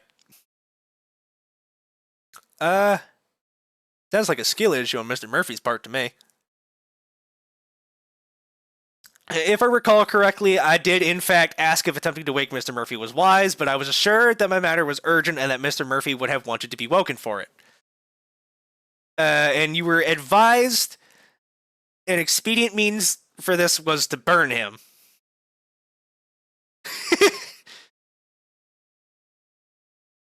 He's very good at sleeping, but he is not very skilled at being not asleep.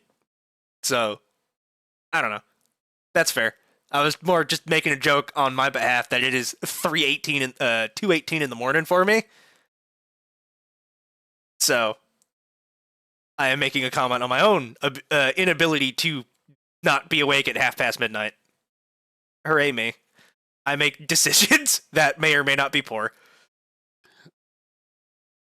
My intent was never to burn him. Very well. You were advised also to heat him with your fire. No, so that was on your own initiative.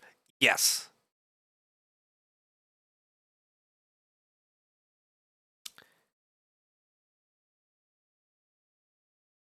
Once again, not a part of your cultural zeitgeist.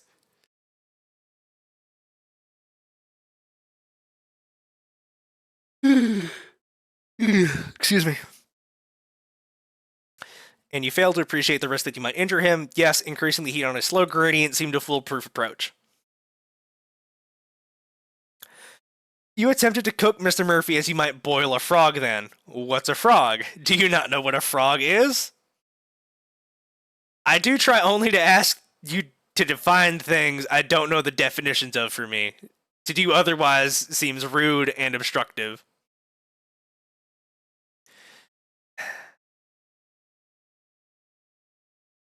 I mean, I'm at least aware of bits and pieces of that coming from N Earth, N America.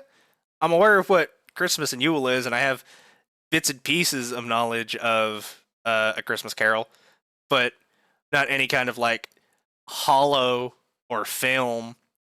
It was all an actual like novel.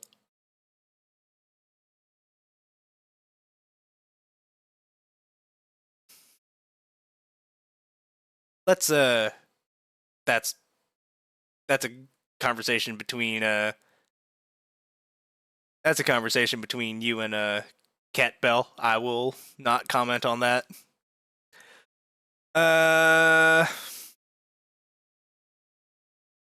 Mr. Taggart, it might be best if you refrain from potentially unfamiliar expressions. Of course, Your Honor. So you accept then, Mr. Mondsinger, that you intend to take care with this risky approach, but failed to take enough care to prevent Mr. Murphy from being hurt.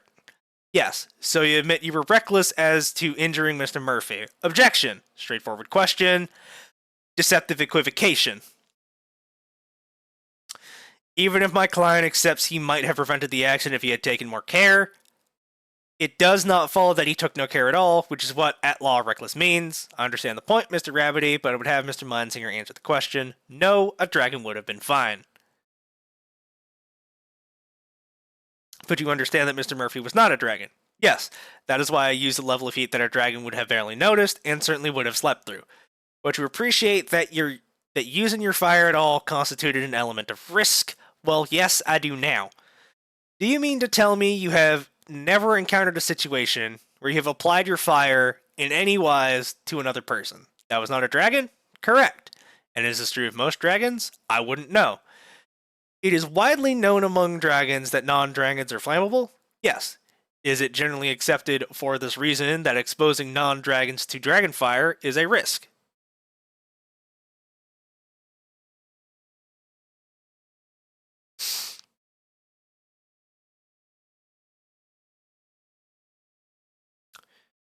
That would make sense. And it is obviously in retrospect, but it had never come up for me previously. No.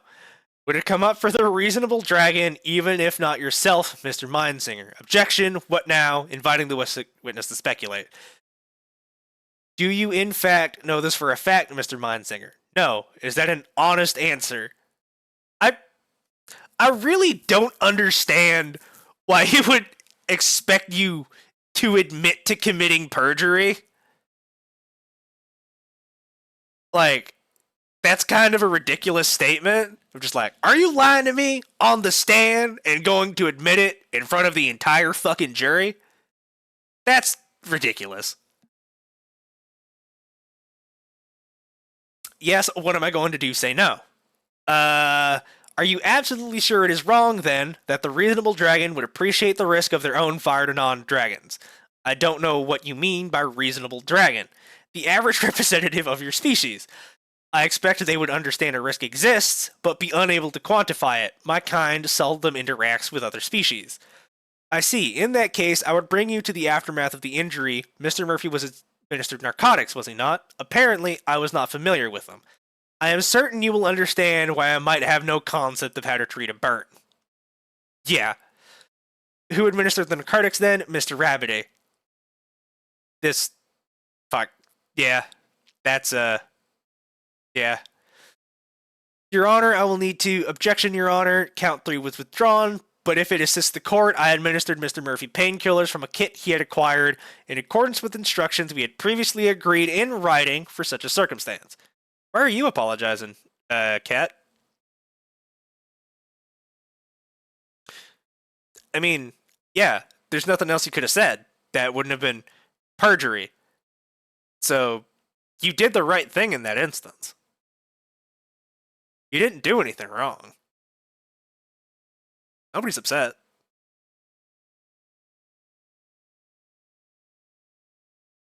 Your Honor, this is most regular. On this ground, we ought to reinstate count 3, which is ridiculous.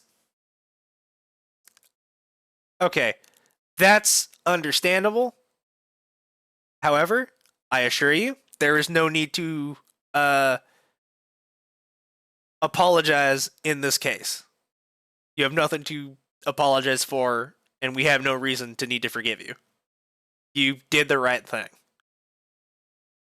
Alright? Thank you. Excuse me. If Mr. Rabbity can produce this agreed consent, then the elements of the offense of administering certain substances capable of inducing unconsciousness without consent are not met. After the lunch adjournment, Your Honor, may it please the court, which I imagine is something he, once again, did not get a chance to bring up, but with his almost immediate arrest. I would be grateful, Mr. Taggart. Thank you, Your Honor. Mr. Mindsinger, you then elected to take Mr. Murphy from that place, did you not? Yes, he needed medical attention we could not provide, even with guidance over the phone as how to do so. Did you contact emergency services, Mr. Mindsinger? No, Mr. Rabbity called someone. Do you know who? No.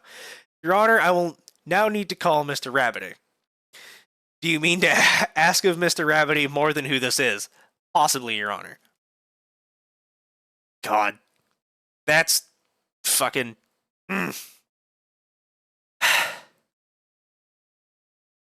Thank you for the clarification. Fuck, that makes me mad.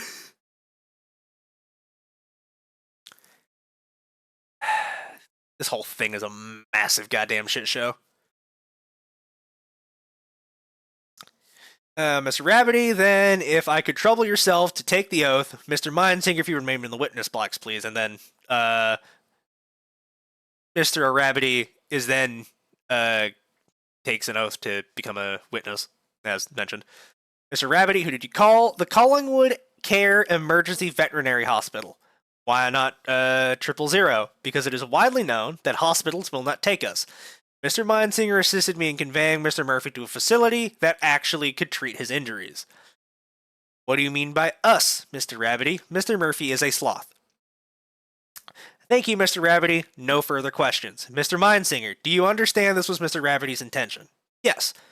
And you believe his assessment that calling 000 was not the wisest course? You are welcome to ask the paramedic who operates the ambulance I've been living in for the past 2 days. Once again, we stand Emma. Emma is fantastic. Because apparently no hospital will take me. I see. Mr. Mindsinger, I understand. You then applied heat to Mr. Murphy a second time, is this right? Yes. Am I to believe this was also an accident? No. Mr. Rabbity indicated that Mr. Murphy was losing blood at a dangerous rate. I cauterized the wounds to stop the bleeding. The veterinarian informed us later that this action significantly improved Mr. Murphy's prognosis.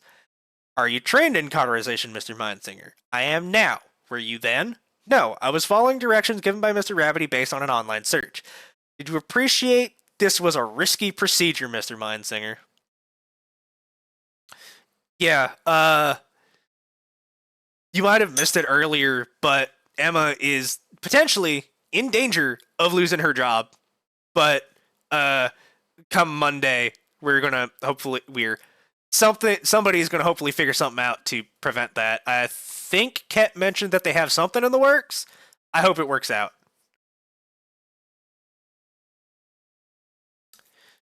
Did you appreciate this was a risky procedure, Mr. Mindsinger? Yes. In which you had no experience? Yes. I also have no experience in how blood loss affects creatures other than dragons. Mr. Rabbity indicated that the threat was significant, and given his clear experience in administering medical treatment to Mr. Murphy, I elected to trust his judgment that the risk was worthwhile. Yeah, I agree, Bell. You seem to rely a lot on Mr. Rabbity, Mr. Mindsinger. Do you agree? Yes, ever since I got sued. You know that Mr. Rabbity is not a medical expert. He's more of one than I am. They towed the ambulance. Jesus. That sucks. Shit. He's more of one than I am. Right, no further questions, Your Honor, and a further matter, Mr. Taggart. Yeah, it's probably not great. Last page. This is where it gets fucking awful. We mean to withdraw counts 1, 2, and 5 against the accused. Accordingly, the accused is to be released. This is most regular. On what ground? Lack of evidence against the accused. Very well. We also require that Mr. Rabbity be immediately taken into custody to face counts 1 through 8. Does this mean I can take this crap off? I'm assuming Ket was referring to all of his bail bullshit and the fucking murder caller. Wait, no. Barry had told me previously that after the second public shock on live TV, yeah, you had already gotten the murder caller removed as evidence for a different suit.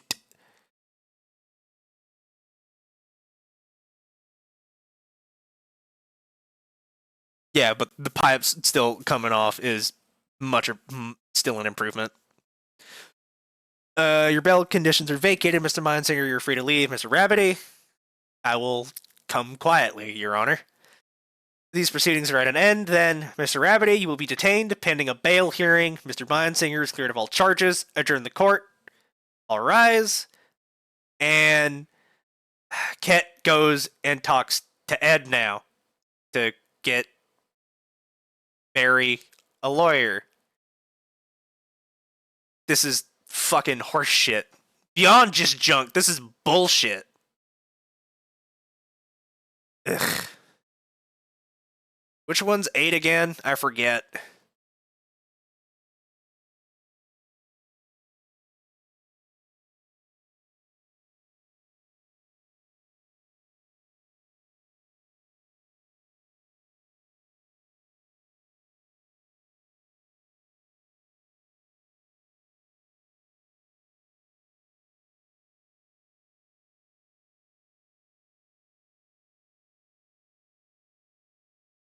Destruction of... Right, that one.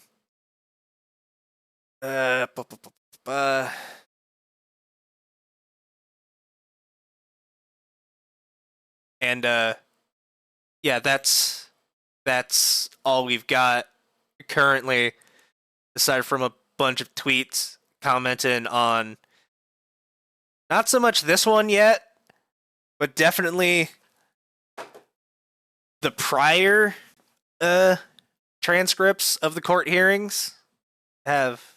Oh, did I miss something? Appeal doc. Right. Yeah, that. That's going to be the first time I'm going to be fucking reading this. So, genuine reaction, folks. Let's see if I keep TOS.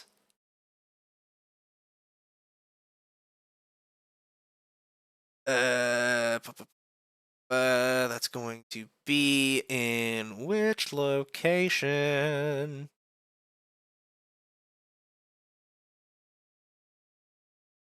Hell.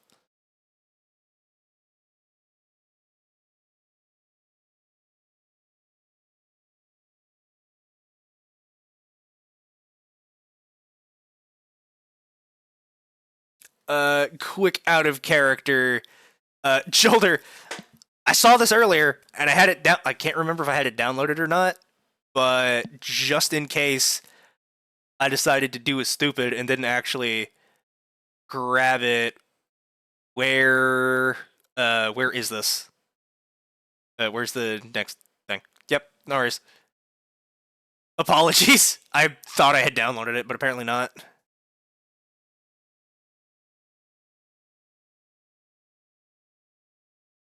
You're good.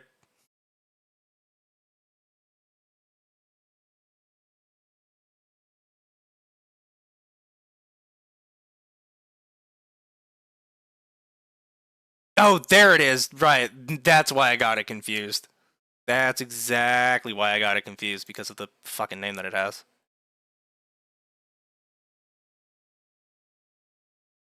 Right.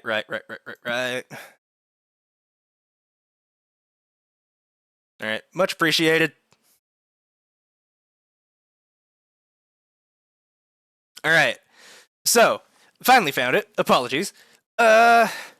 This is the appeal document that, okay, so, once again, transparency and for full clarification. Immediately following Ket getting free of the courtroom, he and I started talking and DMing to each other almost immediately on Barry's phone, which not 100% certain how you got a hold of it, but not going to question it. Not going to look to give torch in the mouth. Ket's old phone was dead. Yeah.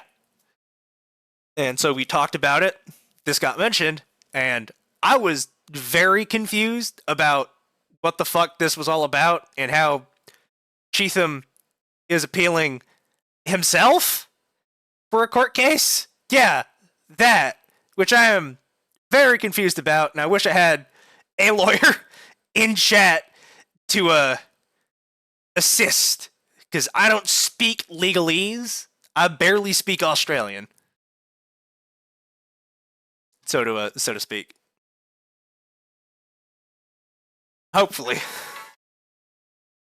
that would be greatly appreciated.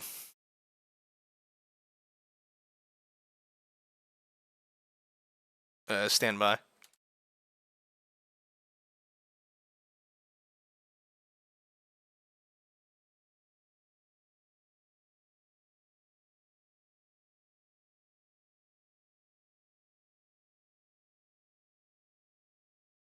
All right.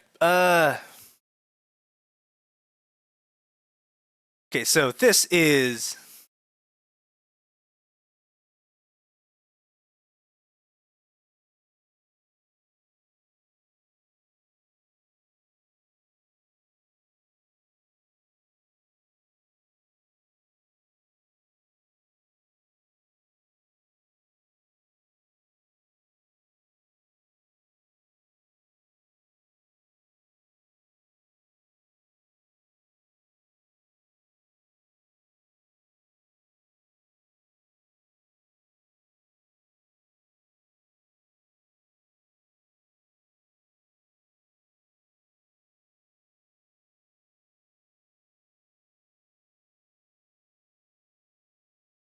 stand by. I'm getting some messages.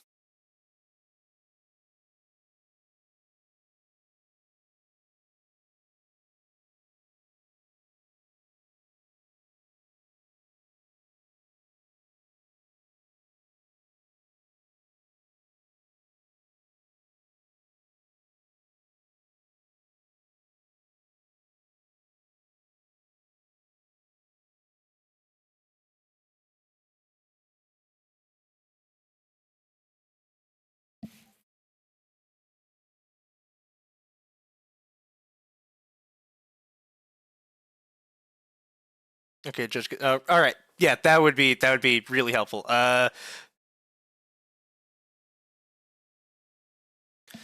Form 64A in the Supreme Court of Victoria at Melbourne in the Court of Appeal. APCI 20 between Howard Dewey Cheatham, applicant appellant, and Ket Mindsinger, respondent. Application for leave to appeal, notice of appeal, cross application for leave to appeal, notice of cross appeal. Date of document November 10th, 2023, filed on behalf of appellant's or lawyer's name and address, Howard Dewey Cheatham. Solicitor's code 123456. Redacted information, his email. Do not send this. All right, anybody here, like, this is this guy's work address. Do not fucking harass him. Do not. Leave him the fuck alone. He's already got a bad enough opinion of us. We don't need to be giving him more ammunition to be using in court against either Ket or Barry. Leave him the fuck alone. Do not bother him. Yeah, like, don't fucking bug anybody. Leave them alone.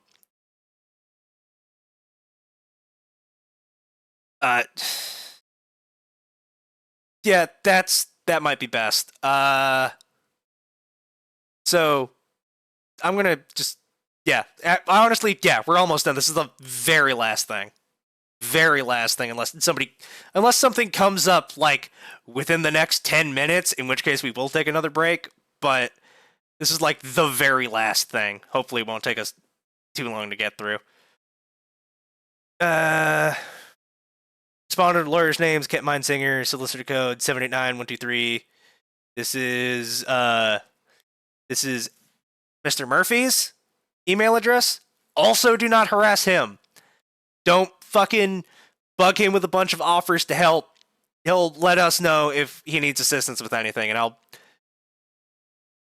if necessary, I will elect myself the intermediary, or Ket will, between Mr. Murphy and the rest of the world.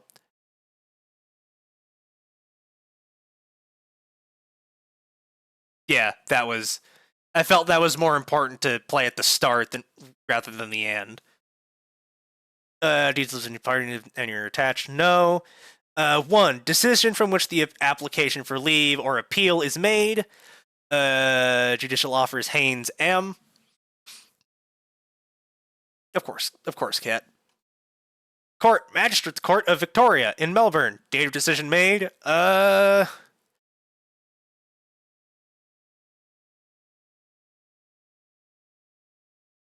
Why? Why would you feel the need to do that, Olus? That just seems like more work to go into for no reason and no benefit.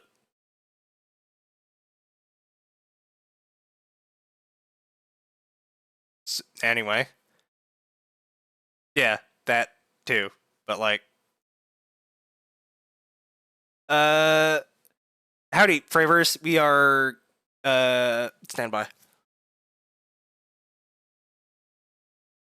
All right, so hi, Freeverse. We are like at the very tail end of a stream that has been going on for 5 fucking hours. Yeah, collaborative epistolary fiction about furries and human society, and the scenarios of which one very specific fluffy dragon has been having to deal with through the Australian legal system in the state of Victoria, Australia, for a fucking week, and the awful, horrible, inhumane things he's having to deal with while trying to prove that he is a person that deserves rights and to not, be treated as a wild animal and be destroyed by the government.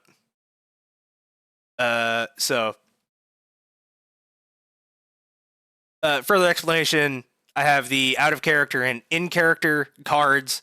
If I am out of character, I am not speaking in character as this specific person, Dustin. I'm speaking as the actual streamer and co-author of one of the co-authors of this. Yeah, Shoulder has 3 VODs on his channel, as well as in his Discord. Yeah, there. In the About section of this stream, I have a link to Shoulder's Discord, which, if you would like to catch up on what has happened in the past week, almost exactly live, like in real time, you can catch up on what you've missed within the 5 hours. It's been a lot. It's going to be difficult to recap that. Basically, the police are being fucking assholes, strapped him with the murder collar, and now he's dealing with spurious legal documentation and some kind of conspiracy. Yeah. Yeah. Yeah, everything in this is fiction, despite how realistic and accurate all of the documentation is.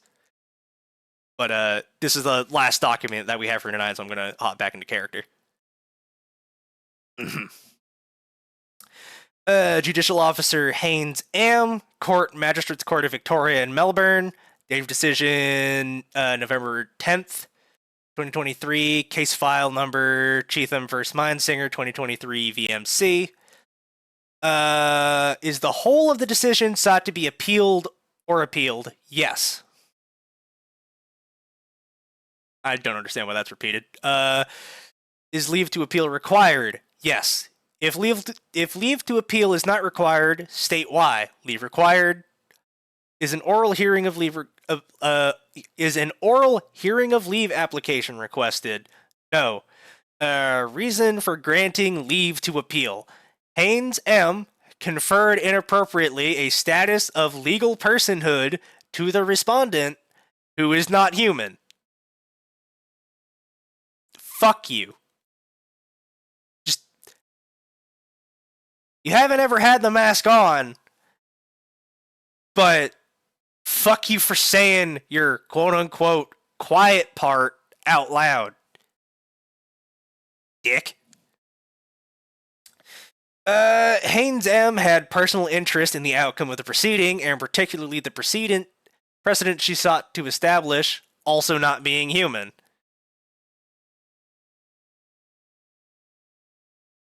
Yeah, that's, like, that is some cojones on that man. I guess. Like, dumb but honest, despite the fact that he's very clearly trying to be dishonest, but is too incompetent and sure-footed in his own stupidity to be able to actually accomplish that in any, like, form or availability. 3, Haynes M. failed to recuse herself from hearing the proceeding or allowing it to proceed at all, despite the foregoing. Which is funny, seeing as during the last hearing that they had, Mr. Cheatham did not accept to call into question the judge's probity, which I believe is her ability to remain impartial. So, based on previous statements, he was either lying to the judge, which I believe is still a form of perjury, or he is lying now, which is, I believe, also a form of perjury. At least to my knowledge of any form of legal system of which I have no familiarity. 6, proposed grounds of appeal and where required, questions of law. A.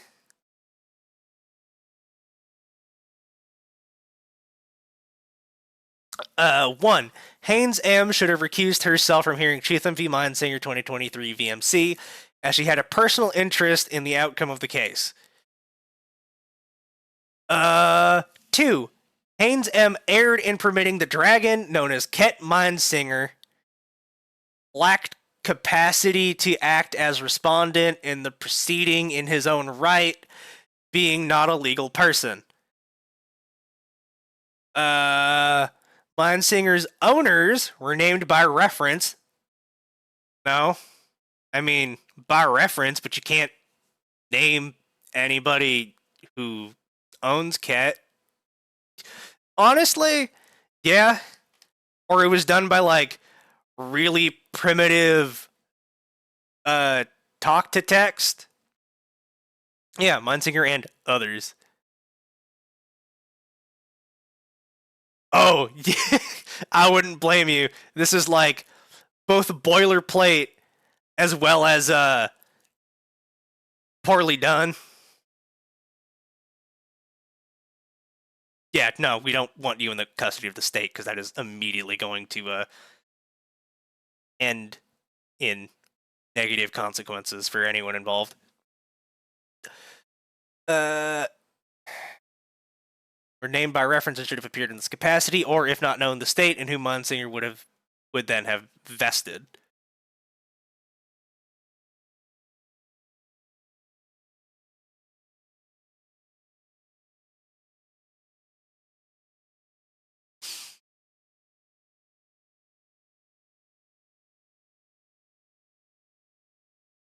I would not be surprised because they did mention that in their initial vile letter.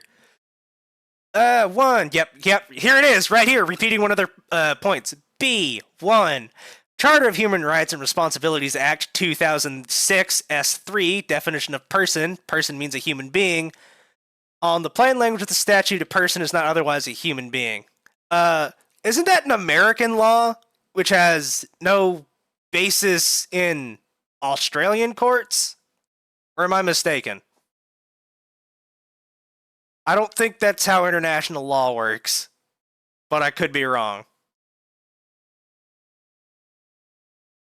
Okay. U.S. code, right.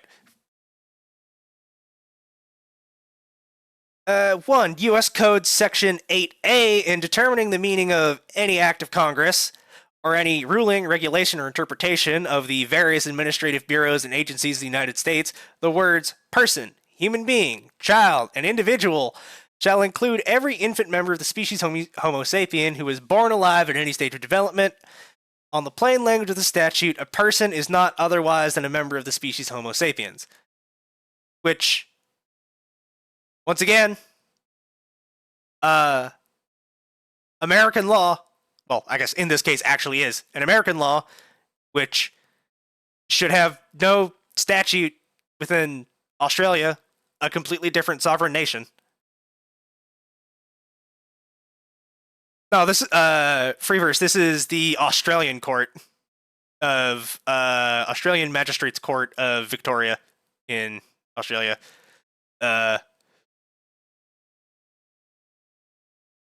Yeah.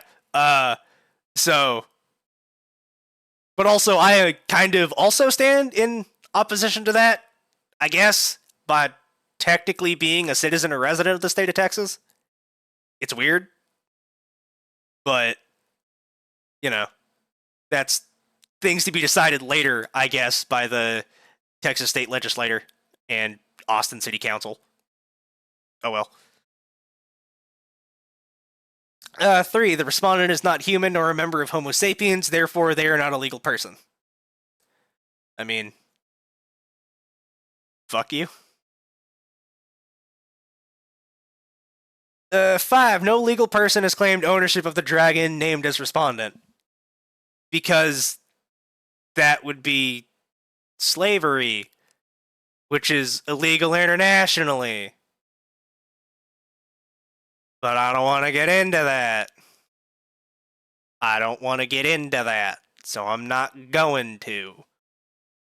6. It is a travesty of justice that Haynes M. failed to apprehend whosoever is responsible for the dragon named as the respondent, and proceed instead on the legal fiction that it was this dragon himself. I don't believe they ever brought up you needing an owner during the last thing, so I don't understand why they're harping on it now, other than they are trying to salvage their case, because whatever. Your quote-unquote owners were, and it was mentioned in their original abhorrent letter, but like they didn't actually mention it in anything during the last hearing, and kind of just threw out several things of their original complaint. I think it was 3 and 4 that they tossed out, like out of hand almost immediately, and then I don't know what they were doing beyond that fact, beyond just trying to prove that I am a violent political activist, which I am not. Oh, do tell, do tell.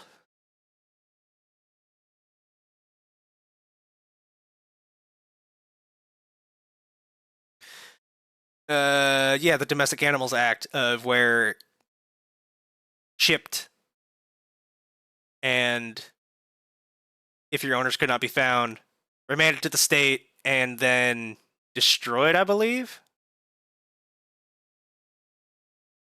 Oh, right.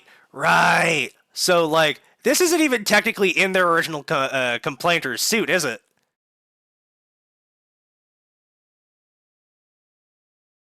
Oh, okay. So this has nothing to do with anything, and this is just them bringing it up out of nowhere for nothing.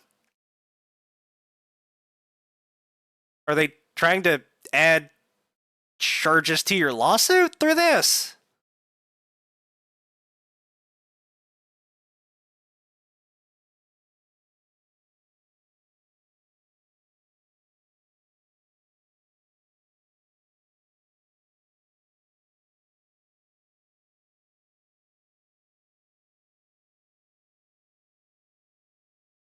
Yeah, I get that because that's what they've been trying to do the whole time, and I don't understand why.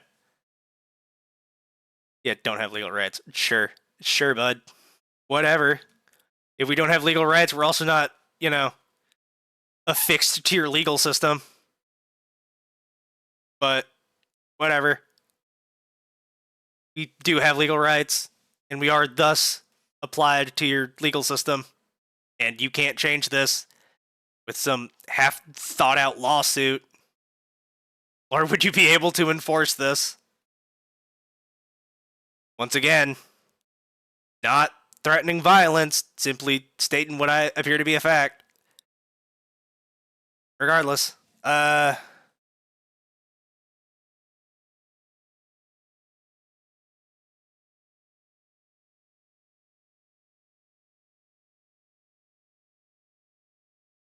they're trying to fail upwards to get to a higher court where this might be made into an actual legal precedent later. Yeah, that's shit.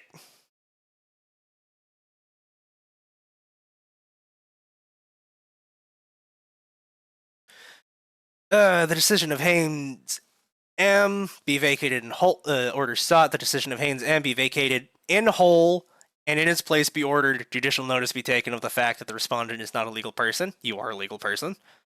The respondent to admit fault and publicly apologize for harms caused as described in the originating complaint that you already didn't do to begin with. So they're trying to force blame onto you for shit that you didn't do, and we're telling people to knock off. The respondent to pay compensation or make other such restitution to the appellant as the appellant may deem fit. With what money? From what job? If you're not a person, you can't work and earn money. Yeah. So, the respondent to be subjugated to stringent security protocols to restrain them from further harm to the appellant. The appellant haven't received any harm done by you.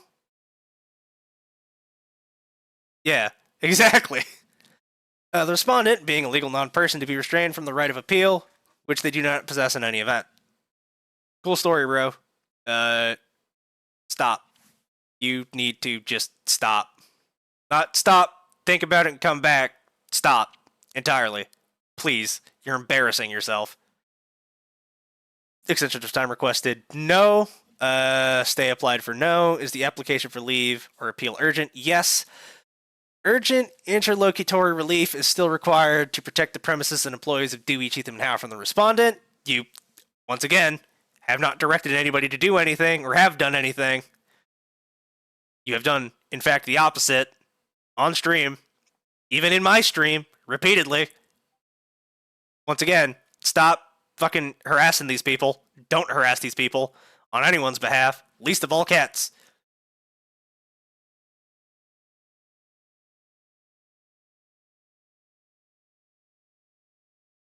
That doesn't sound right. Because I definitely would have had I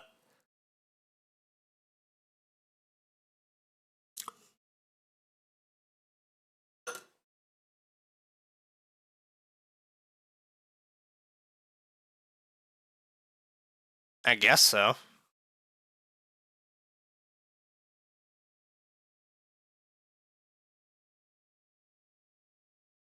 Of course. In any case, I do still kind of fly on the face of that with my technically by law being a resident or citizen of the state of Texas and by extension the United States of America.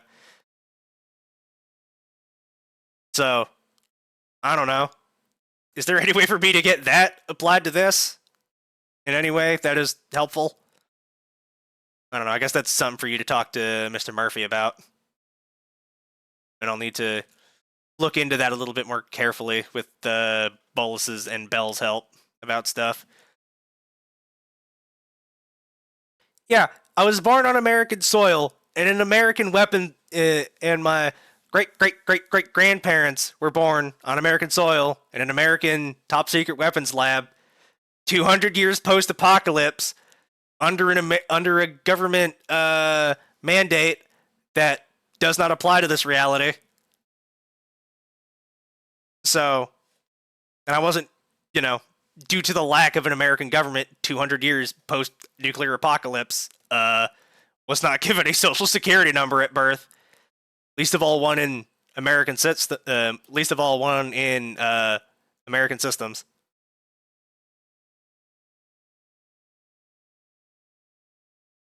So, much as I wish that were true, that might be something to be brought up later. But right now, not helpful, I guess. It at least it does constitute or necessitate some kind of residency. As far as I'm aware. Like, I would not have this if I was not a resident, which still applies something. And as far as I can tell, anyone who is on American soil is protected by the American Constitution and Bill of Rights. Whether they are residents or aliens, both documented and undocumented. Yeah. Again, something to look forward to, or look into post stream.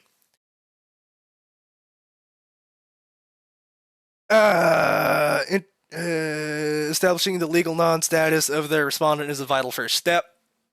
Garbage. 12. Persons to be served with notice. Edward A. Murphy.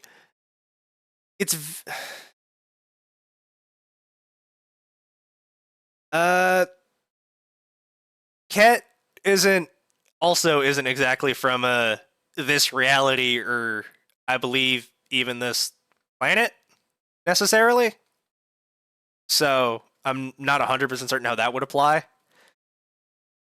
I think in that case, I am once again somehow lucky to be 200 years post-apocalypse, as I can technically argue that I was born on American soil and am working somewhat in service of a form of the American government. Not the one you're thinking of, Bell. It's slightly different than that. However, this is something else that I just noticed that is a little bit weird. They're trying to get you removed as a legal to the status of legal non-person, but not Mr. Murphy. They're still acting like Mr. Murphy is legally a person. Don't worry about it. So, I wonder if it's like they were getting on the the judge for being an anthro and you for being an anthro. But Mr. Murphy, very specifically, is not mentioned in this at all. Outside of right here. So they are still treating him as a legal person because he is your legal counsel. And I think, kind of by definition, if he is licensed and allowed to be your legal counsel, that makes him a legal person. No worries.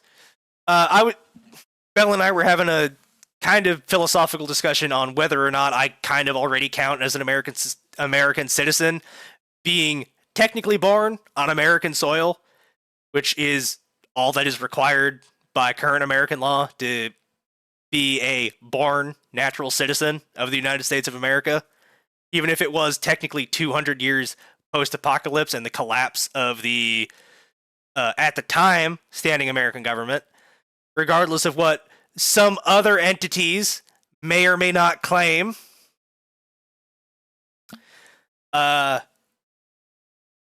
And also my having a social security number, while not necessarily guaranteeing citizenship, does imply residency, which, as far as I'm aware, just being on American soil, regardless of your actual residency or, yeah, that too. From my understanding of stuff, my being on American soil, regardless of my residency, citizenship, or documented migrant status, howdy, Wolfmouth, protects me under the statutes of the American Constitution and Bill of Rights. I hope you're doing well. You hopped in like right at the very end of stream. We're almost done with this document and almost done with everything.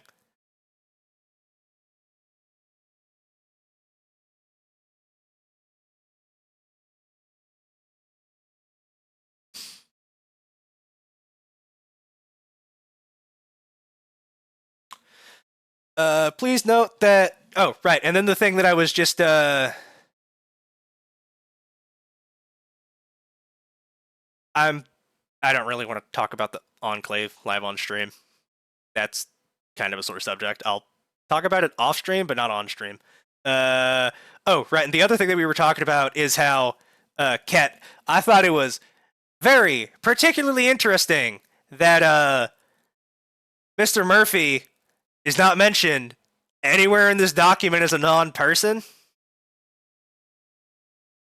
but is still to be served legal papers, despite the fact that it is claimed that you are not a legal person, and the judge should have recused herself for wanting to not be classified as a legal non-person.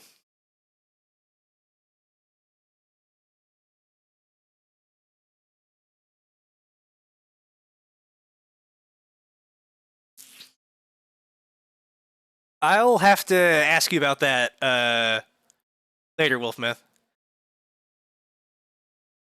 I mean, just because you took him to the vet doesn't necessarily mean anything, but in my opinion anyway. But yeah, that's fucking guy's a dumbass. I'm glad that you're not, Freeverse. I'm so very not. Shoulder, please don't mention that. Don't give them ammunition. I beg, Cat. I beg. Once again, glad you're not a Freeverse. Glad you're not a tenured partner for this firm. Their incompetence shall hopefully be their undoing of this entire fucking case, and then we don't have to ever hear from them again.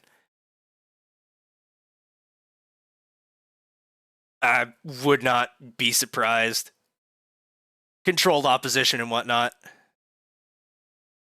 All of the following are to be filled with this form, and that all must comply with the requirements of any applicable practice direction and the application for leave or blah blah blah. Written case, list of authorities, copy of the order to be appealed or appealed, not to be appealed or appealed, a copy of the written reasons of the court and of the court or tribunal in respect of which the application for leave or appeal is made, a draft leave application book index or appeal book index, a draft summary for the Court of Appeal. In addition, the applicable filing fee must be paid at the time of filing.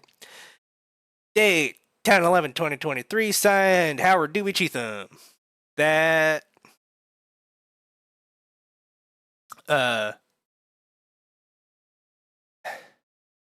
is the last document I believe I am aware of having.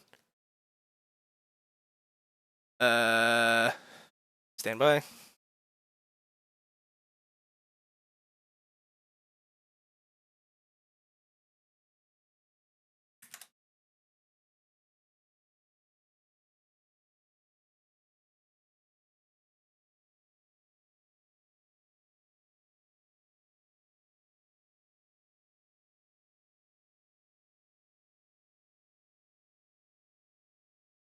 But yeah.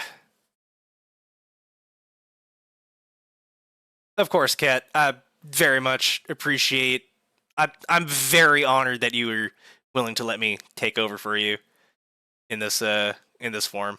I'm glad to have been able to help in any form at all.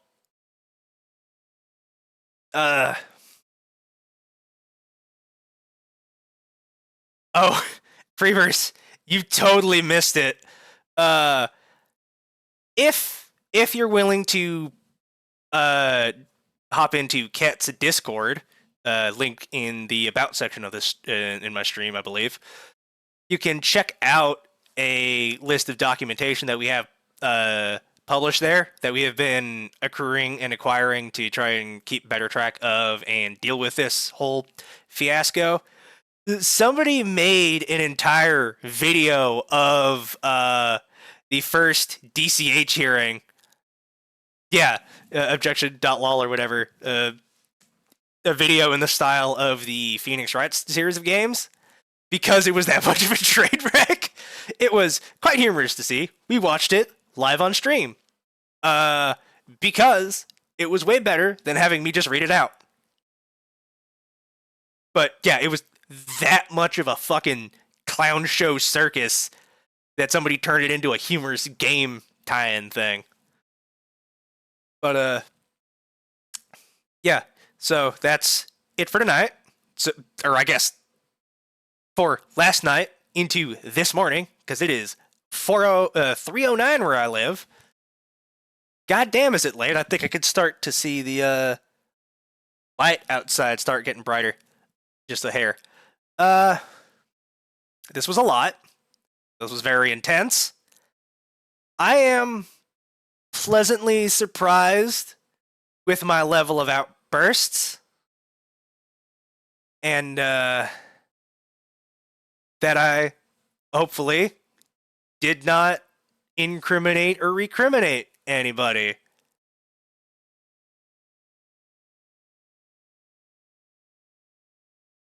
You're very welcome, Kat. Yeah. Yeah.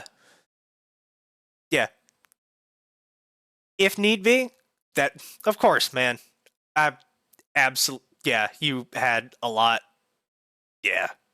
That's entirely understandable. Feel free to hit me up for this whenever, to talk whenever, for help whenever. Like, my word, my honor, you've got it. I want to help as much as I can, as often as I can. But yeah, like, hit me up whenever, and I should be good. Hopefully with a little more, just a little bit more heads up than last time, but with everything already being set up and me kind of having an idea of what I'm doing, that's a little bit less of a problem, I guess. So, preferred, not necessary for the extra heads up than like 3 days. Yeah, Bolus, thanks for coming and hanging out and providing your support for Ket here. And Ket and Barry, Mr. Arabity, and Mr. Murphy. While they're all dealing with this, and I'm kind of just passively providing support from the sideline.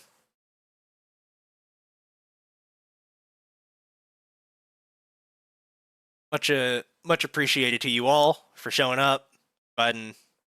Yeah, God, yeah. Well, maybe next time you'll be able to show up for more stuff and be able to figure things out. That's much appreciated, Belle. Very helpful. If y'all could toss this around to wherever to get more eyes on it and more support, anything would be appreciated. We need more eyes on this. We need more pressure on this. Just don't be a fucking harassing dickhead about it. That is nothing but counterintuitive and counterproductive. I don't know. Message your local lawmakers. Tell them to put pressure on the Victorian government. If you're in Australia, message your local lawmakers. Tell them. Call your congressman. No worries, Wolfmyth. You showing up at all is still very helpful and very helpful and very enlightening. It's very whatever the opposite of disheartening is, the opposite of that is what you being here at all is. I've been going for 5.5 hours. My brain is mush. Radiation is bad for your brain. Yeah, so I'm just, yeah, that word. I'm gonna go ahead and toss us into the outro real quick for, playing the... Okay, it is. Yeah. Just gonna toss us over here for, yeah. I'll be around in the Discord for a little bit, but I'm gonna hold us here for a little bit just to wind things down a little bit. Much appreciated, y'all, for showing up and helping out again. And, that would be appreciated, Wolfmyth. Yeah, so this is where we're gonna end it, and I'm gonna turn the stream off and go hop into, well, not go hop into it like a VC, but go get on Discord and hang out there a little bit. Alright, night. See y'all.